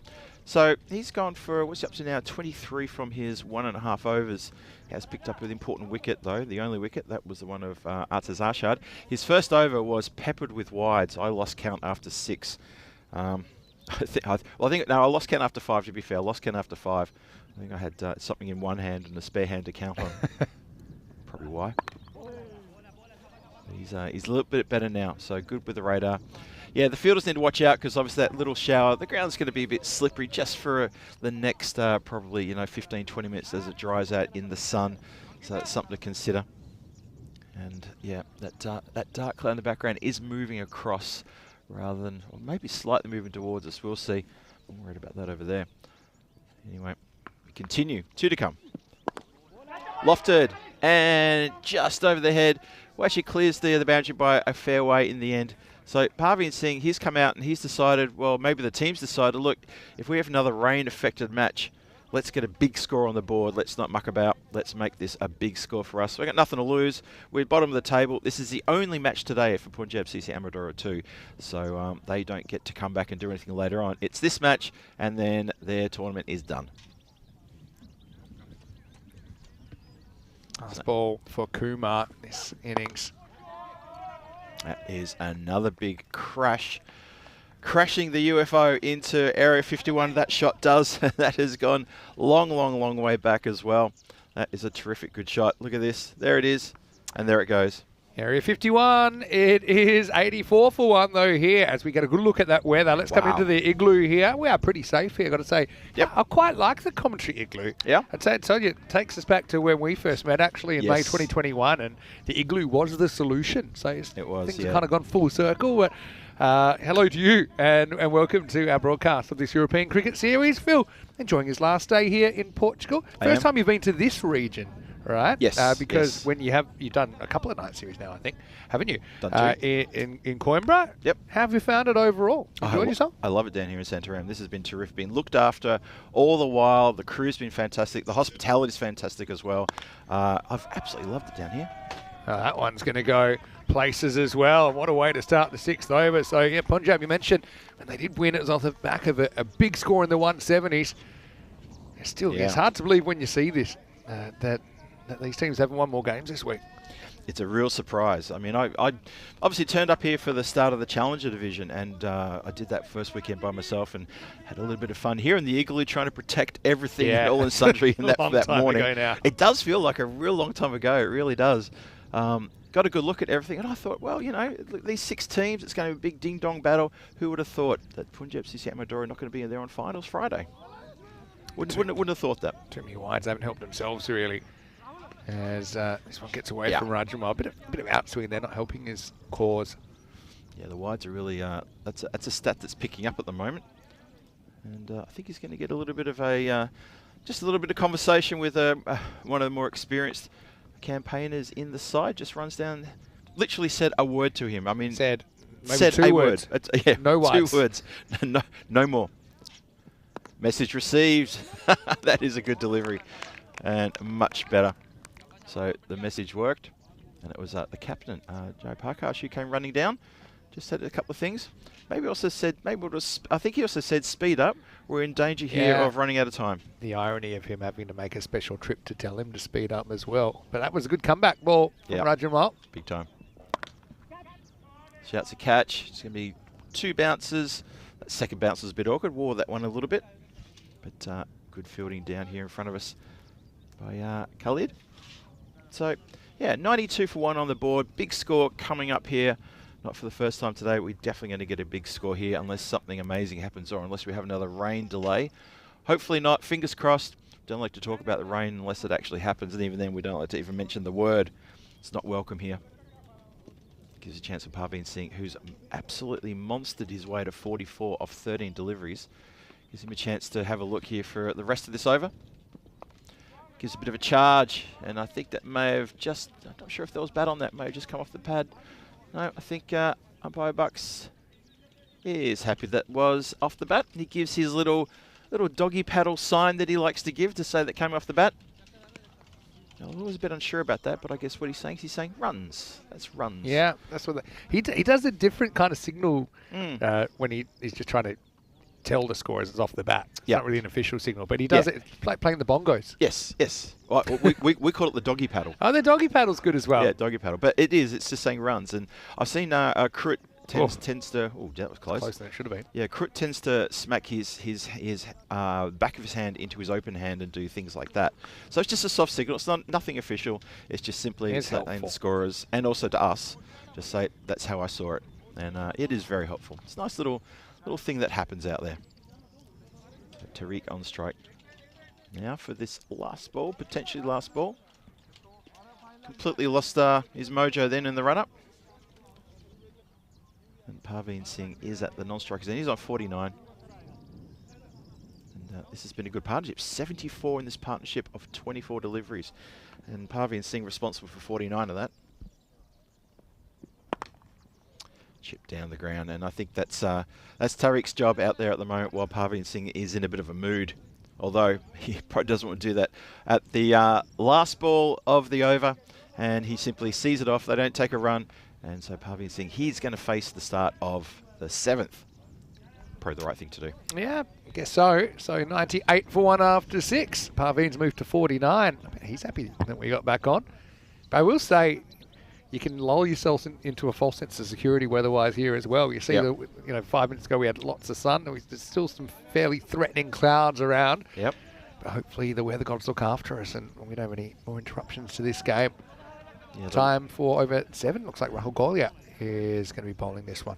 Yeah, quickly had a look at that wide shot just for a split second they came on screen. You would be forgiven for thinking, uh-oh.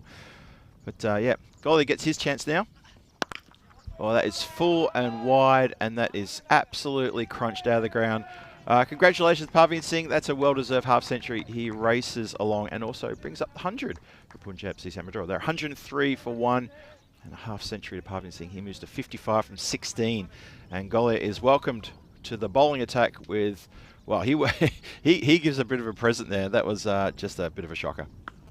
Oh, I've got bad feeling about weather.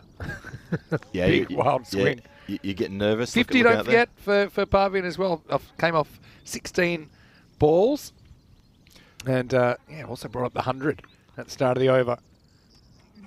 Parveen just looks like he's just sucking in a few breaths there. I mean, obviously that 6 took a bit of energy out of him. Hopefully he's all right. Swings hard at that one. This time doesn't connect properly. Just goes to regulation mid-wicket for a single. And anyway, keeps the scoreboard ticking. And you're pretty much going already at maximum aggression. Yeah. But if you thought it was going to rain, you might as well go for it. Because if you lost a wicket or two, it probably is not going to affect the Duckworth, like Lewis adjustment too much. True, yep. 1 wicket or 2 or 3 is about the same at this stage. Wow. Right in the slot. Oh, that would have been really terrific. If only he could have got it over the head of Ranjit Narayan, who takes the most casual outfield catch, turns around and just gives a little nod. He's a very proper cricketer in the field. He just gives nods and he's very precise with what he wants. He tells people what he wants. Look at this. Just, yep, there's my catch. No celebration from anyone. Just, there you go. Have the ball back. Let's get on with it. Next, please.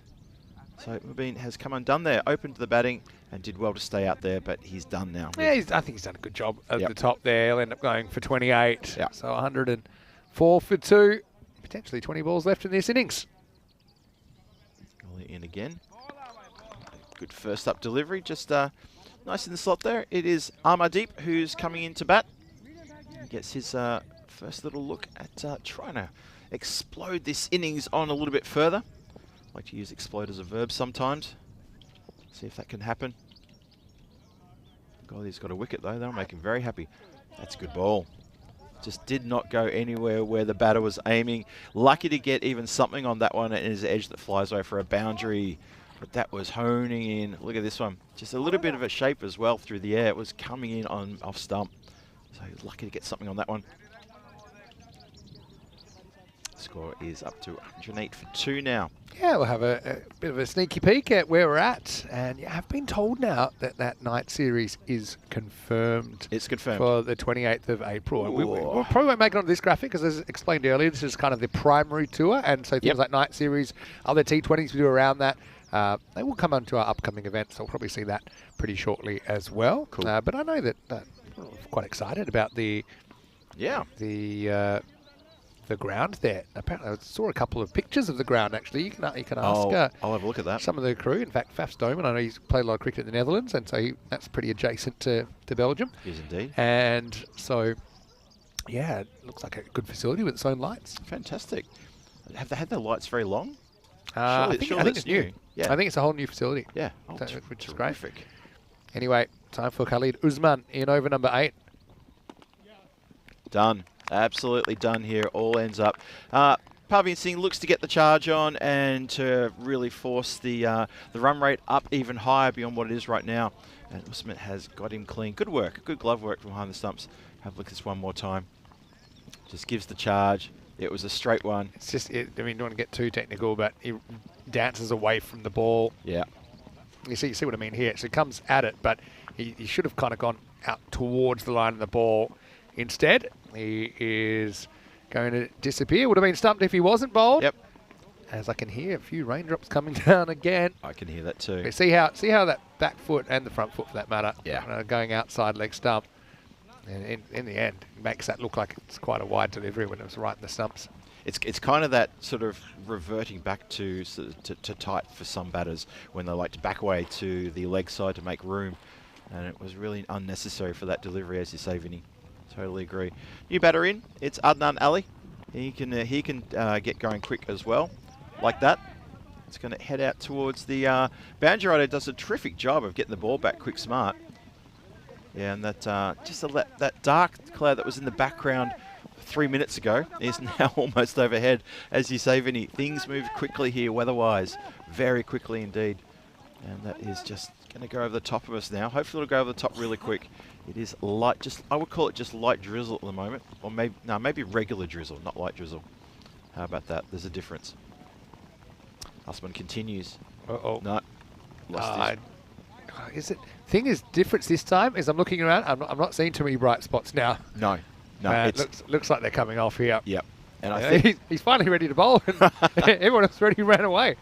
So there you go. Yeah. So what we will do is we'll keep an eye on things here. But I think for sure now, unless we have a stop right now, which I don't see happening, we probably are looking at this being the innings break. Yep. And an adjusted target, so you probably look at potentially a 7-over game, maybe less. But we will see. So, well, we've had a few looks at this innings already, haven't we? We had the break after three overs, and then we had a few minutes break. We got back on. Well done to all the ground crew as well, working really hard to protect this field as much as possible. But I suppose you'd say this innings belongs to Parveen Singh. He's 56 off just 19 balls. Yeah. Setting up what looks like a reasonably healthy total for Punjab CC Amadora when play was stopped. 109 for 3 off 7.2 overs. Look at that. In the glaring daylight, we had so many good hits. Look, there's still daylight there in the highlight reel. In the background, you can see things coming in there. Narayan there with a really good outfield catch. And, yeah, it was just starting to get really dark there towards the end for both of these teams. Parveen loses his wicket at a time. You know, now that they've had the break here, he's probably thinking, why couldn't I have just stayed in my crease and played that ball on its own merits, but he didn't do that. And big hats off, salute to our ground staff who very quickly motored out there. I also think that because when the rain came just then, Vinny, if you noticed that as well, when the umpires said let's go, it hadn't come down too heavy, but I think that's local knowledge saying, no, this may be something a little bit sustained. We may be off for a few more minutes now. So the crew are working to try to get the covers on and get the weights on as well. And so, yes, this match, match 28 in here in the Premier Division, we're just going to have to put a pin in that for now. Punjab CC Amadora versus Gamblers. It's been paused at 7.2 overs, 109 for 3 on the board. Amardeep not out 4, and Adnan Ali, who's just joined him, he's on 1 from 1. But yeah, Parveen Singh, as you say, Vinny, he's the talk of the town with that blistering half century he's just put on there. Have a look at the bowling attack there. 1 wicket for Ankit Kumar. Khalid Usman gets a wicket as well, and Golia, who came on in that previous over and picked up a big valuable wicket of Parveen. They're the successful bowlers. Devendra Mella, he was a bit expensive. Went magical. So this is where we're pausing things at right now. Rain has stopped play. The crew are getting the pitch covered. We're covering up our gear here as well. Hopefully this is just a passing shower. Looking towards the background is, as Vinny said just before where they all came off, it's not a lot of patches of clear sky at the moment. This could be just maybe a few overs we might lose, but we're not sure yet. We've been interrupted by rain, and obviously as we get updates, we'll pass them on to you in the chat and around the world wherever you're watching, just so you know what's happening. Yeah, well, I know we may be going to a classic game here, and so I know I've lined this one up just in case we don't come back quickly. So if you do see a classic, it will be actually Marlow playing at the ECL for the first time in 2022, and it's their clash against Pakakare Badalona, of course, very, very famous club from the Barcelona regions. That's all the way back on the 7th of March 2022. But we'll take a break here. If there's any news, you'll be the first to know. Keep an eye on the floating text on your screen, or of course on our website, europeancricket.com. We'll take a break. Hopefully back with some good news when we return for more European Cricket Series Portugal.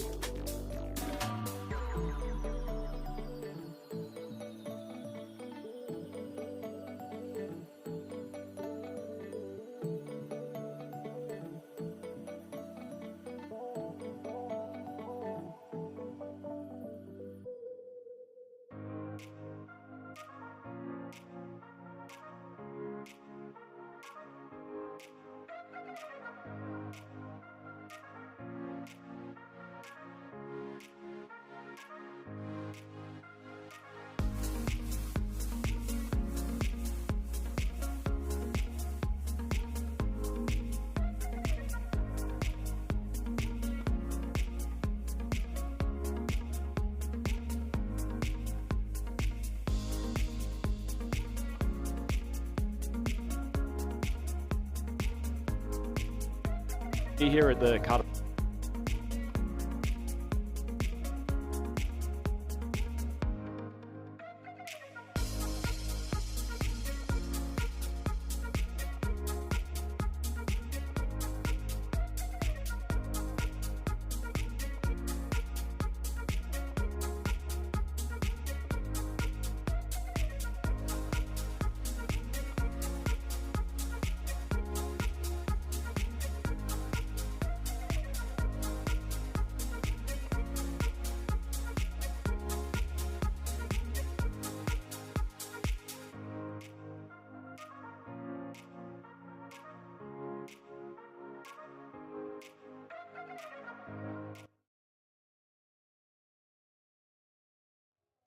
Thank you very much, Vinny Sandhu. Magnificent to be here at the Carter Oval this morning for the second game of this first day of competition for the final preliminary group stage here at the European Cricket League for 2022. It's Andrew Ryan in the commentary box for the first time. Thank you very much for the intro, Mr. Maximo. He'll be joining me in the box in a matter of moments, but we've got an excellent contest ready here between Pakakare, the Spanish representatives, and the Portuguese champions Marlow. As Vinny mentioned, Marlow winning the toss and electing to bat, commonly known as a very, very deep batting lineup. Portuguese competitions, they've been tremendously successful in all of the European cricket events that have been held out there between the Cartaxa ground down near Lisbon and Miranda de Corvo up in the Coimbra area. So they're well versed in these T10 competitions, and they've had quite a few players from this squad who represented Portugal at the European Cricket Championship last year, so they're familiar with the surroundings. Certainly won't be intimidated, but they have a tough task. Pack-Eye Care, very, very strong team representing Spain this week. And making a quick trip up from the pitch, Vinny Sandhu, good to have you on board. I don't have to jog up, but I don't want to miss Cameron's first ball because he takes wickets with the first ball so often. And Mian Jahid, he has a record of making consecutive golden ducks, I think 4 or 5 in a row. So this is a guy who has a knack of getting out first ball, bowling to a guy that always takes wickets first ball. So you know what I'm predicting? 6. All right, here we go, match 2. Strap yourself in, buckle up. Here's Mohamed Kamran. Oh, it's a sharp ball, cut him in half, and well, Shahid was almost back in the pavilion. First ball, excellent delivery. We've just seen an example of just how quick he is. That's a warm-up ball. And can't wait to see what's next. Shahid, well, he's still there. So he's actually a pretty good player, just sometimes has the ability to go early, but who doesn't, I suppose. Corey likes to call him the hitman. Mohamed Kamran, very fiery left armour. A little bit fuller, Shahid plays across the line, manages to squeeze it out. Fielder coming in from square leg, fires, but Shahid showing a bit of pace between the wickets. He's one of the more experienced players in this Marlow lineup. He's important, isn't he? And he's out there with Umar Farouk. Of course, the last I saw these guys was in Qatar. I know you did that series the year before, and also you did the night series in Coimbra last year in Portugal. So we both had a good look at these Marlow players, haven't we? And they've won all 3 ECN series they've played. They had a bit of a rough start in Qatar last year. They lost both the matches on the first day, so they don't really like Mondays. See how Umar Farouk handles Mohamed Kamran. Full ball, just bunted into the pitch, no run. They'll probably be quite happy to get out of this over with maybe 5 or 6 on the board, but at least not losing some top order wickets. They do bat very deep though, Marlow. They're probably no superstar with the bat, but they've got plenty of contributors, and particularly guys coming in down the order who can clear the boundary regularly. Yeah, and both of these teams, they have lots of experience in T10 cricket as well now. Pack-Eye Care, we've seen them in Barcelona series. They lost the final of ECS Spain in Barcelona. But very, very competitive. There's Kamran. It's good late ball, taking the top of off stump. Farouk stepping to the leg side. No hope of getting bat on that, and that's an excellent start for Pack-Eye Care. 1 wicket down with only 1 run on the board, and Mohamed Kamran strikes. Yeah, well, didn't have to wait too long. We waited until the 4th ball, and Umar Farouk gave it a little shrug emoji look as this one cleans up top of his off stump. The footwork going away from the ball. And a bit of the Mike Ganning 1993 about the aftermath of that.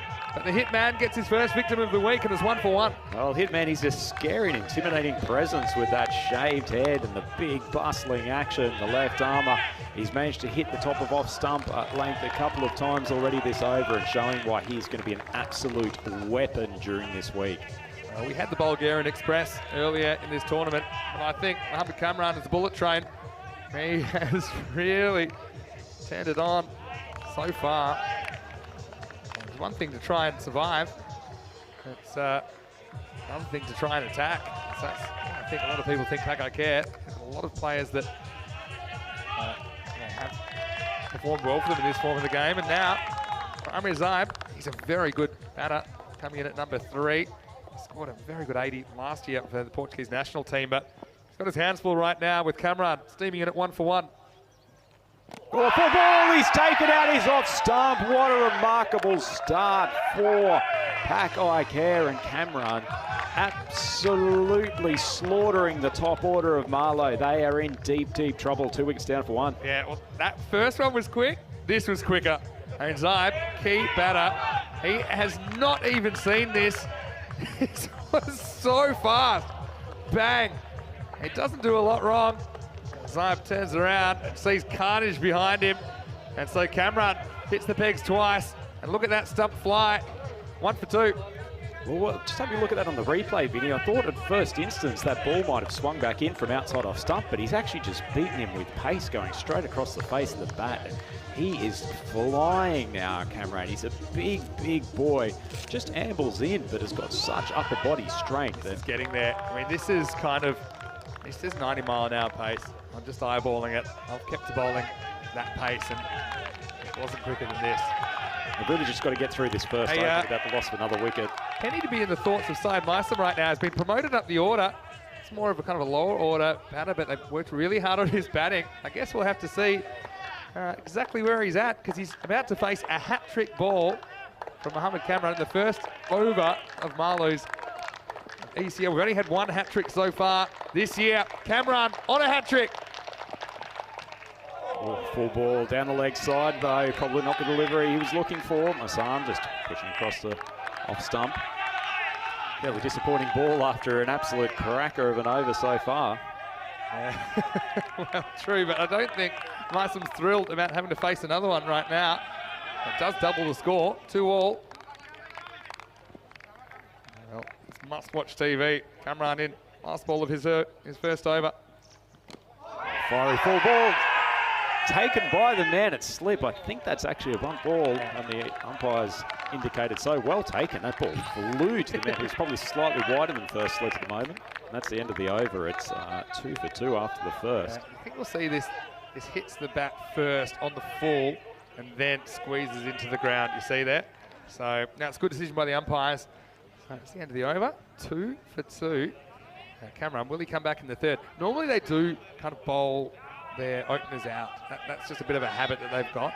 If the openers are bowling well, and most of the time they are.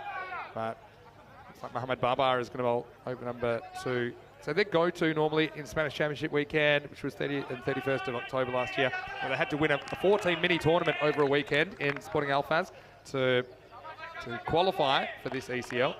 They would normally bowl Kamran and Babar 1, 2, 3, 4. They do have some other good bowlers to follow up in the middle. Oh, he's hit him full.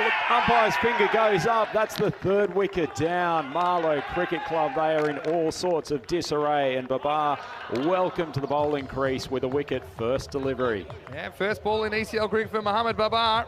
That's out. I don't think that's missing. Joe Foster didn't have too long to get his eye in. Neither did the batter. Trying to turn this away. Mian Shahid, so the captain's gone.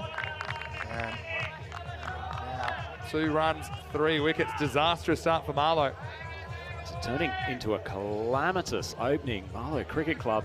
We thought with the Portuguese national team last year, they did take a little while to get started in the ECC, but certainly this was not the beginning that manager Conrad Greenshields would be looking for. We've talked about the fact that he's moved the batting order a little bit around. Shahid, man who generally has opened the batting for Marlow over the years, but whatever they're doing at the moment is not working, although they can get through this next couple of overs. As we've talked about the fact that they do have some strong batting depth, probably down to 7 and 8. They've got plenty of guys who can clear the boundary with regularity.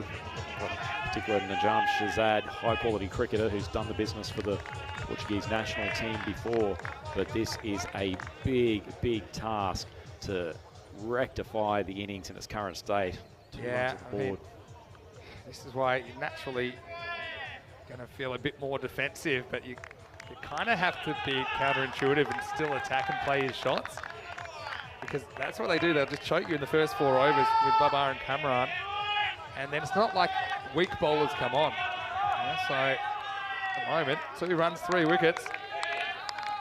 Shahzad, he's a very talented cricketer. Yeah. Tends to come in down the order, both for Marlow normally and for the national team, but he has got the technique to survive this quality of bowling, but he's also a man that they really want there in for overs 5, 6 and 7 if possible, because he's probably the strongest hitter that they've got remaining in the lineup.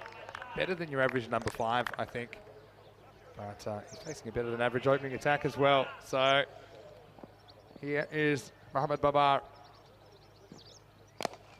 Good length ball, just tickle out to mid-wicket, no run. A few people lighting up the chat as well.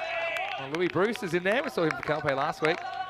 And Barry is saying it's great to see Mohamed Kamran in this setting. It certainly is. I mean, see him tested on the next level. Junaid Khan watching from Portugal as well.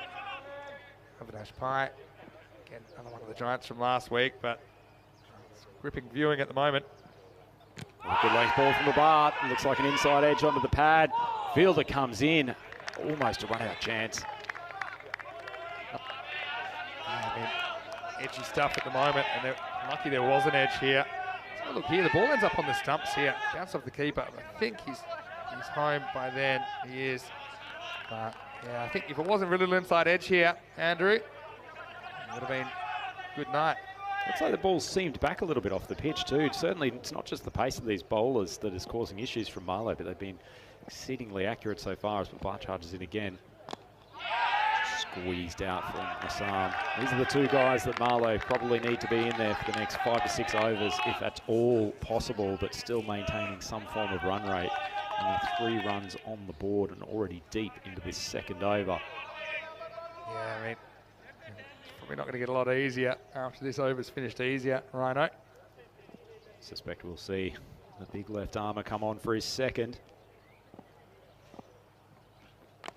Short ball, the first loose one today, top edge. Man's floating back and has taken an extraordinarily good catch. Had to go down from his position at fine leg inside the circle.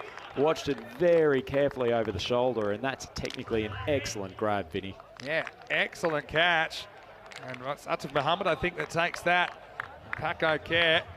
Day goes from good to better. This time it was just top edge that really could have gone anywhere. Doesn't carry. Has to kind of turn himself. These aren't easy, but he keeps his eye on it all the way. Probably not the way he planned to take it, but still improvised on the fly. So just when they were back on level pegging at 3-3, now it's 3 runs, 4 wickets, 3 for 4. With the ball to go in the second over. Well, we've seen some excellent catches over the time in the European Cricket League so far this year. That was actually a really technically difficult grab. The commentary coming in from the YouTube chat showing a lot of admiration for the pace bowling that's on display, and oh well, 4 wickets in the first 2 overs, and Marlow are probably going to be scratching around to score 60 or 70 at best. Well, one of the descriptions from Amy, something that I can't repeat, but let's just say that she was impressed with the fast bowling so far. It's always good to see some colourful use of language on the YouTube chat, just as much as it is in the commentary box. Babar's still got 1 ball to go. He's got figures of 2 for 1 so far, and Ali has come out to join Shahzad. Sam Ali is the number 6. Last ball of the over. Good length ball, just popped straight to the man at mid-off, who's fumbled it a couple of times but managed to keep it in the breadbasket, and that is the 3rd wicket for Babar this over. This is a traumatic start for Marlow. They are 3 for 5. Okay, you lose 2 to Cameron in the first over. You lose 3 to Babar. Whatever you can do, I can do better. Oh, yeah, it's a mistimed drive, and Cameron, well, maybe he's just got a bit of jealousy because he tried to drop that, but he couldn't. He still caught it as he clutches it. I think that Saim Ali knew straight away he was in trouble. Now it was caught in the elbow. And Mohamed Kamran, he's going to hold on to that ball, and he's going to be bowling thunderbolts before you know it. 5 wickets in the first 2 over. It's 3 for 5. To be fair, Mohamed Kamran, he's got a fair bit of chest to absorb the contact with the ball. Managed to keep a hold of it, but that's a really, really disappointing start when Saim Ali had to just not soak up balls, but just manoeuvre around, keep them in the game. But as it is, 5 wickets down and only 3 runs on the board. This is not an exhibition from Marlow that is commensurate with what a good quality cricket side this is, but perhaps just a step up in class in opening bowling. Certainly Babar, he's not ridiculously quick, but very accurate. Yeah, he knows what he's doing with it as well. So here's Kamran to Najam Shahzad. 3rd over. Hitman on the loose. A little bit short. Shahzad manages to play it out to the man coming in from cover. But you know what makes Kamran so dangerous is he does have a shorter one that can sit you down, right? He does have one that's always in the back of your mind. I don't care who you are. He's got a really slippery bouncer as well. So, okay, here you're pretty much playing for that Yorker to protect your stumps. But always in the back of your mind, you're a little bit worried about your welfare if it is a short ball. Good length. He's just hitting the top of off stump with almost every ball so far. Shahzad scampers through for the quick single. He's been joined by Asim Sarwar, who's got a big job to do. I'm sure as batsman number 7 in the lineup, he wasn't expecting to be out there in the 3rd over of the game, but such is life, and he's got to really help Shahzad to take this total up to something that's even vaguely defendable. 4, 5.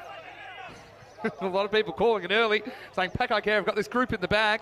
Well, I will remind you, we're only 2.2 overs into their first game, but they do have somewhat of a home ground advantage, even though it's not quite the area that they hail from, but they are the host nation's representative. A fairly well balanced side, still a slip in there. Sawa have to go to Cameron University. Full ball, plays it out.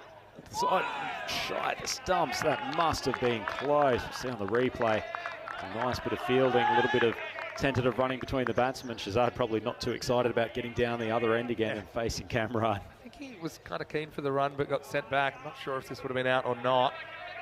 Yeah, you can see it's the scoring that's the issue as well. Now if you're Marlow, I think you have to start thinking outside just the immediate and think, okay, we've got a long week of cricket ahead. We need to try and get some runs on the board, even if it's not quite enough to pull this game out of the fire. Well, there's that short one you were talking about, Vinny, and it's been popped to the slip fielder. Brilliant bowling from Mohammad Kamran. He is a class paceman. Well taken, and that is another wicket down. 4, 4, 6. Oh, this is tragic. Poor Azim Sawa. Poor Azim Sawa. I mean, he's come out at 7, and he's had to deal with this. And that one, if he doesn't hit it, that's hitting the jugular. This is the hit man. Says, all right, sick of Yorkers, bored of hitting the stumps. And the slip works. So how about the captaincy as well from Shiraz Ahmed to have the slip in there. Just like that. The score is 4 for 6. 6 wickets have fallen in the power play now. Well, Vinny, there's some days you're quite appreciative of being in the commentary box as opposed to being out in the cauldron of Khartoum Oval, and certainly seeing a fired up Mohammad Kamran. This is one of those days. That's a brutally directed bouncer, and to be honest, not much a number 7 batsman can do about fending that sort of thing off, but they are in big trouble here, Marlow. 4 for 6. Oh. Well, who's next? James Popper, the keeper, comes out at number 8.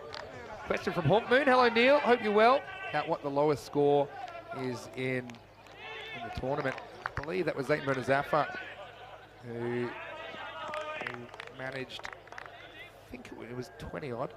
Come back to that in a second because I really want to watch this right now. Popper with 2 balls to face from Cameron. Full ball hits him on the pad. Umpire's finger staying down, just signalling, going down the leg side. And so Zayn Murtazafa scored 22 against Carlton, the Scottish champions, in match 13 of Group C. Match 13s are always a bit funny. That's the one that the French team whacked the English. All right, last ball. Cameron's got 3 for 3. How long's it been? Go with the stumps here, or does he go? I think probably goes to the stumps. What do you think? Absolutely for the stump, but he's got almost a deepish bat. Short fielder. It's full pop art, manages to keep the bat and pad pretty close together, and they survive. Almost a round of applause from the crowd, just getting through the final couple of balls of that. Mohammad Kamran over Marlow. They are 4 for 6 after 3. Yeah, well, here's the thing. It's also a disastrous power play for runs scored. They've scored 4 runs, and you've lost 6 wickets. Your number 8 has just faced in the power play. I think of all-time worst power plays. There's a bit of a tradition in Portugal of bad power plays. You probably know a bit more about that than me as well. As you see, RBS, they got over the line by 7 runs in the first match of this series. We will still see Yek from Corfu, as well as Punjab Lions, Nicosia from Cyprus. They will be the 5th and 6th teams in this group. Now they are going back to Ahmed Babar.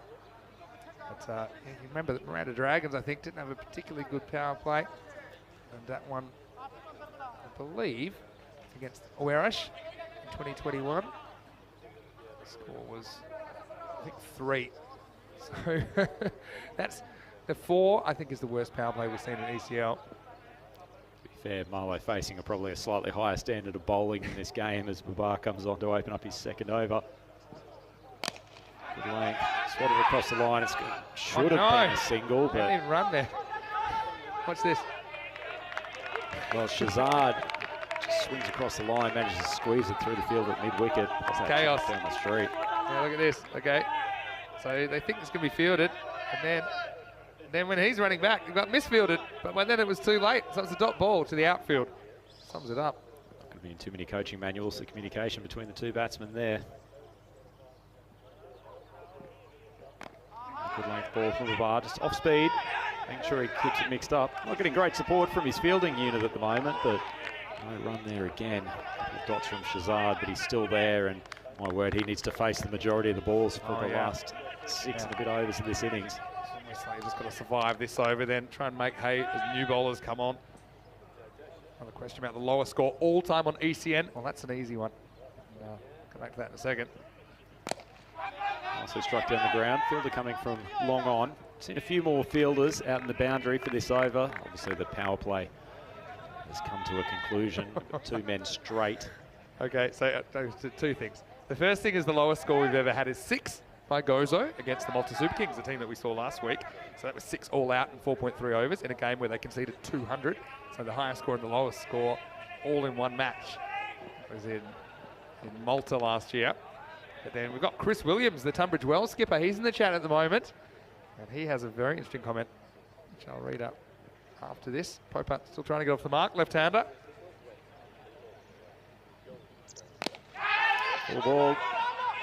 Just dropped short of the fielder coming in from mid-off. No one backing up, so he doesn't have a shy at the stumps. But Hop had to be relieved to get first run on the board. Probably smart. So Chris Williams has said in his comment, Kamran's number is getting saved in the bat phone.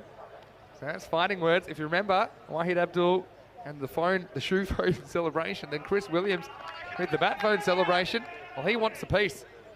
If Paco Care do qualify, that's a battle which I'll be watching with interest. Full ball just wide down leg side. It's a helpful addition to the total. See the Marlow team celebrating basically every run they can get at the moment. Shazad's still out there. He's got a difficult task in front of him, but as we've said, he's probably the best striker in this side. Just a few more loose balls coming from Babar this over. Yeah, 7-6, tie break. Lane swatted across it. Should have been a single. Poppard trying to get that in. Could be a run-out opportunity. That's going to go to the video. I think he's gone here, Vinny. Well, we're going to go. And, well, the Babar's pretty confident about this. I mean, direct hits are always close. I think he's pretty nervous. Well, there's the ball. Let's have a look as we slow it down. Oh, trouble. Oh, this is real close. Let's wind that back and we'll have a look again. I think he is gone. What a bit of fielding. This is going to be out, and it goes from bad to worse. There should have been a run, but now it's going to be the end of Josh Popat. And this is where things are in complete disarray, and they're kind of not even running ones that are basic singles. Now that's going to tie the game up again at 7. 7 for 7. Well, in defence of Josh Popat there was absolutely a single. Shazad had clearly decided that he was going to take the strike as much as possible, particularly while they still had a few balls remaining from Baba, but that plan obviously wasn't communicated to Popat, who was very rightly charging through for the single, but an excellent bit of fielding, come up with a direct hit, almost side on. That was sweet. Now I'm looking. It is definitely Popat that's got to go, but what about the fielding from Asad Abbas? I mean, he had one stump to aim at there. It was a quarter chance, really. You see here, there's definitely a single there, but the jump never gets off his haunches. And great work. Give that cameraman a raise. And he was in a perfect position to capture that. 7 for 7. Shazad's got to pick up the pieces. Last ball, the over. Full ball just drives it straight back to the bowler, and that's the end of an excellent first 4 over spell. Great stuff from Pakai Care. They've got Marlow 7 for 7. Yeah, so well, that was an interesting first 4 overs to have you back. I know I haven't seen you in person since we were in Malmö in south of Sweden last year. Vinny Sandu here, Mr. Maximo, and alongside me for the first time in this year's ACL, first time in an ACL, is Andrew Ryan, or Rhino as we like to call you. Well, Rhino, I know you've been playing your trade in Switzerland, and it was great to see some Swiss representation with Alton, of course, earlier in the rounds, but how's that for your first 4 overs? 7 for 7. I don't think that you expected that. I know I didn't. Jaw-dropping stuff, Vinny, and as I've said a few times, seen these Marlow guys play a lot of games in the ECS events that have been in Portugal over the last couple of years, and they are a good quality side. I mean, I would not be surprised if they come back and win a number of games this week, but just a step up in quality of pace bowling. They've not adjusted. It's one thing, it's very hard to teach someone to bowl quick. You know, it's something that people have or they don't have. And when you get someone with that magical quality like a Cameron, it has this kind of snap and everything works in perfect motion to create that extra pace. I mean, that's tough. Certainly wouldn't have faced too many left armers bowling at the speed that he does in the Portuguese domestic leagues. It looks like we have Sikandar Ali who's coming on to bowl the 5th over. The first change of bowler. They've obviously rotated through the 2-over spells of the 2 openers who have just done a superb job. I mean, that's 7 wickets down, but they have fully deserved it. I mean, 3 wicket over here, it's all over. So Sikandar Ali is going to come out, bowl some spin. So yeah, complete change of pace coming up now. I suspect the coaching staff of Milo have tried to be a little bit more positive than that, and sending out their they don't have the volume up over there. Nicely nudged down for a single. He's a good athlete, he's quickly through. Should be safe. Milo finally managed to get the runs total ahead of the wickets, which is a moment for celebration. But see, because it's a bit more conservative, the running's been a bit more conservative as well. So you've got to watch out for the bat plug as well. You're smart, you run on the artificial surface, because we've had a few victims of the bat plug. Found it quite amazing seeing the last couple of weeks the few batsmen who are actually taking advantage of what is actually a relatively wide artificial surface. Yeah. Absolutely no reason to be running on that dusted up grass, which has had quite a lot of activity throughout the last couple of weeks. Sikandar Ali. From a decent length. Shazad watchful. He's 3 off 10. Put yourself in the batter's shoes then. You're 8 for 7. You've got over half the innings to go. I want to know what your approach should be, Rhino, after this ball. Short, flashes outside off stump, straight through the keeper. I mean, he's got to keep having a dig, hasn't he? But Shazad is the last remaining batsman who they've got. He's genuinely batting with the tail at the moment. It looks like he's just struggling to get his eye in at the moment as Ali pops another one wide. Will be signalled. Now, I think you've got to think outside the context of just an individual match and think about trying to get something going, something, to feel a bit more confident going to, assuming they can't pull this out of the fire, playing Corfu tonight. Well, that's a big swing. Popped it up. It's going to fall short of the fielder who just rotated sideways. Didn't actually show much intent to move forward, but Shazad safely through to his 4th run, although he's chewed up a number of balls, although ball's largely irrelevant given there's 7 wickets already back in the shed. Yeah, exactly right. I mean, you take a chance like that. Okay, he's trying to hit 6. Oh, Rico's all right. He's already got the farmer's coffee mug. All right. Doesn't he look at home down there, Rico? Got one for us. We'll be down there next. Oh, the pad's just been thrust out. Big appeal, not going on to hit the stumps. I think that this probably hits the stumps, but it hits him outside the line. And he is playing a shot. He's not padding up. He does get his pad in the way of his shot, though, you see? So I think that's why it's not going out. Maybe he was missing off anyway, but not too close to the bat. Inside edge, Shazad pushing through, desperate to get back on strike. He's got to start sliding that bat a little bit more effectively than he has so far today. So every run is handy at this point. We have only had singles so far through the first half of the innings, so it's 11 for 7 after 5. The old corner shop, 7-11. Not what I expected the score to be halfway through. All right, I'm going to show you that, and that reads for itself. Got 5 ducks so far. Here's what we've seen in the innings so far. 0 dot, I'll say dot 1 dot, wicket, wide dot, wicket dot 1 dot, wicket, dot 1 dot, wicket dot. That was the power play. And then we've had another run out since then, the 4th over. So slim pickings. That scorecard looking more like a bit of computer code at the moment. Yeah. There is not a lot in the runs column, and it's probably not going to get too much easier. Pakai Care have got a lot of depth in their bowling lineup. So Latif Mohammed, left armour, he's very, very solid. Pushes it outside off stump. And this from the batsman. It's a good start from him. He was very, very good in one of the ECS events last year, Vinny. Impressive young man. Yeah, no, he is. And a sign of youth in this Pakai Care lineup. Pakai Care from Badalona, which is just an area of Barcelona where we spent 5 weeks at the start of last year. This time last year, that's where I was. And same with Rico. Know a fair few of these guys well. Here's Latif. Good length ball, just pushed out. It's going to be a single.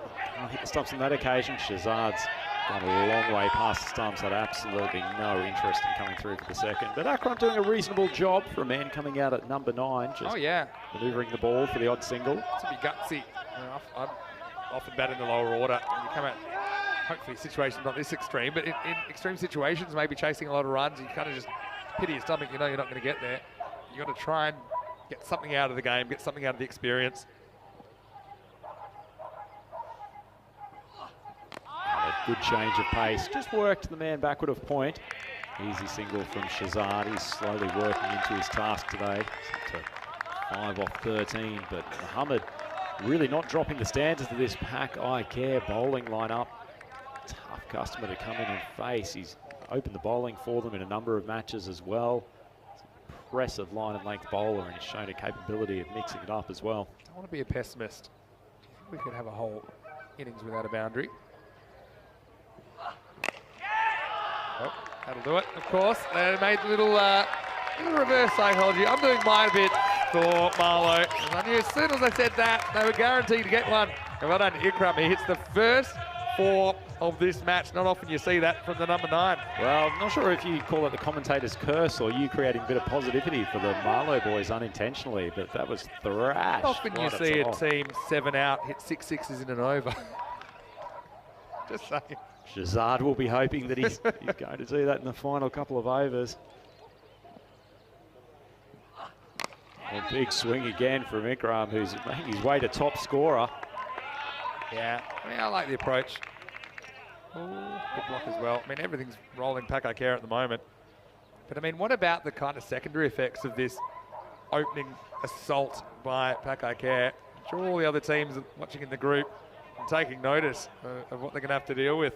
Interesting tactical point for you, Vinny, particularly with the quality of Cameron and also the bar as well. Whether some teams will actually maybe revert to a slightly more traditional opener for the stages, because you just simply can't be 3 or 4 wickets down after the first couple of overs. True. We saw Austria do that with Mark Simpson-Parker in the ECC last year, I think with good effect. Because you can still, with normal cricket shots, not slogs, you can score.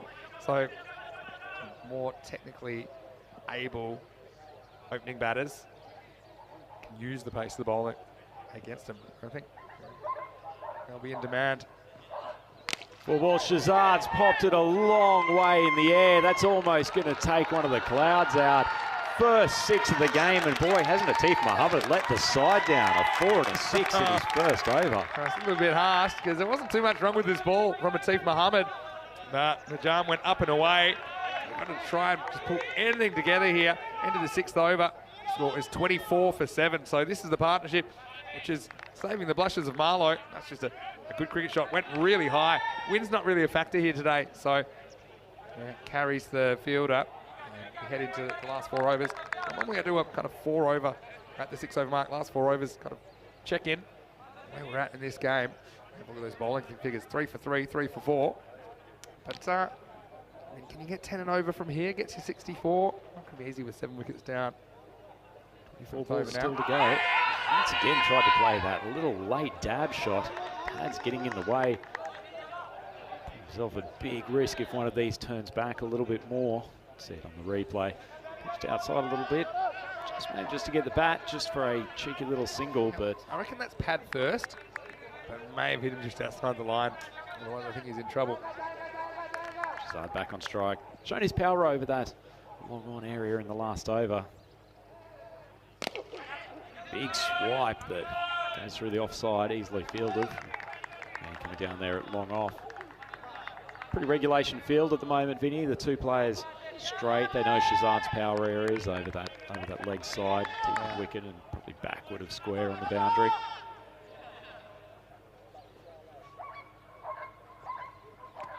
Decent length ball. This might be out, you know. I think the heel's in the air. I don't know if there's anything grounded. We're a long way away. But, yeah, we'll have a look here. Could be trouble. Will be trouble. Feels like Does that he have the ball here? goes Just checking. Ooh, need to see that again. I think, let's have a look here. I think it's probably out. Yeah, it's going to be given. So it does seem like the ball goes through the stumps, and that's what breaks the stumps. So here's going to, yeah. Doesn't look pretty, but I think it is out. I'd agree with you there, Benny, but as a man who has a high amount of quality with the gloves yourself, you probably wouldn't be too impressed with that. Lucky that the gloves have just held back before they've broken. Yeah, see, I think what happens is the ball's in the end of his gloves and the stumps kind of jar the ball loose, but that does mean at the time that he breaks the stumps, he was holding the ball. So it's a tricky one. It's one that actually in a in a game of cricket without technology, sometimes as a keeper you just hold up your hand and say, look, I'm not sure, because you have hit the stumps with the gloves as well. But more realistic, is what I mean. But Amir Ikram, well, he tried his hardest, didn't he? 8 off 9, and he leaves the team in healthier shape, although, let's just say, I do think this innings is still in intensive care. It's 26 for 8. Maybe the Pack-Eye care boys need to apply a little bit of nursing assistance to the Marlow batting lineup. I stand for intensive because they have put Marlow's innings on life support at the moment. Well, they certainly haven't shown much nurturing and care for the Marlow batting lineup so far. Certainly not Mohammad Kamran with those blistering couple of overs to start the game. A couple of wickets left. Get through these remaining 3.5 overs. Just bunted out on the offside by Mahmood. He's a handy bowler, actually, a sub Mahmood. He probably won't have a huge amount of runs to defend today, but very, very useful with his mix of left arm seamers and left arm spinners. Good variety. Decent length balls, just pushed away to the offside, no run. This is a thing, you're rocking a hard place, aren't you? Because you're not really pushing for every run either, because you're concerned about getting bowled out. Still a third of this innings to go. 8 wickets lost. Mood's job at the moment will just be trying to get Shazad back on strike. It's the final ball of the over, so I suspect they won't take the single. And they don't even get the opportunity with him playing all around. And Marlow is 26 for 8 after 7. Yeah, so 7 overs down. Pretty sharp wicket keeping this time. Not an easy pickup down low. Let's have a look at who's qualified so far. I see Tunbridge Wells in Group A, Brigade Group B, Precious EC from Group 3 and Group C, and Albi Zumbi from Group D. But the last 2 winners both coming from outside the top 3. That's pretty rare though, that we'll see that, I think. But Group E, you can see the teams, we've seen 4 of them so far now. We haven't seen yet from Corfu, and we haven't seen Punjab Lions from Nicosia and Cyprus. So plenty to look forward to. And we've already eliminated so many teams. There's only now 10 possible teams that could win the ECL here in 22. Great to see a couple of teams from outside, I guess, what would be the traditional spectre of cricket nations. Has come on for the 8th over, and Shazad, he's slapped that to the leg side. Yet another Maximo, and good start for him this over. If he can face a lot of the remaining 17 balls, Vinny, they've still got a chance of putting 60 odd on the board. Yeah, it's a brave shot, but it's necessary. See, it's not a bad ball, really, from Adil Shafkat. But, yeah, gets a good piece of it there, Shazad. We're trying to go again, I think. Back to live action. Ball, it's gone straight up in the air. Fielders charging through. There's 3 of them converging. Good catch again, the bowler. He was desperate after that first ball 6 to take a scalp, and he gets one on his second. Good catch, Vinny. Yeah, I mean, that's a really, really good catch. Talk about getting yourself out of a jam. And this one goes high. And yeah, I thought the outfielder might be able to get in, but the bowler, he fancied himself. Bit of crocodile style about it, but gets it, throws it away. 9 wickets lost, still over 2.5 overs remaining. 32 for 9. What a good catch that is. Well, he's certainly not going to prize anything out of a crocodile's jaws, and once it clasped around the white kookaburra, he was definitely not letting go. But yet another man back in the sheds, and unfortunately it is Najam Shazad who had been holding this innings together largely. It's a strong knock from him in the circumstances, but my oh my, Marlow are in all sorts of trouble here. And with not a huge amount of batting left, anything that they might have been aiming to be around the 60-odd range just to give their bowlers something to work with. And those hopes have largely faded away. And 1 wicket left, 32 for 9. Sub Mahmood. This man out there who's probably the slightly more recognised batsman, with joined at the crease by Gondal. Looks like he's accidentally tucked that around the leg side corner, shy at the stumps. That would have been innings over. A few people asked me about the format. Well, this is what the group format is. Monday, Tuesday, Wednesday, we get the round robin matches. Each of the 6 teams plays 5 matches, so they play everybody else once. Then it's all about, you've got to be in the top 3 or the bottom 3. Top 3 you want to be in. That's the theory anyway, because you've got a free pass to Finals Friday. You'll fight for position. Very, very big swing. An appeal from the keeper, going up to the video umpire. And he's walking. It's not a good sign for this innings, Rhino. That is a fairly appropriate end for what has been a disappointing batting performance. Not given out yet, but it will be. Nice sharp bit of work from the keeper. Yeah, he's been red hot behind the stumps, hasn't he, Mohamed Isan? And so that's going to finish. I won't even get time to explain the format in the end because they are going to get bowled out for 33 here in 7.4 overs. And well, Pakakare management, they're pretty happy with that. Talking about sending a message, I think the message has been heard loud and clear as 38 minutes of pain for Marlow in the end. They get absolutely routed, but it was those 6 wickets in the power play, 7 within the first 4 overs. Really, it's pretty unrealistic to think that they were going to recover to anything significant. Well, 38 minutes of pain for Vinny. I suggested about 25 minutes of that was taken by batsmen walking out to the crease because they've had the entire lineup go back to the sheds at only 33 runs on the board. Not too many batting highlights, but there has been plenty with the ball, and the Pakakare boys who strode out confidently today. And why would you not with a man of the quality of Mohamed Kamran? He's not just fast, but he hits a good lane fit in. As you mentioned earlier, has that surprise short ball that pops up occasionally. That was dangerous, wasn't it? That first one was quick, this was quicker.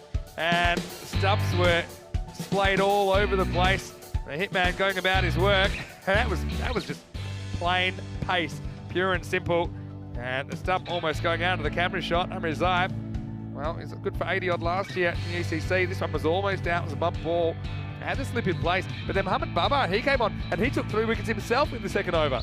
Yeah, good line and length bowler, Babar. He's managed to get it up and around off stump, just get it short of a length, just not allowing the batsmen to free their arms very often. That was probably the first short loose ball that we had today, but excellently taken down by Atif Mohammed, who struggled with the ball when he came on, but excellent piece of catching going down there from the fine leg position. It's just everything rolled their way as well. When I think about probably the run out was coming up as well. Yeah, just a disastrous start, and it didn't get much better. That one was a spoon. And even Cameron, he dropped it. It didn't matter because he still caught it anyway in his elbow, and wasn't the traditional way to do it. And the hitman picked up another victory this time in the field. Meanwhile, there's probably a scramble for pads, and now I think that he was a bit worried for his own welfare there this time as he got a short ball from Cameron, and he got a field for Azim Salwa, who just got done by the pace once again. So, well, Kenny, for your thoughts, Marlow supporters, and then this just went from bad to worse. It's a side-on throw, one to aim at from Hassan Abbas, and geez, just couldn't get a lot worse for Marlow. Look, they had a little bit of resilience. Rico was happy enough. He scored a free coffee mug. Well, I hope you got plenty of those for us, guys. This was a close call, not given. Looking fantastic. Pakakare and their baggies as well. And although we did see finally a boundary, and then we would see a 6 a couple of balls later, and then one in the last over to Najam Shazad. But before you knew it, they were all out. They didn't even quite make it to the end of the 8th over. And yeah, you see here a couple of stumpings, pretty smart bit of keeping as well from Mohamed Isan. We'll probably see him opening up, and I think Pakakare, they've sent a message with the ball. They want to send a message with the bat, Rhino, after the break, and they will want to finish this off as soon as possible. Yeah, Mohamed Isan, he's a very, very strong batsman, strong hitter, and certainly when they play some of the better sides later this week, he will be a crucial component of their batting lineup when they're needing to chase triple figures probably more regularly. But they have a pretty easy job in front of them unless Marlow can pick up a bunch of early scalps here. We know that they've got some good bowlers. Najam Shazad, he's the man who is probably their most threatening man with the ball. He managed to carry this side with 18 off 17 in the middle order, but there are a lot of 1s and 0s in that scorecard. Yeah, good little effort from Amir Akram down the order. That was probably the only partnership of substance for Marlow, but 33 runs on the board, all 10 wickets back in the shed, Vinny. That is not a good start. Yeah, trouble at the old mill, but you're right, Akram. He fought hard for his 8 as well as the captain Shazad, but not the captain, the Portuguese captain Shazad, but not the captain of this team. Yeah, but Ikram, he has batted up the order before. Maybe he'd be someone if they do run into Pakakera again to maybe throw up there. 3 for 3. Kamran turned the game pretty quickly towards Pakakera, and then Baba put the foot down with 3 wickets in his first over. 1 for 5 Sikandar Ali. Very economical, only 5 of his 2 overs. Atif Mohammed, the only over that went for double digits, but still I think he's a good young player. 2 for 7 Shafkat, finishing it off. 33 all out in the 8. And so we'll be back in just a few minutes for the reply.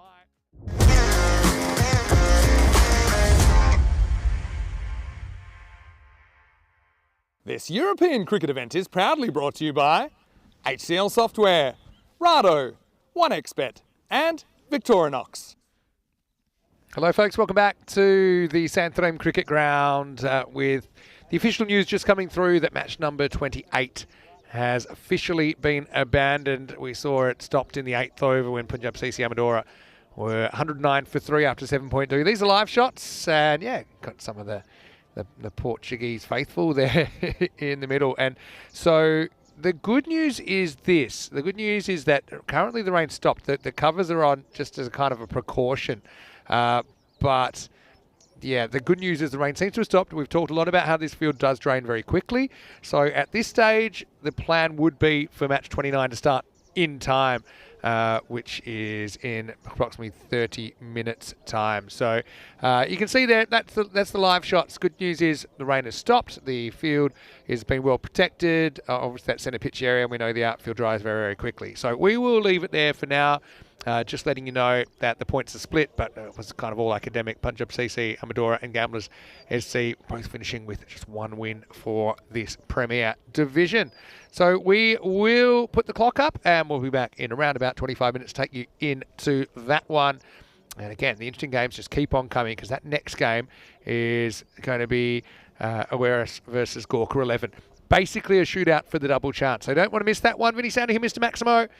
And welcoming you back in 25 minutes time. We will hopefully return with some cricket on the park here in this European Cricket Series, Portugal.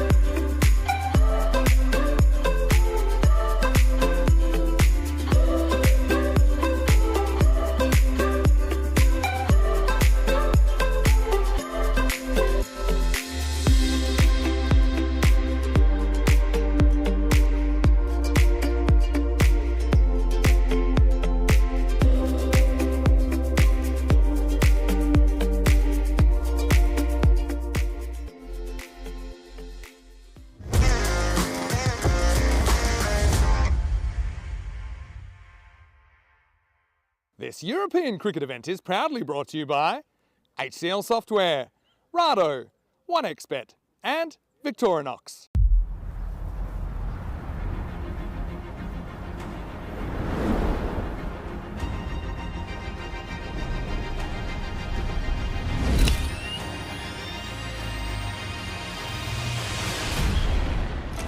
Recanto escalabitano, rico de história e espiritualidade. Azulejo que a tua história proclama, que enche de vida a mais bela cidade. Tejo que te banha e que a lesíria fortalece, brindando-nos de sabor que tão bem oferece.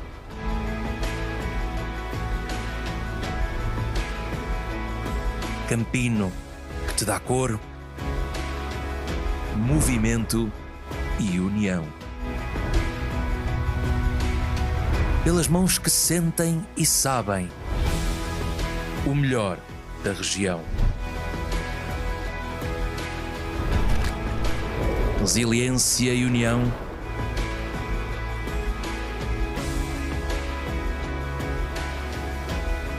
Sendo a tua primazia, ruge de pulmões cheios a tua bela sinfonia.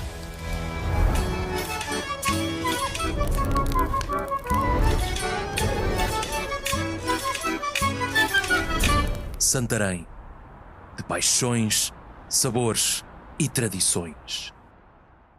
Santarém, de portas abertas ao futuro.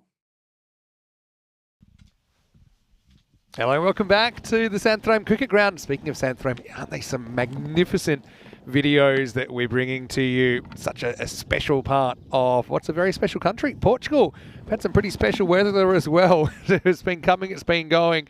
But the good news is the rain has stayed away for a while now, and we will get match number 29 on. This is between Gorka 11 and Oeiras. And basically it's a straight shootout for second spot. I think we can say that with some confidence. News about the reduction in a minute, because we are starting 50 minutes after the original start time. But you've got Gorka 11 who will have to bowl first after Werris won the toss and elected to bat, and both teams going unchanged. And they have played already today, and both have had wins. Werris had a good win, but Gorka had a very good win, in fact, taking all 4 points. That's why they are 1 point ahead. And if Werris had actually chased it 3 balls quicker, then they would currently be ahead of Gorka on the table. So what I can tell you is it's 50-50, or pretty close to. Gorka at 11, 51% at the supposition of the supercomputer.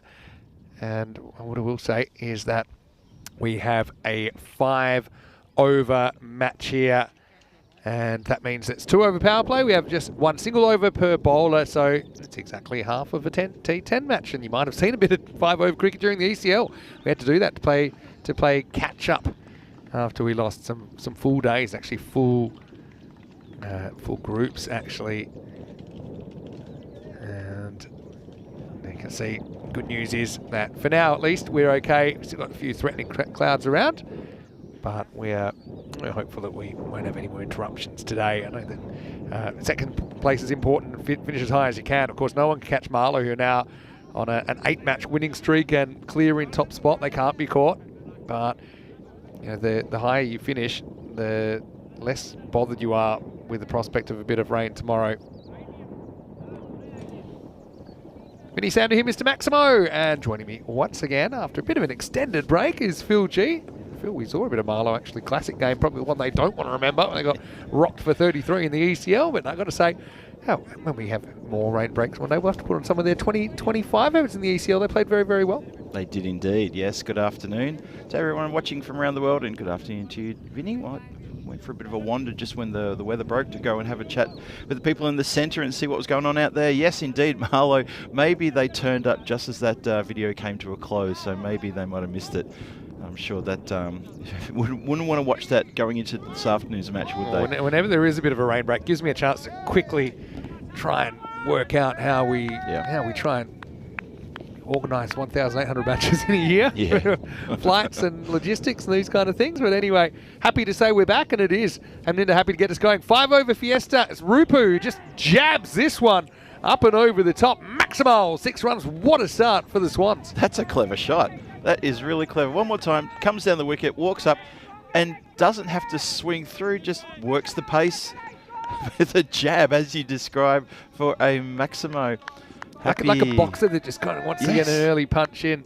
It was exactly like that. We've done a lot of analogies of boxing throughout the week, Tina and I, because sometimes it feels like that in some of these games. Just the standing 8 count from the referee when a team's almost done. But that was a good shot.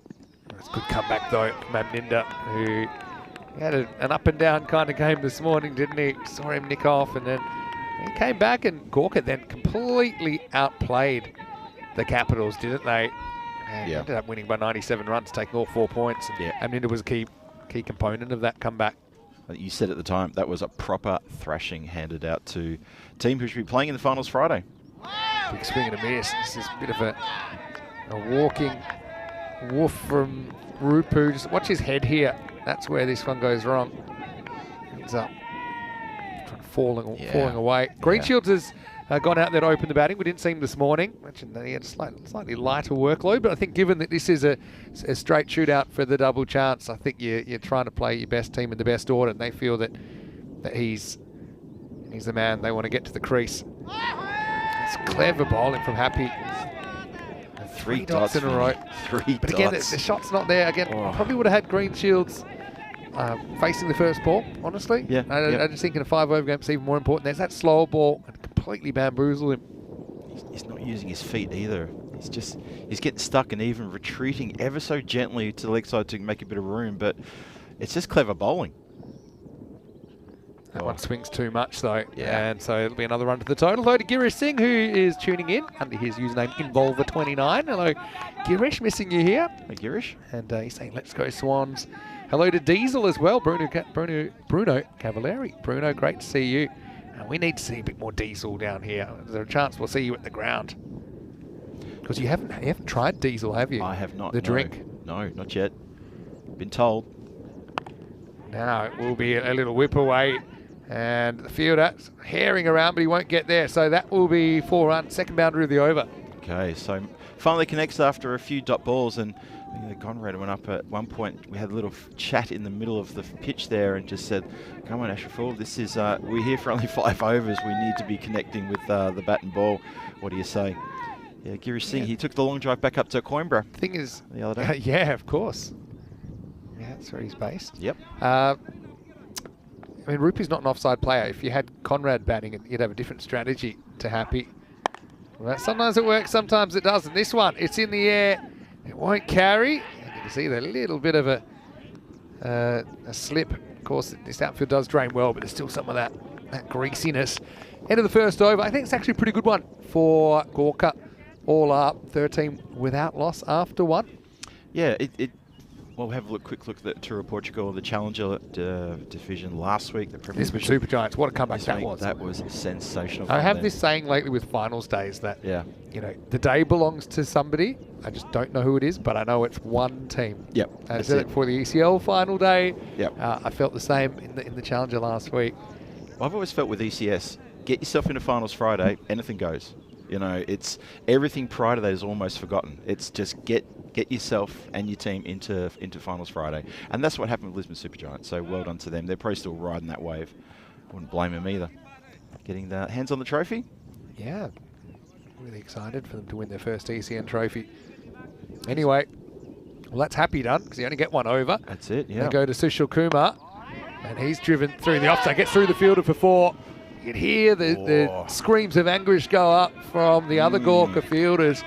And you see Conrad's harder to bowl to than Rupu because he can go both ways. Yes. And I know it's not natural for everyone. But yeah, good bowlers, they work you out if you struggle in a particular zone. That one gets through Rahul Vishwakarma. Captains will be pleading with their team in both camps, saying, this is a short game. I need you guys 100% for 30 deliveries. That's all I need you 100% for. And obviously Tries to unload this down the ground. Misses out. Only 2 over power play. So this is the last over that we'll see just the 2 outfielders. Then I think we'll see 5 outfielders from that point on. What did you get up to in the break? You said you went out there for a bit of a chat with those in the middle? Yeah, I was just going around, just trying to find a few people, a few faces around the clubhouse as well. Well, bold. This one's not an easily drivable length. Conrad probably just needs to get across a little bit more there. Stayed very leg side of the ball. Also going to say big shout out to all the ground crew. And I know a lot of them are actually playing in this game. So, True. You know, it's community cricket when it comes down to it. And it is a community here at the Santarém Cricket Ground. Kumar goes on the walk, but he gets beaten. He's going to get lucky here. Conrad Greenshields would have easily gone to hand. It's actually a pretty good adjustment, I think, because he knows Conrad's trying to get something drivable, but he bagged it in a little bit shorter, made that tough. Conrad also, I've noticed, he's forgotten his shirt. He's having to wear the number 88. He wears number 8. I thought I was seeing double. Turns out I wasn't. It actually just misplaced a few things in when the alarm clock went off this morning. You think he had a rough start to the day? That one banged in, and maybe that's the one for the over. Just check it out. Seemed like it got up on Rupu. Yeah, I think just when over it goes the top of the shoulder. Yeah, you judged at the line as well. Yep. So that will be the one. Quickly look straight to the square leg umpire, begging for a wide possibly, but not to be. Again, this is a good over for Gorka. Only 5 off at last ball to come. It is hit. This time it is stopped. That's Tapper. Puts his body on the line. So Sushil Kumar only concedes 6 in the second, and Gorka ahead at the moment for me. Though they don't have a wicket to their name, Awarish, 19 without loss. Madhuka, Tapper out there, skipper leading by example, getting himself on the ground, getting himself a little bit damp while the water is still running off. Good work there. Have a look at the standings. This is why this match is so important. We really want to make sure this one got going, even if it is a 5-over game. Doesn't matter. Gorka is sitting in second at the moment by 1 point ahead of Awarish. That coveted second place is up for grabs for the winner here. And what it means you go straight to the qualifier 1 match on Finals Friday against Marlow. We know Marlow is going to be in that game. And for the team that stays in third place, well, they're going to be up against Lisbon Capitals, but probably, obviously Lisbon Capitals have got the match against Marlow, but what it would mean is that one of those teams would play in the eliminator. Yeah, true. Could And even drop remember, to fourth. both teams will get a point out of this minimum because this is a 3-1 split because it's a reduced game. Yep. So the Capitals, they may have a shot, depending on... Possibly, yeah. If Gorka win here, they may have a shot taking 4 points off Marlow and sneaking the third. They can't do any better than that. Yeah. I think, you'd go pretty close to considering a retired out here on Rupu. Yeah. I think because Islam, I don't think it's a great matchup for him necessarily as well. If he can keep it outside that off stump, you've still got batting to come. You've got Lakshman Wirakun potentially. You've got Machado who's into the lineup. Let's not forget he's in there. You've got Faf Stoneman. You've got even someone like Junaid, Naim Rahman. Yeah. So definitely worth a thought if he keeps swinging and missing. Gorka have done their homework here. That time it just misses. Not a bad spot to miss. He's looking to get off strike. Yep. And Rupu can be good, but I mean, Yeah. it's just, a rough 5 minutes if you make a run a ball 15 or something like that here, it can actually cost you the game. We saw a fair bit of 5-over cricket, like I said, in the ECL last month. That's right. That's right. A few people in the chat were asking, what's a pass score for a 5-over game? And well, it probably wouldn't be exactly half of what we think a pass score is for a 10-over game, because obviously there's probably a little bit more intent from the go. True. Maybe more so. Half of a 10-over score would be like 68, but I think it's more like 75-80. Yeah, I would agree with that. Yep. Because typically, obviously, you're not getting into the tail in a 5-over game. That's going nowhere. Maybe that's a blessing in disguise. Jahidul Islam will take the court and bowled. So Rupu, he started so well, didn't he? But he peaked very early. Yep. And that's the first wicket down. Jahidul Islam with court and bowled. It's 24-1. Yeah, it's a good wicket that. However, it's probably a wicket that Irish are not too concerned about, to be perfectly honest. As you said, Vinny, I also feel the way that Rupu was playing there, lacking that offensive offside game, it just wasn't working. I felt that the Gorka bowlers had done their homework. They know where his strengths are, so they're pitching it outside of off often and saying, look, if you think you're good enough, you're going to have to pull across the line, and we may get an edge, we may get a caught and bowled like that, and that's exactly what happened. So it probably is a blessing in disguise. Someone like Rupu, he'll learn from watching what he needs to work on in his game. It's easy to practice the things you're already good at. Makes you feel good. But I think he's the guy who needs to work out how to go over cover or through cover. And suddenly you make the bowler's task a lot tougher. Here's Miggy Machado. Good move to bring Machado in up the order. It's his first game actually for Irish in this tournament, and he came over from called UK. Yeah, he's UK based, and he'll be part of the national setup this weekend. Cool red shoes as well for Miggy. They go faster. Gets one upstairs first up. That'll be the bouncer for the over. Pretty good one from Jahid. Nice one. Very good. Saves the bouncer for this delivery. I know that for Spain, the women's team, Andrea Davidson-Soler and Naomi Hima-Bermejo, sometimes I call them the trouble twins. But I think these two out there, Greenshields and Machado, they're the trouble twins for us sometimes. Yep. They like to celebrate the good moments. They do. And if they can't have a good moment, they'll find a good moment and cause for celebration. 20-for-1. This is a very, well, I wouldn't say very slow, but this is probably not what the Swans were thinking they were going to do when they came out with 5 overs to belt the cover off the ball. Not the easiest kind of charge. This time he does stay at home, gets a top edge. That's going to fly with the pace of Jahid. That's out of the ground. Maximo as Miggy has his first runs of this European Cricket Series. Yep, that is a powerful blow. This one got all of that. Yep, smack around the corner, great shot. It's a better approach. I mean, he just maybe I won't say nervous, but a fidgety kind of charge first ball against a guy who's about 6 foot plenty. Basically got it at the top of the helmet. But anyway, Machado looked a lot better there. It was a lot stiller. I'd say these two are the trouble twins, but it's not serious trouble. Just good-natured trouble. Yeah. Mischievous. Mischievous is the right word, yes. Oh, this one is going to be... Now. It's one of those bounces that probably is about chest high, so he's kind of rolling the dice a bit. Let's have a look at it on the replay. Oh, yeah, that's a no ball for me, I think. If he's standing at the crease? Is that the crease? Yep. Yeah, I think that... Is it above his shoulder if he's standing up? Yeah, it's going to be called. It's one of those, isn't it? He's more or less standing up. Yeah, yep. Yep, and right on the crease as well. A little bit bent, but I think Jahid made his own bet. He banged it in, and we know this pitch can be a bit up and down. That one was more up than down. Machado will get the free hit then. Can change the field on a free hit in ECN cricket. Maybe Jahid thought Miggy was a bit taller than that, thought he might get away with it. One thing with Miggy is, I think he can be. This is probably a candidate to hook or to ramp, to jump across to off stump. Let's see. Let me use the pace rather than have to create it. Well, it's a slightly slower ball this time. Machado doesn't get all of it, as the fielding is done out there. Gorka, that's one thing that was very good, I think, in their game against the Capitals. They caught very well. A couple of exceptions. A couple of goobers went down, but they didn't actually didn't cost them too much. Some good ones were taken. Yeah, they did. That game, they just got better and better as the game went on. It's like they had a slow start. They batted first, felt they had a slow start, and even when they came out to bowl, they just kept getting better and better, and they absolutely put Lisbon Capitals away. Gave them a demoralising loss there, thrashing. And we'll see what sort of, if they've gotten over it when Lisbon Capitals come out to play Marlow in the last match of today. So they're going to have to get there into the right frame of mind. Definitely. And, yeah, that could be, that could have been problematic. Only 9 off this over as well. Still a ball to go. Deep in his crease, Green Shields. He gets cramped, has to just knock it down. Couldn't get the hands out in front. He bowls a heavy ball, bowls a good over there.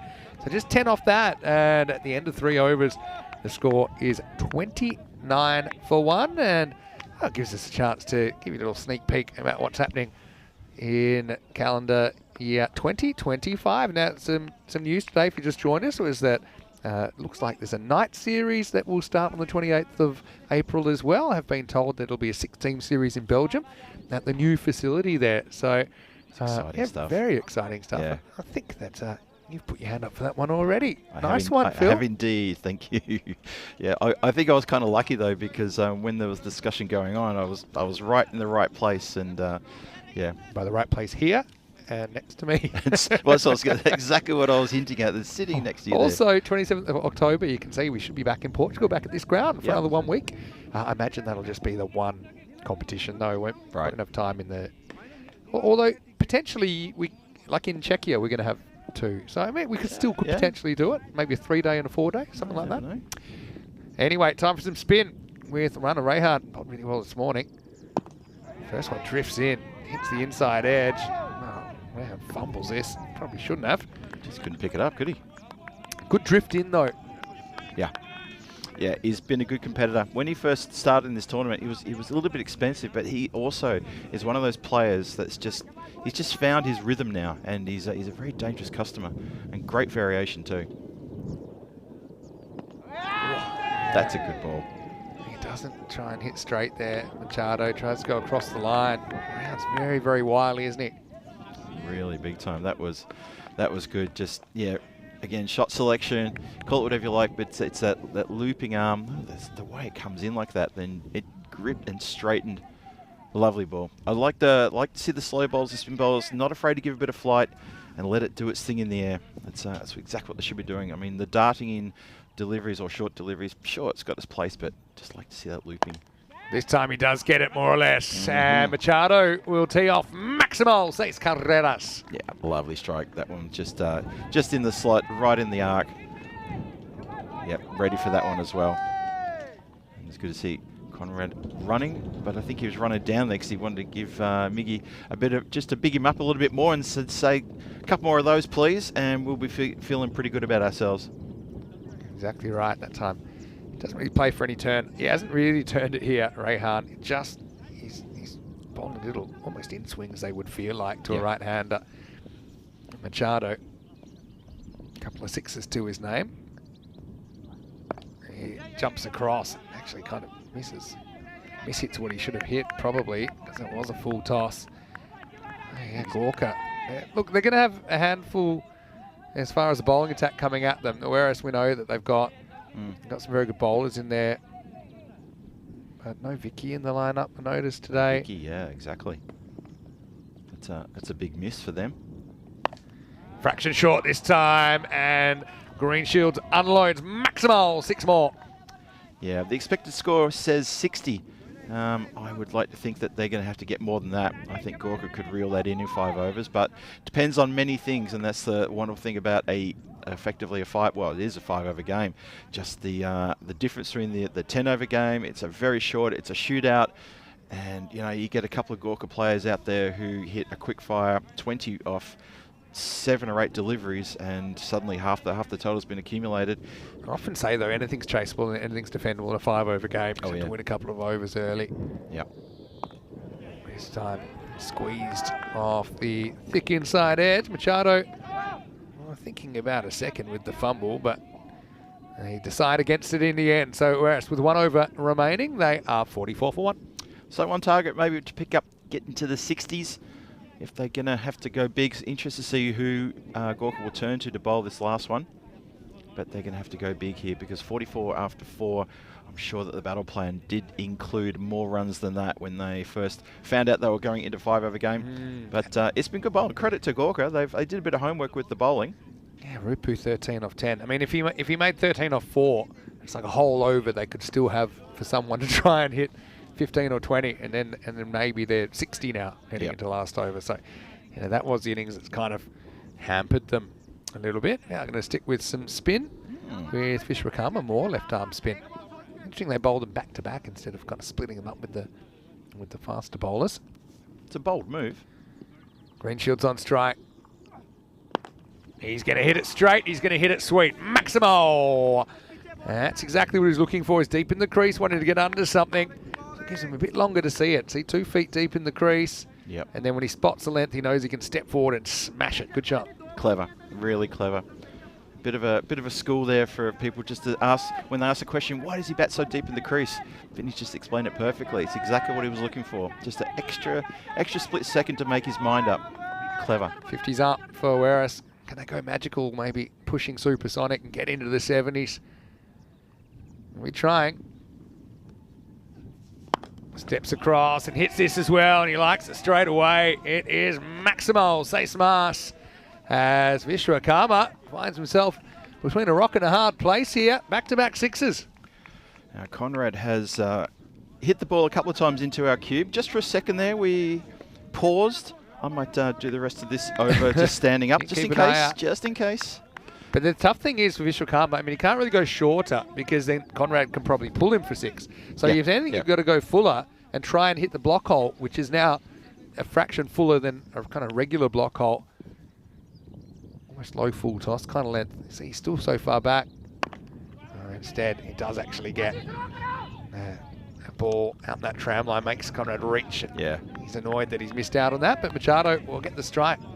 Yeah, that's clever. I said at the start after we saw that first 6, I said it was clever from Conrad. Making the bowler have to change his tune and any plan he had out the window completely. But he's just mishit that one, hasn't he? So 3 to come. In case you missed it, it's a 5 over game, 5 over shootout between these two teams, 3 to come. One took off, didn't it? Machado again hitching his wagon to the leg side, misses out. Good delivery. Yeah, gave that a little bit of extra oomph as well. Not really rolling his fingers on it, just kind of like a back spinner. This time Iggy will get some of it, but I think they're going to have to settle for 1. So the 58 Awaris and Conrad Greenshields will have the last ball. Again, I just felt I would love to see him face the first ball. He's faced 11 balls out at 29. And it's just statistically you're more likely to face more if you do. Yeah. If you do face first, something we've noticed over the years. Yeah. Last ball time. And that one bites in as well. Yeah. And they want 2. In fact, they'll get 4. He threads the needle, Conrad Greenshield. So does lift him up into the 60s. Again, shows you how fast this outfit is. Even with the significant rain we've had, it's just so sloped, I suppose. And that drainage helps us get back on the park, and it helps that ball go for 4. So whereas probably a little bit under par, but only a little bit. 62 for 1 off the 5 overs. Yeah, defendable, chaseable, and that's what makes that score quite tantalising. And I think Gorka will probably count that as a score that they can chase down. I'm pretty sure they're going to be quite confident going into this run chase, which we're going to see shortly. Let's roll the highlights for this shortened match here in the first innings. You saw it was Conrad Greenshields and that man there, Ashraful Rupu. Look at that lovely couple of shots there to start things off with. His leg side work is quite good. Unfortunately, his offside work was not as good. And Conrad, when he got on strike, well, things started happening as well. This was the one wicket fell, the caught and bowled. And no reason to celebrate too much about that apart from it's a dot ball. Out of the 30 that we have to bowl, we've managed to get a dot. Miggy Machado came in, immediately lit the skies with Maximo. And he had a couple of big hits towards the dugout area. And then when Conrad finally got on strike, sort of felt that he was watching from the other end for most of that innings. He lit up the skies as well. A couple of big hits came firstly towards the cameraman up in the tower. This strike there across the line, just a bit too hot there for the fielder. Couldn't dive to make the save. And as you said, Vinny, this outfield lightning quick. We've had a fair bit of rain here today. It's some quite ferocious rain, I've got to say as well. But the way that the ground is slightly sloped away from the centre, the drainage is phenomenally good. And so let's have a look at the batting card there. So 5 overs, 62 for 1, and 3 extras only, a couple of wides and a no ball. But there is Mohammad Ashraful Rupu. He gets 13 from 10, but Conrad 31 from 12, and Miguel gets 15 from 9. They put up the score on the board. It's probably slightly below par, and you know that they would have wanted more than that. But I think, Vinny, to your point about Conrad, only faced 12 deliveries of the 30 legal deliveries. Yeah, they're probably going to feel that they could have done something a bit different there. Have a look at the bowling card there. So Aminda Happy, he got things off to a start with none for 13. 1 wicket there to Jahidul Islam, 1 for 10. Susha Kumar's second over, how about that? Just 6 runs from against his name there. 1 wicket fell and the score was on 20 in the second over. So it's a pretty straightforward equation. It's simply this. Gorka need to get 63 runs in their 5 overs if they want to grab and hold on to second spot on the table. But there's a bit to do if they can do that. And don't forget, you still got a match coming up later, which is Lisbon Capitals against Marlow. So there's a bit going on. The teams playing, 2 teams here and the 2 teams next, are going to be the teams that will feature in Finals Friday, which is awesome as well. So, yep, it's all looking pretty good. And it's set up nicely for the run chase coming your way very shortly. This is Phil G in the Commerce Igloo with Mr. Maximo Vinny Sandu. We're going to be back in about probably 5 or 6 minutes with this run chase. Gorka, 11, needs 63 runs, and that is going to be a fun thing to watch. Please don't go too far. We'll be with you shortly.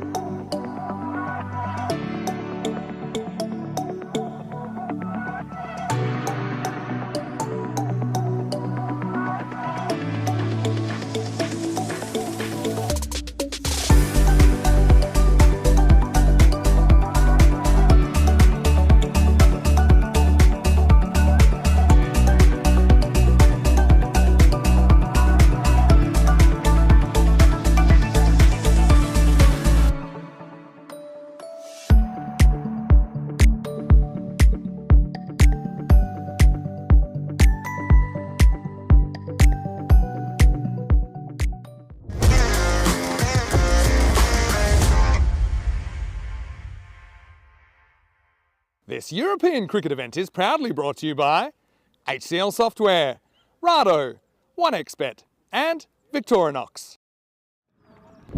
And it's a good afternoon to everyone watching around the world, wherever you are. Phil G here at the Santorum Cricket Ground for the continuation of this very exciting match that's out unfolding in front of us here. Match 29, hanging in the balance after Irish and Gorka came together because it's this a huge game for them to, well, a huge game for both of them, really. 5 overs per side. It was decided because we had the weather we had earlier, and there's a lot to play for here with a 2-over power play, 1 over per bowler. The key thing to take away from this is that the winner gets themselves into second place in the standings, and that is going to be huge for their finals aspirations for tomorrow. So it's a shortened match, obviously 5 overs per side due to that weather. We had a lot of weather hit the ground, and we had to have a match abandoned earlier, and we've at least got this one going, so we're very, very excited about that. The score is on the board. It's 62. That's what the Irish team made, 62. So Gorka needs 63 in 5 overs. Just keep that in mind. 5 overs, 1 over per bowler, a 2-over power play, and there's a lot to play for, a lot at stake in the next few minutes. And we're going to see what's going to happen now as Vinny joins me. Vinny, this game, it's a shortened game, but I'm excited already about this one. Look, it's a bit under, maybe 10, 12, 15 runs under par, but hey, look, you take a few early wickets, you hold your catches. The main thing is, I think wickets will actually determine this. I think if you can get top 3 or 4, then you're in the game, aren't you? Green Shields in, Amninda happy. And not often you see the genuine leave in a 5-over game. Conrad suggesting that, just reminding Amninda that it's a 5-over game. I think Conrad actually on his best behaviour after the other day. I think so too. The genuine swing. That was a bit like the one that Marzi padded up to. Right, that. yes. Straight to that one, but it had a similar kind of swing. Also, they haven't opened with Azarandani. They've put him listed number 3, going with the Happy Vishwakarma combination. So they obviously feel that the Happy's in the better form, and so we don't want to wait for a wicket for him to get out there. We want to put him out there straight away as Vishwakarma, the left-hander, gets ready to face up for the first time. I think it's a good move because I think Happy is in good form, and you saw him in the earlier match against Lisbon Capitals. He was fired up. And I think that's probably what they need. They need someone who's sort of a little bit edgy, someone to get out and fire up. I'm not saying Andani is some sort of docile little houseplant. He's definitely not. But Happy there's something about this man. Amninda, he's a fierce competitor. He's got a lot to say, and he's got a lot to prove. And well, not a lot to prove. He's proved it already because he's a top player. So it's going to be a lot on his shoulders now. Well, that was going nowhere fast. Fielder comes in and holds on to the catch. Well, there's one piece of the puzzle. That's Naim Rahman who's running in. So Vishwakarma goes for a gold, and Derek and Gorka 1 for 1. That is a great start. And I agree with what you said before, that, it'll come down to wickets here, I reckon, because the wickets are going to just put the pressure so heavily on the next person coming in to make sure they don't lose a wicket, because that's a dot ball for starters, and just need to get going again. So, yep, you're absolutely right. We always talk about, economy versus wickets in the T10, and there's obviously a good debate about that. But here, wickets, this is not about economy. This is just a straightforward shootout. I think the funny thing is that you'd rather make 0 off 1 than probably 10 off 10 or even 15 off 10. Totally agree, yeah. So Vishwakarma doesn't waste any time, and it will be Andani, the regular opener, coming out. And Andani, he's bounced around the club scene here a bit, but he is a former Oeris player. We actually saw him playing for Oeris in the ECL in 2023 against his former team, one of his former teams. Oh, it's a genuine in-swing, and this is what I love, that Conrad is a genuine ambiguous swing bowler. He can bowl the deliberate in-swinger, and just there's not many bowlers around that can do that, not just in Europe, but full stop. Yeah. Such a skill. Now he bowls the big outie. That is I don't know if we can show those 2 balls back to back, but they are a sign of a very skillful bowler. And Conrad, even though I know he's into his 5th decade now, but that was incredible delivery. After bowling one that curves left to right, this one goes right to left. Look at that. Even as he walked back to his mark, Happy just gave him a nod and said, well bowled, and Conrad gave him a nod back. Now another outswinger, but this time Andani's all over it like a cheap suit. Maximo off the mark, and so Green Shields Still a good over for Awaris, but it would have been better had that last one not been smacked down to the ground at the end of the first. It's 7 for 1. Yeah, that over was going so well. You're right. Just spoiled ever so slightly. Still only 7 though, so you'd have to put the big tick next to that over for Irish there. That's a really good one for them. Gorka 7 for 1, as you say. Still needing many, many more. 15 matches since the Golden Ball. Well, I'm thinking just on recent form, Mondays is Golden Ball day. That's especially for me. Shorter matches always a chance. Shorter matches, very much, slightly enhanced chance of a tie. Yeah, it's true. You never know. And we still got one match later today as well. So, Vinny, we might find some magic, or, well, you and Tina might find some magic tomorrow with the Golden Ball as well. So it's that's the great thing about the Golden Ball, about trying to decide what happens when teams end up on the same score. It can happen. Gorka still need 56 from 24, so they need to be going 14 per over, which isn't massive. It's not, hasn't gotten silly. Once it gets over 18, then you got a problem. Okay. Here we go with Junaid, second and final over the power play. Oh, this first one just loops away from the keeper, Rupu, and that's going to be 4. It's just glove for me. Let's check it out in the replay. There's a lot of shouts to catch it, a lot of animation. Have a look. Yeah, I think that is off the glove. It's been given 4 runs, but it's just out of Rupu's outstretched arms. There you go. There you go. Oh, yeah. Straight off the glove. So he's very lucky to get away with that, Happy. Yeah, clear deflection there, and definitely away from the keeper. Good battle this. Junaid versus Amninda. Yeah. Now this time he plays with the movement, and pretty well done. A cult figure, actually, Ross Reed. Yep. As what we've seen of him.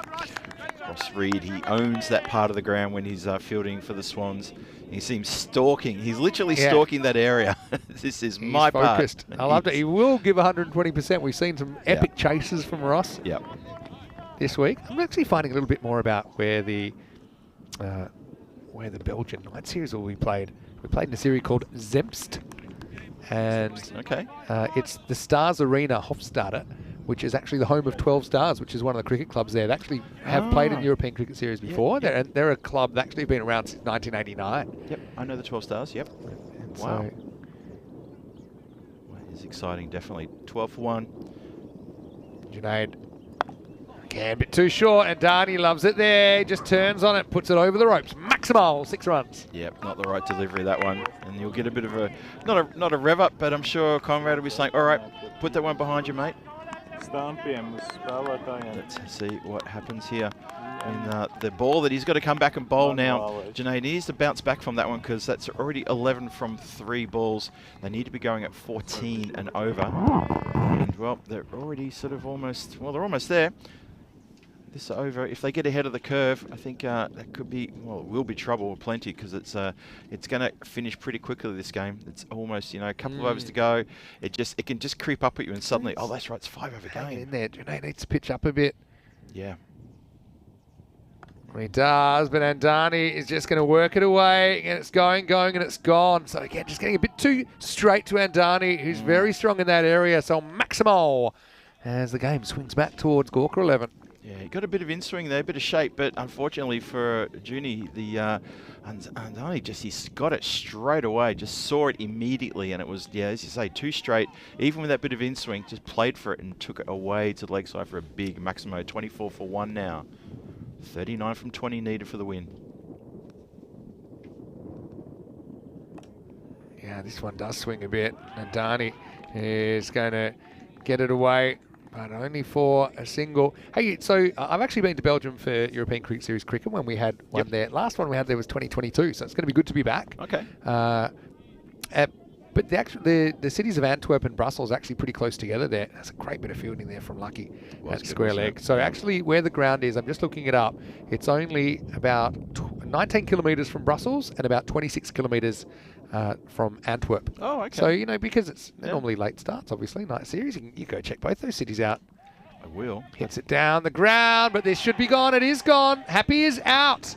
And Junaid, you probably would trade an 18-run over for the wicket of Amninda Happy, because he has been one of the real forces for Gorka this week. So mixed over, you'd say, for both sides. Gorka, 25 for 2. Yeah, good get around there for Junaid, big from his teammates, as they know how important that wicket was. Indeed, Happy has been in proper form, proper good form. They still got a very dangerous batter out there at the moment. Plus, I wouldn't be surprised if you see someone Gamire coming in next, possibly. Yeah, and remember how good Jahidul Islam was this morning as well. He's in great form, so they've got a few options. Yeah. But they do stick with, I think, what I was expecting with Gamire coming out at number 4. Right, there you go. So this is this third over. This is this needs to be a really tight one for the Swans. This is a tight game. It is a good game. 2 catches for Naeem Rahman, who now comes into the attack, into the power play. So I think they had something to do with the shot there of Happy, who knew that Miron was in the circle. So he just tries to punch it over the top. Didn't quite get the timing. Yeah. Here we go with over number 3, Andani on strike. Oh, and this almost gets hit back to the bowler. Instead, it'll be down to Greenshields for a single. Down, yeah, was he? Did he go down rough? I didn't see here. I don't think it was smooth. Put it that way. Down he goes. Oh, that's not a good line. He actually hit the turf with his hand. There's bowling hand. So it's just one of those things. Bit of it.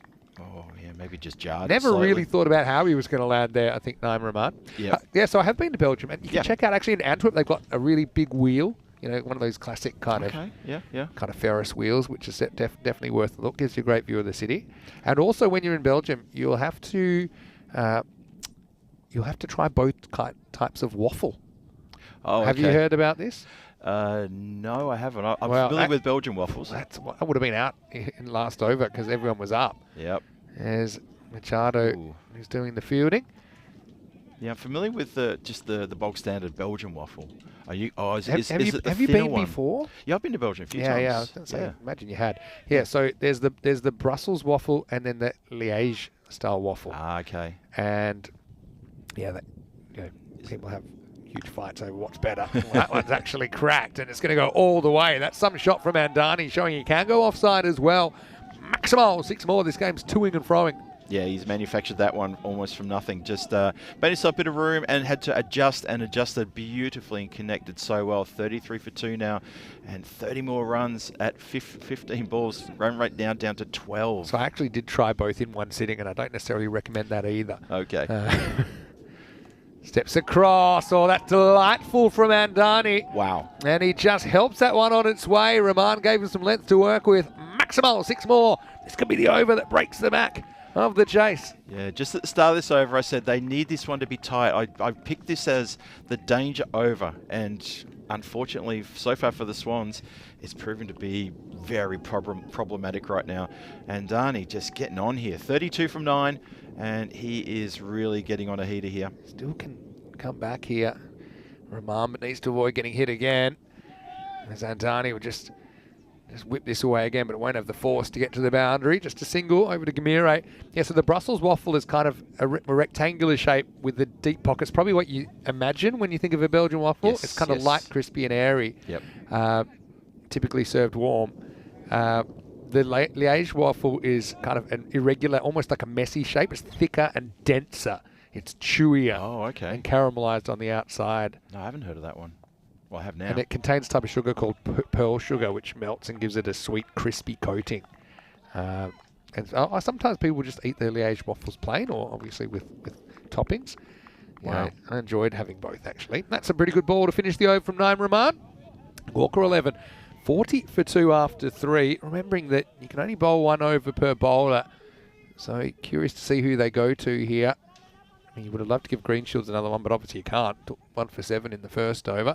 And Rahman, in the end, okay, he only went for the 2 sixes and 3 singles, so 15 off the over. You just need someone to have a very good over here, don't you? Let's have a look at what's coming up in match number 30 with Marlow, 8-1, 8 wins in a row.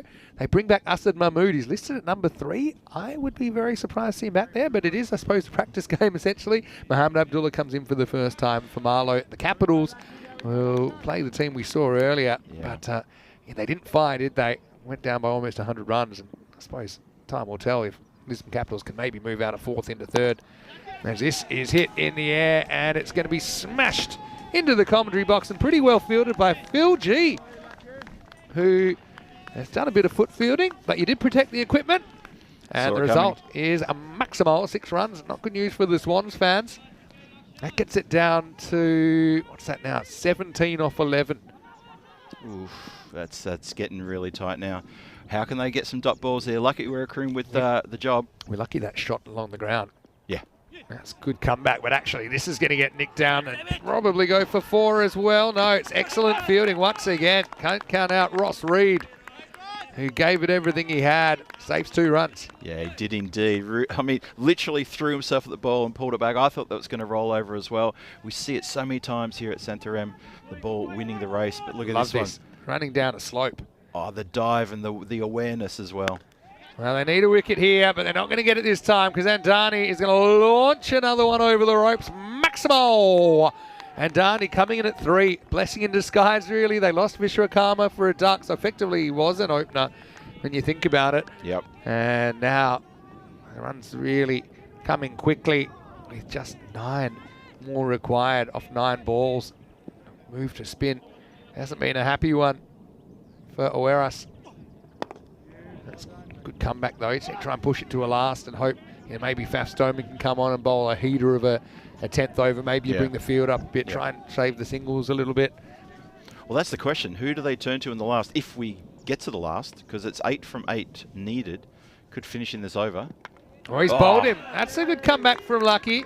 Yeah, where there's life, there's hope, as they say in the classics. Yep. Lucky gets it straight. Gamire tries to take it leg side. Middle stump is impacted, and it's 55 for 3.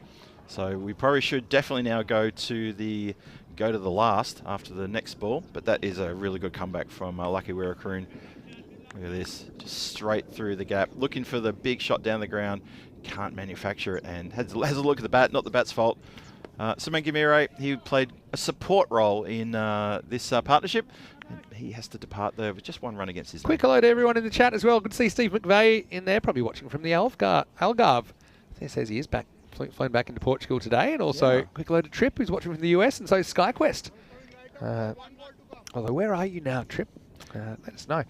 I think Steve said he was going to come up to Santarem tomorrow. He might be for finals day. Very good. Yeah, that'd be good if he gets up here. Oh, that's out as well. It's hit him right in front, and it's going to be 2 in a row for Weerakoon. And most importantly, it's a no-score ball for Oweras, who is trying to defend on fumes here. It'll be on a hat-trick that he'll never be able to take, Lucky, because that's the end of his over, 55 for 4. Muhammad Nazrul Islam is the man who will go. Oh, yeah. Caught right in front there, wasn't he? Hit him on the full in front of off stump. Yep. That's going to go and hit middle and off or middle stump. So 55 for 4.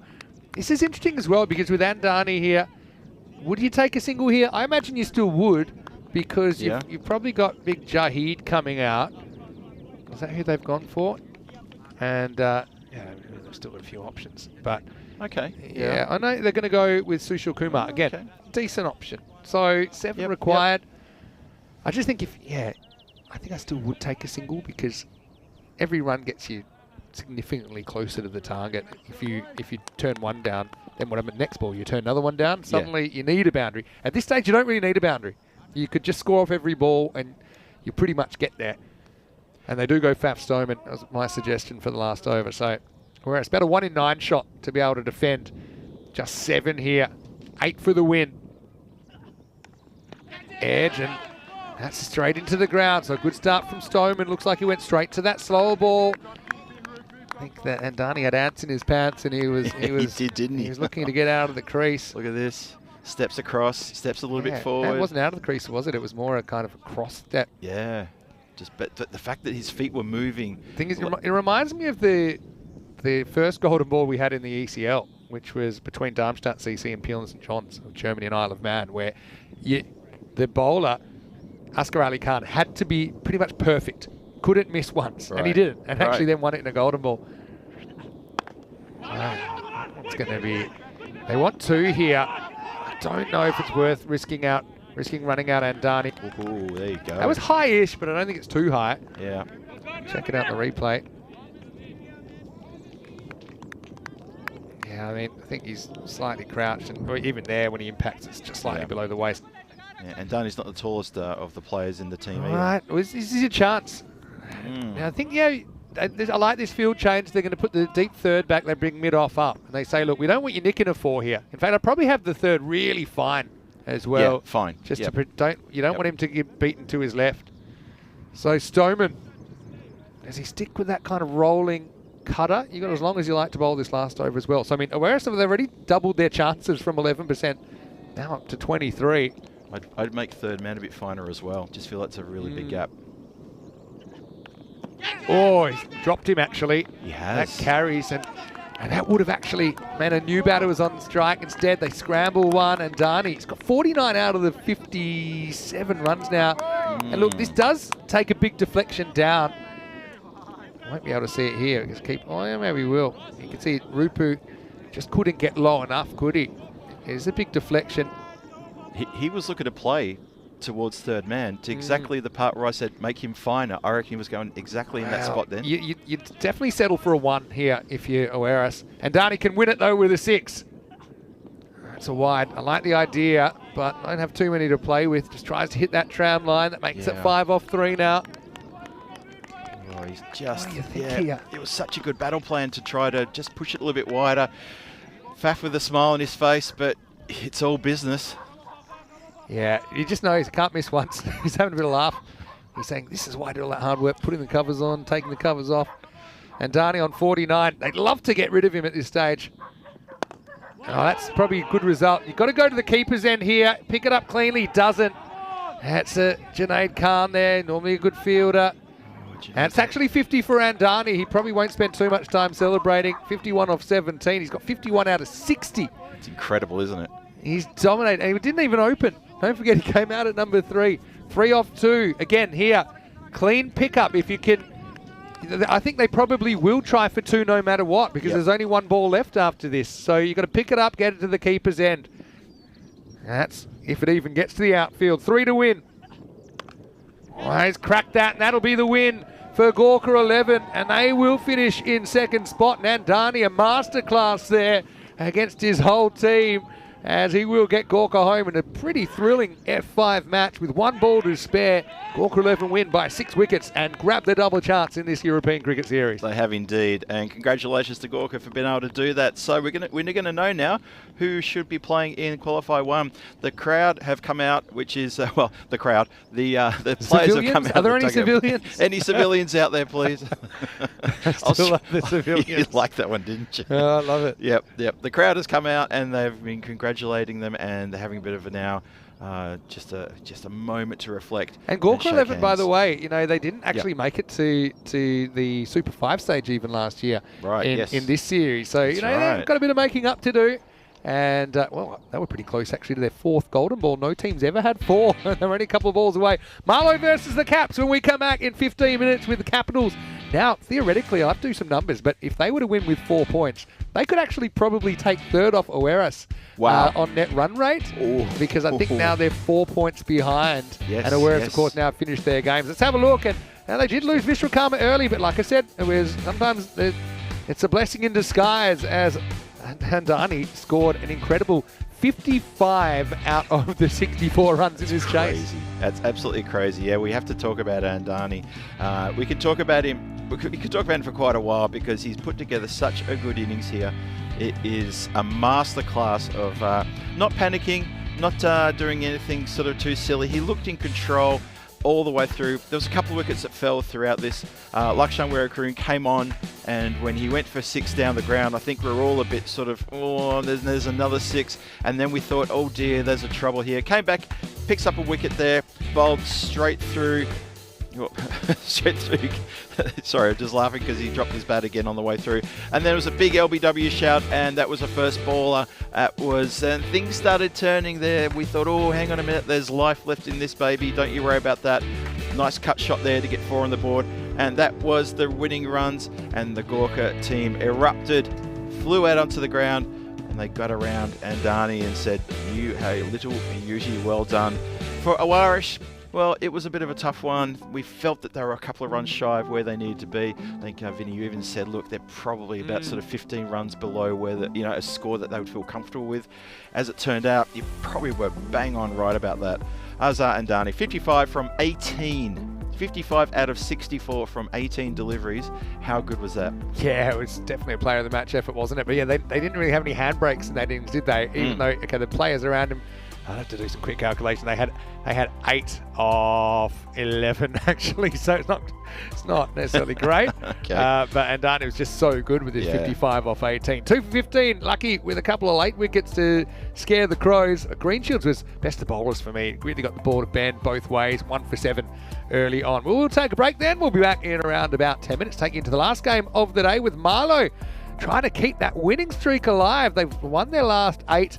They've locked down top spot, but they'd love to finish the group stage with a win. And the Capitals, like I said, if they can throw a spanner into the works by taking 4 points, they might still steal third. Vinny Sander here, Mr. Maximo to Phil G. And let's sign off Phil G in style. He's got one more game in his Portugal adventure when we return to the Sandham Cricket Ground for more European Cricket Series.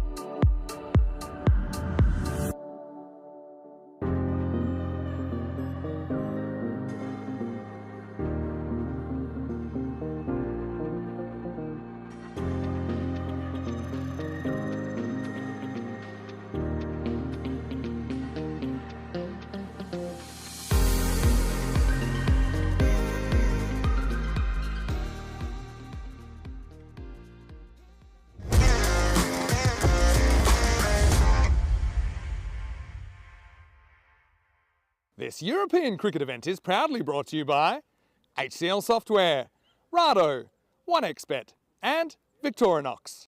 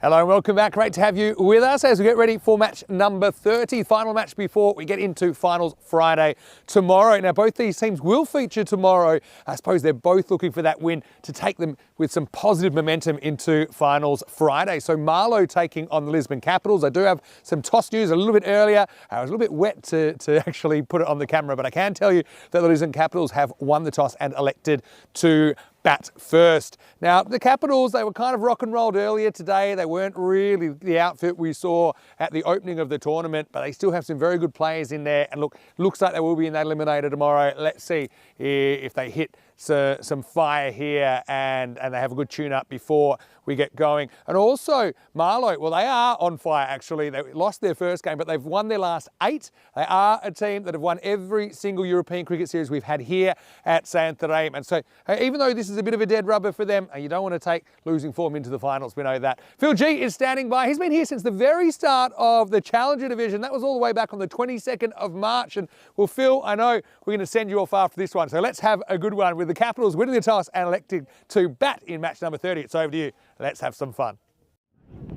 Absolutely, Mr. Maximo. Let's have some fun indeed. And it is my last game to call here in the lovely Santarém cricket ground, that beautiful ground, and that lovely drone shot there put on by our great friends at Two Circles. Have a look at that. That has been my home away from home. That little blue tent you can see just next to the scaffolding there, that's been where I've been living for the last 11, 12 days.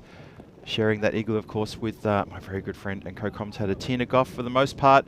And now Vinny joining me here today for this final match of, this final day of this group stage. And it's Marlow taking on Lisbon Capitals. Marlow, Asad Mahmood comes into the side, as does Mohamed Abdullah. Asad Mahmood, a very handy bowler, someone to have to bowl first over, possibly. We'll see how they use him in this match. The supercomputer likes Marlow to the tune of 59% over Lisbon Capitals, only 41%. And that's probably fair enough. Marlow dropped their first game, got bowled out for 100, chasing a score of, I think, around about the 130s. And they never looked back because that shook them, it woke them up, and they've not dropped anything since. And that's a statement of a team in form, isn't it? That's a really big statement. So I can see the players coming out. There's a little bit of light rain as the players are coming out. That's not, there they are. It's funny, I was looking at the screen, then I was looking out the side of the tent. Nope, there are definitely players out there. And they are assembled in the centre there. The batters are ready. The bowlers are ready. I can see the skipper, Mian Chiad. He has the ball. He's going to bowl the first over. He may bowl also the last over. He likes to come on and bowl the last over, but maybe he's going to try a few different things because Marlow have already booked their spot in qualifier 1 for tomorrow, for final stage tomorrow. And that's the European Cricket Series Portugal Premier Division Qualifier 1. We'll talk a bit more about Qualifier 1 and 2 and the Eliminator and the final and how you get there. We'll show some graphics on that as well in case you're wondering how that's happened. But the bottom line is that, well, we started with 6 teams. The 2 teams who are not playing tomorrow, Punjab CC Amadora and the Gamblers SC, they will not be playing tomorrow. It's going to be the other 4 teams, and we'll tell you a bit more about who's playing when and how they're going to be, well, what they need to do to win, not just win the games. They need, well, they need to win the games, need to do a lot tomorrow. So for today, we've got this final match. It's about to start. It's game 30. It's my last game for this series. It starts with nice shot there. Danish Sadiq and Zafar are out there. It rain's just starting to get a little bit heavier, and it's gotten a lot darker out there just in the last, probably the last 10, 15 minutes since the previous game finished. There's a few people staring over towards the dugout, maybe suggesting the conditions aren't great. See if we can try to get going here. So yes, no, all decisions going everywhere. Almost a run out immediately. That was a little bit funny between the 2 Lisbon Capitals. Not funny as in ha-ha, but just a bit sort of like, oh, no. Oh, yeah, it's getting a bit harder now. The rain's starting to come down a lot harder. The Marlow players they're looking very uncomfortable in the weather at the moment. I'll be surprised if the umpires might suggest a bit of a change up here. And that is Zafar who puts that one away to the boundary line. 4 runs. Nice shot, that one. Danish Sadiq has had a pretty good tournament. He's also batting there with Aslan Safar, who's had a good tournament as well. Marlow have had a terrific tournament, finishing on top of the table. You can see the body language of the players. They're trying to protect the bat from the rain. They're trying to keep themselves warm as well. There's no chance that the wind has picked up as well, and it's just looking a little bit uncomfortable out there for everybody. Let's see if we can try to at least get this over finished. Here we go. Shahid comes in. Tosses that one up. Just been hit down the ground. No chance to get through the infield there. Just want to give a shout out to people in the chat too. Everyone in the chat. I'm sure you're all probably sending me messages. Unfortunately, my tablet died earlier, and I don't have my laptop. So just want to give a quick shout out to everyone in the chat who've been with me since the very start of this this Portuguese tour here. It's been wonderful to have you with me along the way. That is a lovely elevated shot for 6. That goes straight past us. And that is a really good strike down the ground. So, well, Danish Siddiqui, he's trying to get things happening here. Zafar as well. He's trying to stay warm at the striker's end. You see Danish Siddiqui with the 6 on his back there. He's hugging his cricket bat, probably for warmth, but also try to keep the bat out of that rain. The rain's getting a bit lighter now, just as I speak. Thank goodness for that, because things were getting a little bit funny just then. And Vinny, Mr. Maximo, you join me now in the igloo just as I think the rain's tapering off just a little bit. Is that my right? Yeah, or you just I'll popped in say now? that we have a lot of dark clouds around at the moment. It is looking dark out there. I'll try and be optimistic, but Zafar is going to get this off a thick inside edge. He's going to run away to the boundary. Just checking. That looks like Zafar there who's going to strike that boundary. So end of the over, 16 without loss. I wonder, it still is pretty steady rain out there. Thing is for Marlow, I mean, they've come so far to play this game though. That's the thing. You don't come just play one over. I know that in the scheme of things, obviously tomorrow is important. I think there's a few discussions going on right now, but yeah, it gives us a chance to look at the schedule of the tour of Portugal. And now we are kind of dealing in tours now. Yes. How we're referring to it, because it used to be, okay, it was just a European Cricket Series, that's it. But obviously at the start of 2023, we started European Cricket International Cricket, which is really great. And now also there's the opportunity around these international T10s for countries to schedule T20 cricket, which is not necessarily organised by us, but we're very happy to cover it if we're already here for a tour. It's a good change-up. It's all positive. It's that such a good from Czechia. I mean, this year we actually should have the Central Europe Cup men's and then the Central Europe Cup women's, and then roll into the ECIs and then 2 divisions of ECS as well. So it's turning 1 week into 2. There's Asad Mahmood back in the side, and he's going to start with a dot ball. He's one of those bowlers I think that no one likes facing. because you feel like he should be smashing them over the place. He's not quick, but he's just very naggy. Yeah, definitely missing leg, that one. Ambitious shout. Even Assad, he joined in the shout, but it was never going to happen. We saw him a lot in the night series. He would open the bowling for Marlow all the time, pretty much every match. I mean, that was just, unless there was a certain, like, I know there was a massive score that they were trying to protect or something like that. But usually he would come on and bowl the first, and pretty much he'd get a wicket like that, exactly like that. Gets the wicket, hits the stumps, smile on the face. He also bowls his over very quickly as well. I've noticed that he doesn't linger and give the batter too much time to relax. He's trying to get his over done quickly, and that of course can make it a bit uncomfortable for the batter. But first wicket there, and Danish Siddiqui is bowled by Asad Mahmood. Have a look at this.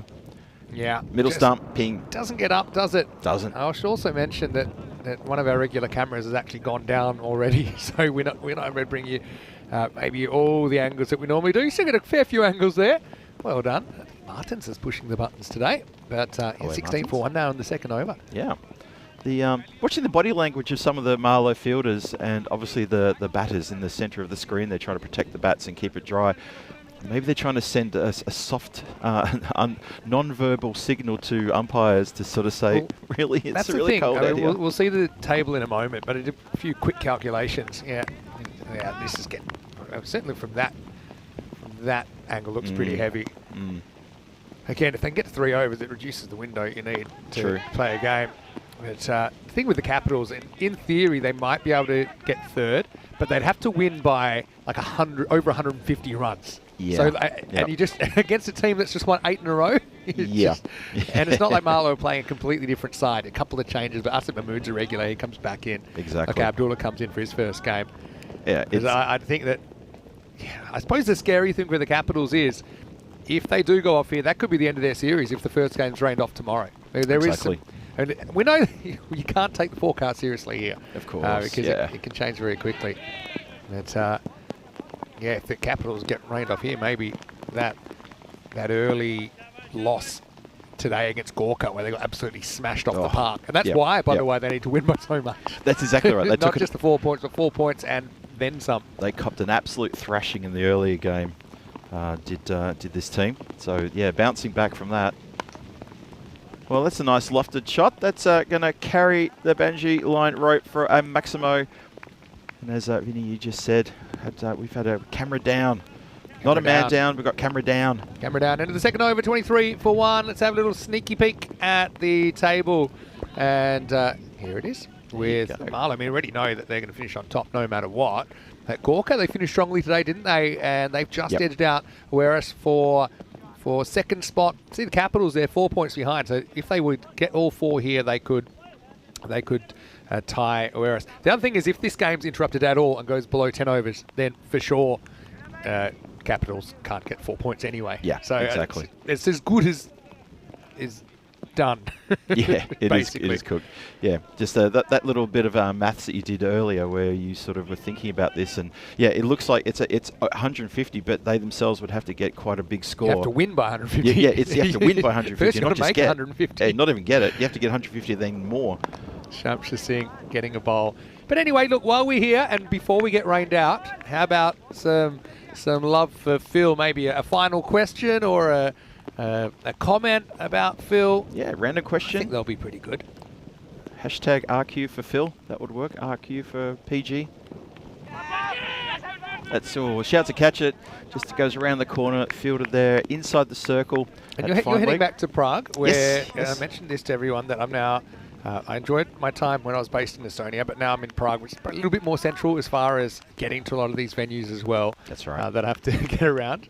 But I guess I've got a lot of friends in both, including you in Prague, of course. Yeah, of course. That's going to be smacked away. Yeah, that's actually... I don't know if we'll get a look at this. You know, we will see it's 4 runs, though, as Shafiq turns on it and gets his first boundary. Yeah, it's difficult conditions out there. And we actually live pretty much, you could say, on the same street, basically. We almost live on the same street. That's so true. I'm just slightly off to the side on the top of the hill. And Danny Hudacek's basically further down the street. I think it should be called ECN Avenue. I tell you what, the three of us, Commentators Boulevard. We do live all 3 in a row. It's quite funny like that. Yeah. Foot fielding time. And just say it doesn't quite go to plan. I'll have to describe this to you because in the end, it's actually going to go all the way for 4. Okay. So I won't shame anyone, but let's just say it was a foot fielding attempt. He kicked it away from himself, and it's probably good that the main camera's down at the moment because that won't be immortalised. But we will remember it. We won't be able to snip that and get it onto social media, unfortunately. Yes, that's pretty sad. I got to say, just as a few people in the chat are probably going to put a few random questions up, I just want to give a big shout out to Tina Goff for keeping me company over these last, just less than 2 weeks. That's a lovely shot around the corner. That goes all the way along the ground for 4 runs, and that was quite comical. That was the player there just gives a little bow to his counterpart here. Look at this. He hits the ball. This is Shafiq, isn't it? He smacked it so well. He just sort of bowed a little bit to his counterpart when his counterpart said, "Hey, good shot that." I have to What you got? offer you something then. Okay. Just thought of it, and you mentioned Tina. Of course, I'll be doing finals day with Tina tomorrow, and of course the ECIs on the weekend before I have to go. And That's Tina right. will handle the T20s. She's Yep. more than capable. But I've got a little bit of a treat for us tonight. Ooh, okay. Very good. That's lofted and just falls short. Just falls short there of player coming in. There's a few smiles around. I think some of the players are just maybe enjoying the fact that this is a game where really the standings aren't going to change. There's not a lot on the line right now except for what you can take into tomorrow. Yeah, so into the power play, 35 for 1. And a question, is this 10 over game? Yes, it is. You can always tell because if it's reduced, the overs will say something /5. As you said, it's 35 for 1 at the end of 3 overs. So when I flew back into town yesterday, I picked up a really nice bottle of port from the airport. Oh, well done. Port at the airport. Port from the Makes airport. sense. Yep. And I'd like to maybe invite you and Tina. We can have a little nightcap. That sounds like a good At the idea. end of our dinner last night, there was some chanting for port. It In was. the end, they just brought another jug of wine for €5. Pretty amazing stuff at the Reign.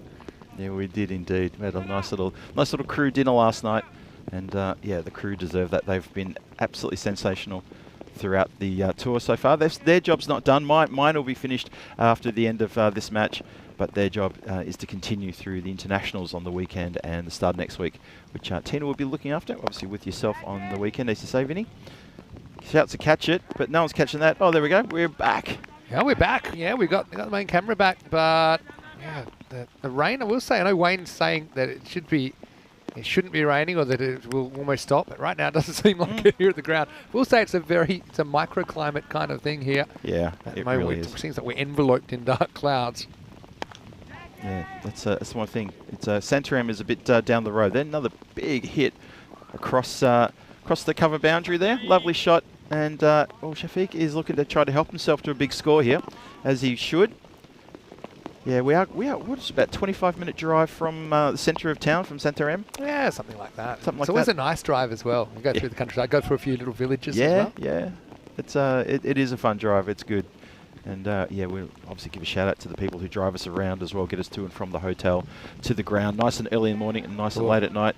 That's coming downtown. 2 players. Oh, great catch. That's a terrific catch. How good was that?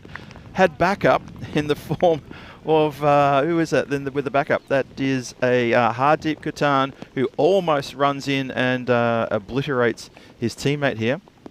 Look at this. Up, and no, we need to go to the other player who takes the catch. That's Shamshir, isn't it? Yeah, Shamshir. Good Did a catch. really good job. Yeah. Could have been excused for being a bit pulled off by the presence of Hardeep next to him. But anyway, up and under job is going to be the end of Ahmed Shafiq, who's out for 25, 48 for 2. And as we speak, it looks like the players are leaving the field.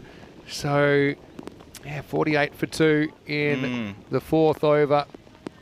Yeah, if anything, it's getting heavier. Oh, Wayne is holding out hope.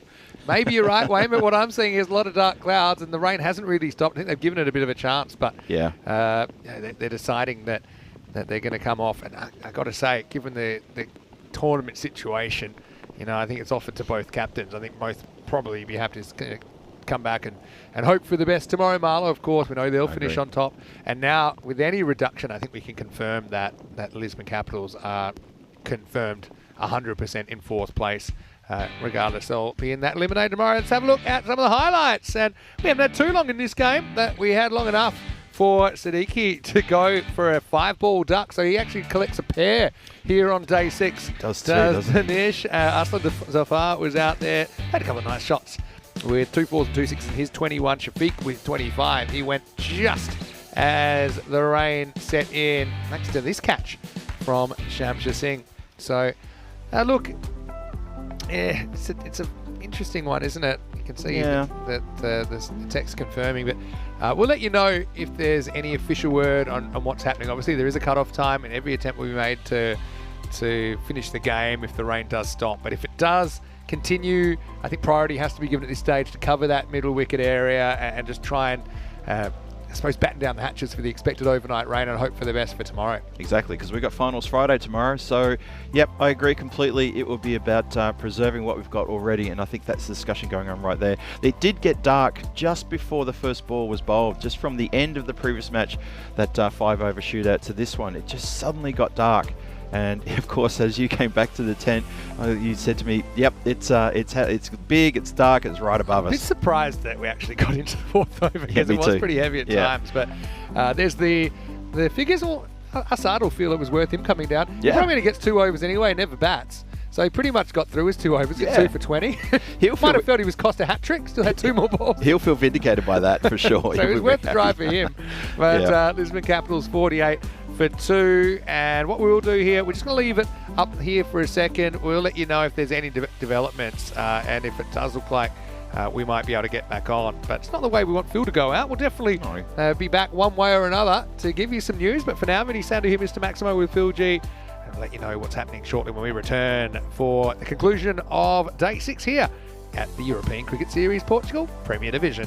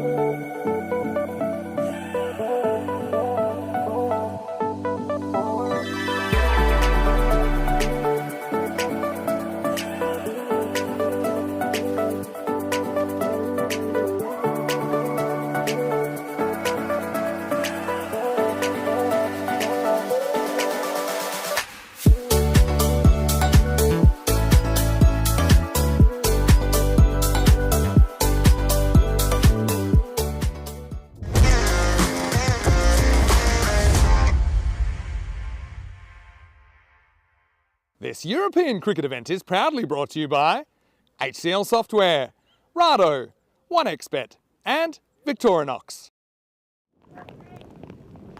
Hello, welcome back to the Santarém cricket ground, where unfortunately the rain is persisting, as we saw play interrupted 48-2 the Capitals against Marlow in their final group game. And well, let's welcome you into the igloo here, Vinny Sandu, Mr. Maximo, back with Phil G. And Phil, this is your last game actually of this series. I know it's not the way that you want things to finish. We don't have any official word yet. There's still this window that we could potentially finish the game in. So obviously we have enough overs to constitute a first inning. So we only really need about a 12, 13 minute period over the next. We still got over an hour, I think, just over an hour before the scheduled close of play. So we will sit, we will wait, we will hope for the best. But right now the covers are on, and obviously it's going to take a bit of time.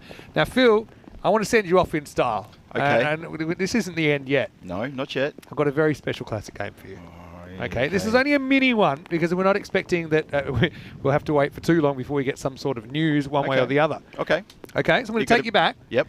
31st of March, Oh, okay. 2022. That date already should scream something to you, okay? 3 years ago, almost to the 3 day. years ago. Oh, it is. And it was, what, 3 days ago or 2 days ago? Yeah, 3 days ago. 3 days ago? This is ringing bells in my head. Yeah. So you enjoy this. We're going to pick it up in the second innings. And this is great. It's reduced to a 6-over game, funnily enough, because of a rain delay. This has probably one of the most viral moments we've ever had included. So this is a little treat. We're going to put this on and we'll be back to give you an update. I'm looking forward to this. Maximo and Phil G. Let's enjoy this ECN Classic. Then back soon with an update on the situation here on the ground. Let's get to it.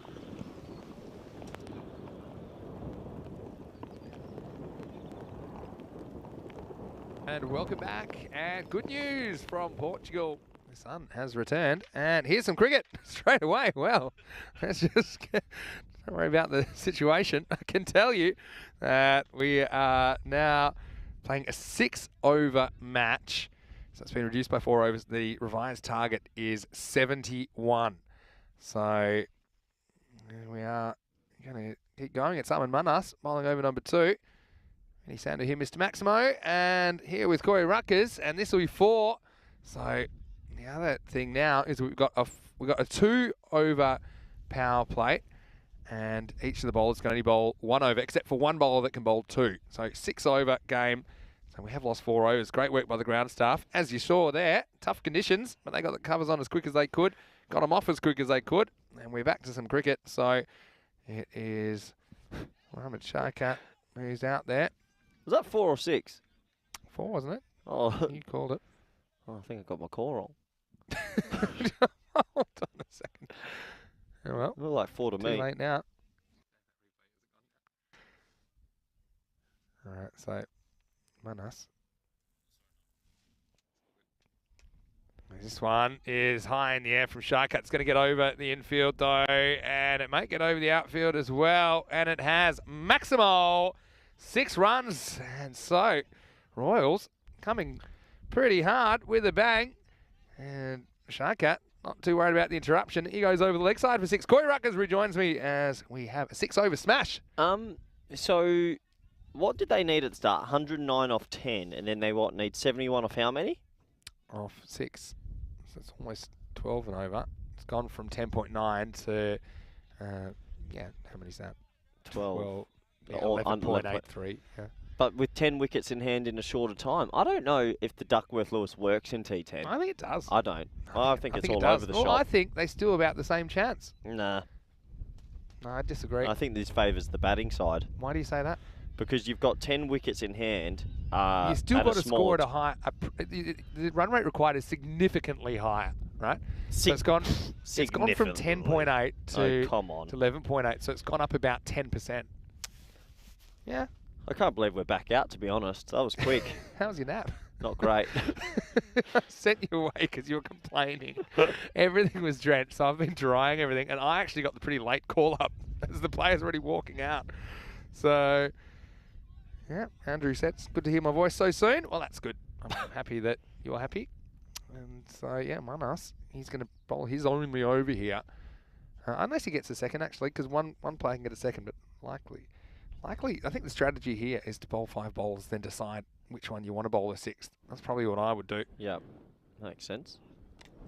As this is in the air, and it's going to be away into the gap, and this is going to go all the way. Wow, Maximo! Shy Cat using the offside. I like this batting from him. He's 24 off 6. And so, yeah, it's a really nice shot on the walk. There's that kind of axe grip. And sends it away for 6 more. It might not be pretty, but it All right, works. so there's the scientific Duckworth-Lewis Stern method. Then there's the Corey method. So what do you feel it should be then? 80 odd. No, that's nuts. Because there's no wickets lost, so it's they've got a free rein to go at everything. Yeah, but they would have done that anyway, right? It's T10. Are you telling me Shy Cat's batting more aggressively now than if he wasn't? Oh, no. Big trouble. Might get 3 here, you know. Well, I might have a genuine 3. I think they're going to do it. So, yeah, the brother's not helping the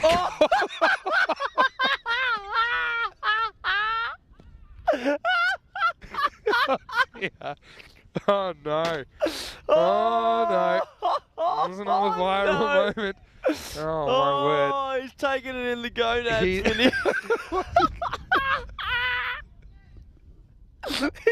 to go over. He's given one, he's taken one.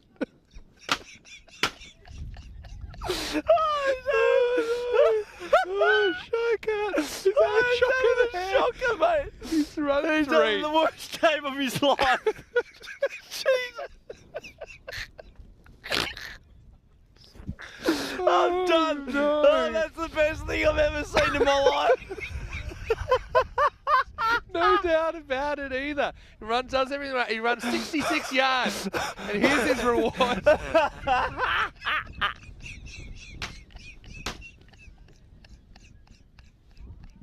Oh, man. Oh, my ribs. Oh, well, I'll be singing in the Croatian boys' choir when he goes Bring the home. rain back. Bring the rain back. Call it off. Oh, wow. Oh, I no. don't know what the score is. Oh. Pretty good. He's giving it he's giving it and taking it this game. Here's Mudfreet for over number 3. And Shy Cat next ball skies it. He'll be wanting to be out. Oh, he's going to have to be carried off now. Oh, and Shy Cat, oh, well, balls were damaged. The next ball straight up in the air. And that's the first wicket. And so, yeah, Shy Cat will have to go off and lick his wounds as he goes off the first ball of the 3rd. This game on a knife's edge. It's, what a time to be alive, Corey. Oh, just need to take a moment here. Yeah, it'll be he picks up his glove. What a game for him. What a game for him. If you didn't see earlier, just... Yeah, we won't talk about the earlier one, but I'm crying because I can't see the score. 34 for 1. I'm going to have to go off for a second here. 37 required. Still, what's that? I haven't set my computer up yet, so I'm going to have to wing it here. So, 23 balls.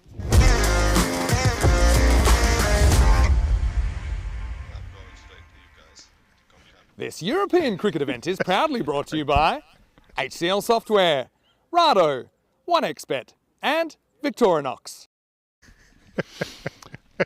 Can you say Miss Maximo with Phil G reliving one of the most memorable moments, rightly or wrongly, here in Portugal, Brothers 11 Portugal versus Indian Royals back in 2022. Oh dear. And well, at least we finished on a high. If you missed the notice already, unfortunately, match 30 has been abandoned due to the weather. The covers have gone on. With the amount of water, the decision was kind of made mutually with the captains that it didn't make sense for play to continue. There still hasn't been a break in the rain. So calling reasonably early to give the teams the biggest chance to prepare for tomorrow. And we can now tell you exactly how it finishes with Marlow and Gorka to play qualifier 1. But we'll start with the eliminator between Awaris and the Capitals that finish in 4th place. All 4 teams, if they do get on the park, are capable of winning tomorrow. I know that you'll be leaving us, Phil, but we are really looking forward, I think, to having you back very, very soon. Of course, looking forward to finals day as well, which starts 9 a.m. GMT, 11 o'clock in Central Europe, and 2:30 in India. Phil, you've done a real shift. Basically 2 weeks here. You started it off with the Challenger Division. Thanks so Every much. time, and I say this genuinely as a friend and as a co-worker as well, every time you do a series, you grow into the role more and more, and I'm really, really proud of how you're going. I've been really proud of the G-Force, and I know that Tina has enjoyed it just as much. We might need to have a little bit of a sneaky drink of port tonight to celebrate your time in Portugal. I agree. We should do that. It's been absolutely wonderful, and being next to people like yourself and Rico and Corey and Tina as well. Tina's been fantastic. My co-pilot, my co-conspirator, if you like, during this whole G-Force trip that I've been on. It's been so good here. I've only been here about 11 days, but I got to tell you, I love Santarem. I love working with the crew here as well, the locals, and of course our crew, the Blue crew. They're doing a fantastic job. It's just been so much fun, and I kind of feel that just a little bit of extra confidence getting into my game now. Hopefully that's coming across to everyone out there in the chat, and I get so many good messages. Thank you so much for that, everybody. And although you've loved working with everyone, I think your next gig will be the night series that we revealed today, actually. Yeah, how good's that? On the 28th of April, and that's going to be in Belgium at a brand new ground, a brand new facility. So it's exciting. I'm a bit jealous actually of you getting to go to that one. The night series is a much sought after gig, but it's time for you to move your body out of the igloo and then out of the country as well. Yep. But big thank you to all of you out there for being so patient, especially with some of the weather we had today. I'll be here with Tina tomorrow, and then of course we're into the international stuff, which starts on Saturday. Phil, right. Let's enjoy what we've got left of our time in Portugal together. Absolutely. It's been terrific. I've had a blast. Hope you've all had a blast as well. Vinny, thank you so much again. Absolutely great. Fantastic. Loving the work. Wonderful to have you here. Don't forget, before we go, like this video if you're watching on YouTube, subscribe to the channel, tell your family and your friends about ECN. Also, don't forget our website, EuropeanCricket.com, and our social media at European Cricket. But for now, Vinny Sander here, Mr. Maximo, the one, the only Phil G. Like I said, you won't have to wait too long before we get more Phil G. You get plenty of him this summer. And on behalf of everyone here on the ground in Portugal, stay happy, stay safe. Let's hope for good weather overnight and good weather tomorrow. Yeah. We don't want interruptions on finals day. Fingers crossed, toes crossed, everything crossed. See you tomorrow for more action right here on ECN and finals day in this European Cricket Series. For now, hasta mañana.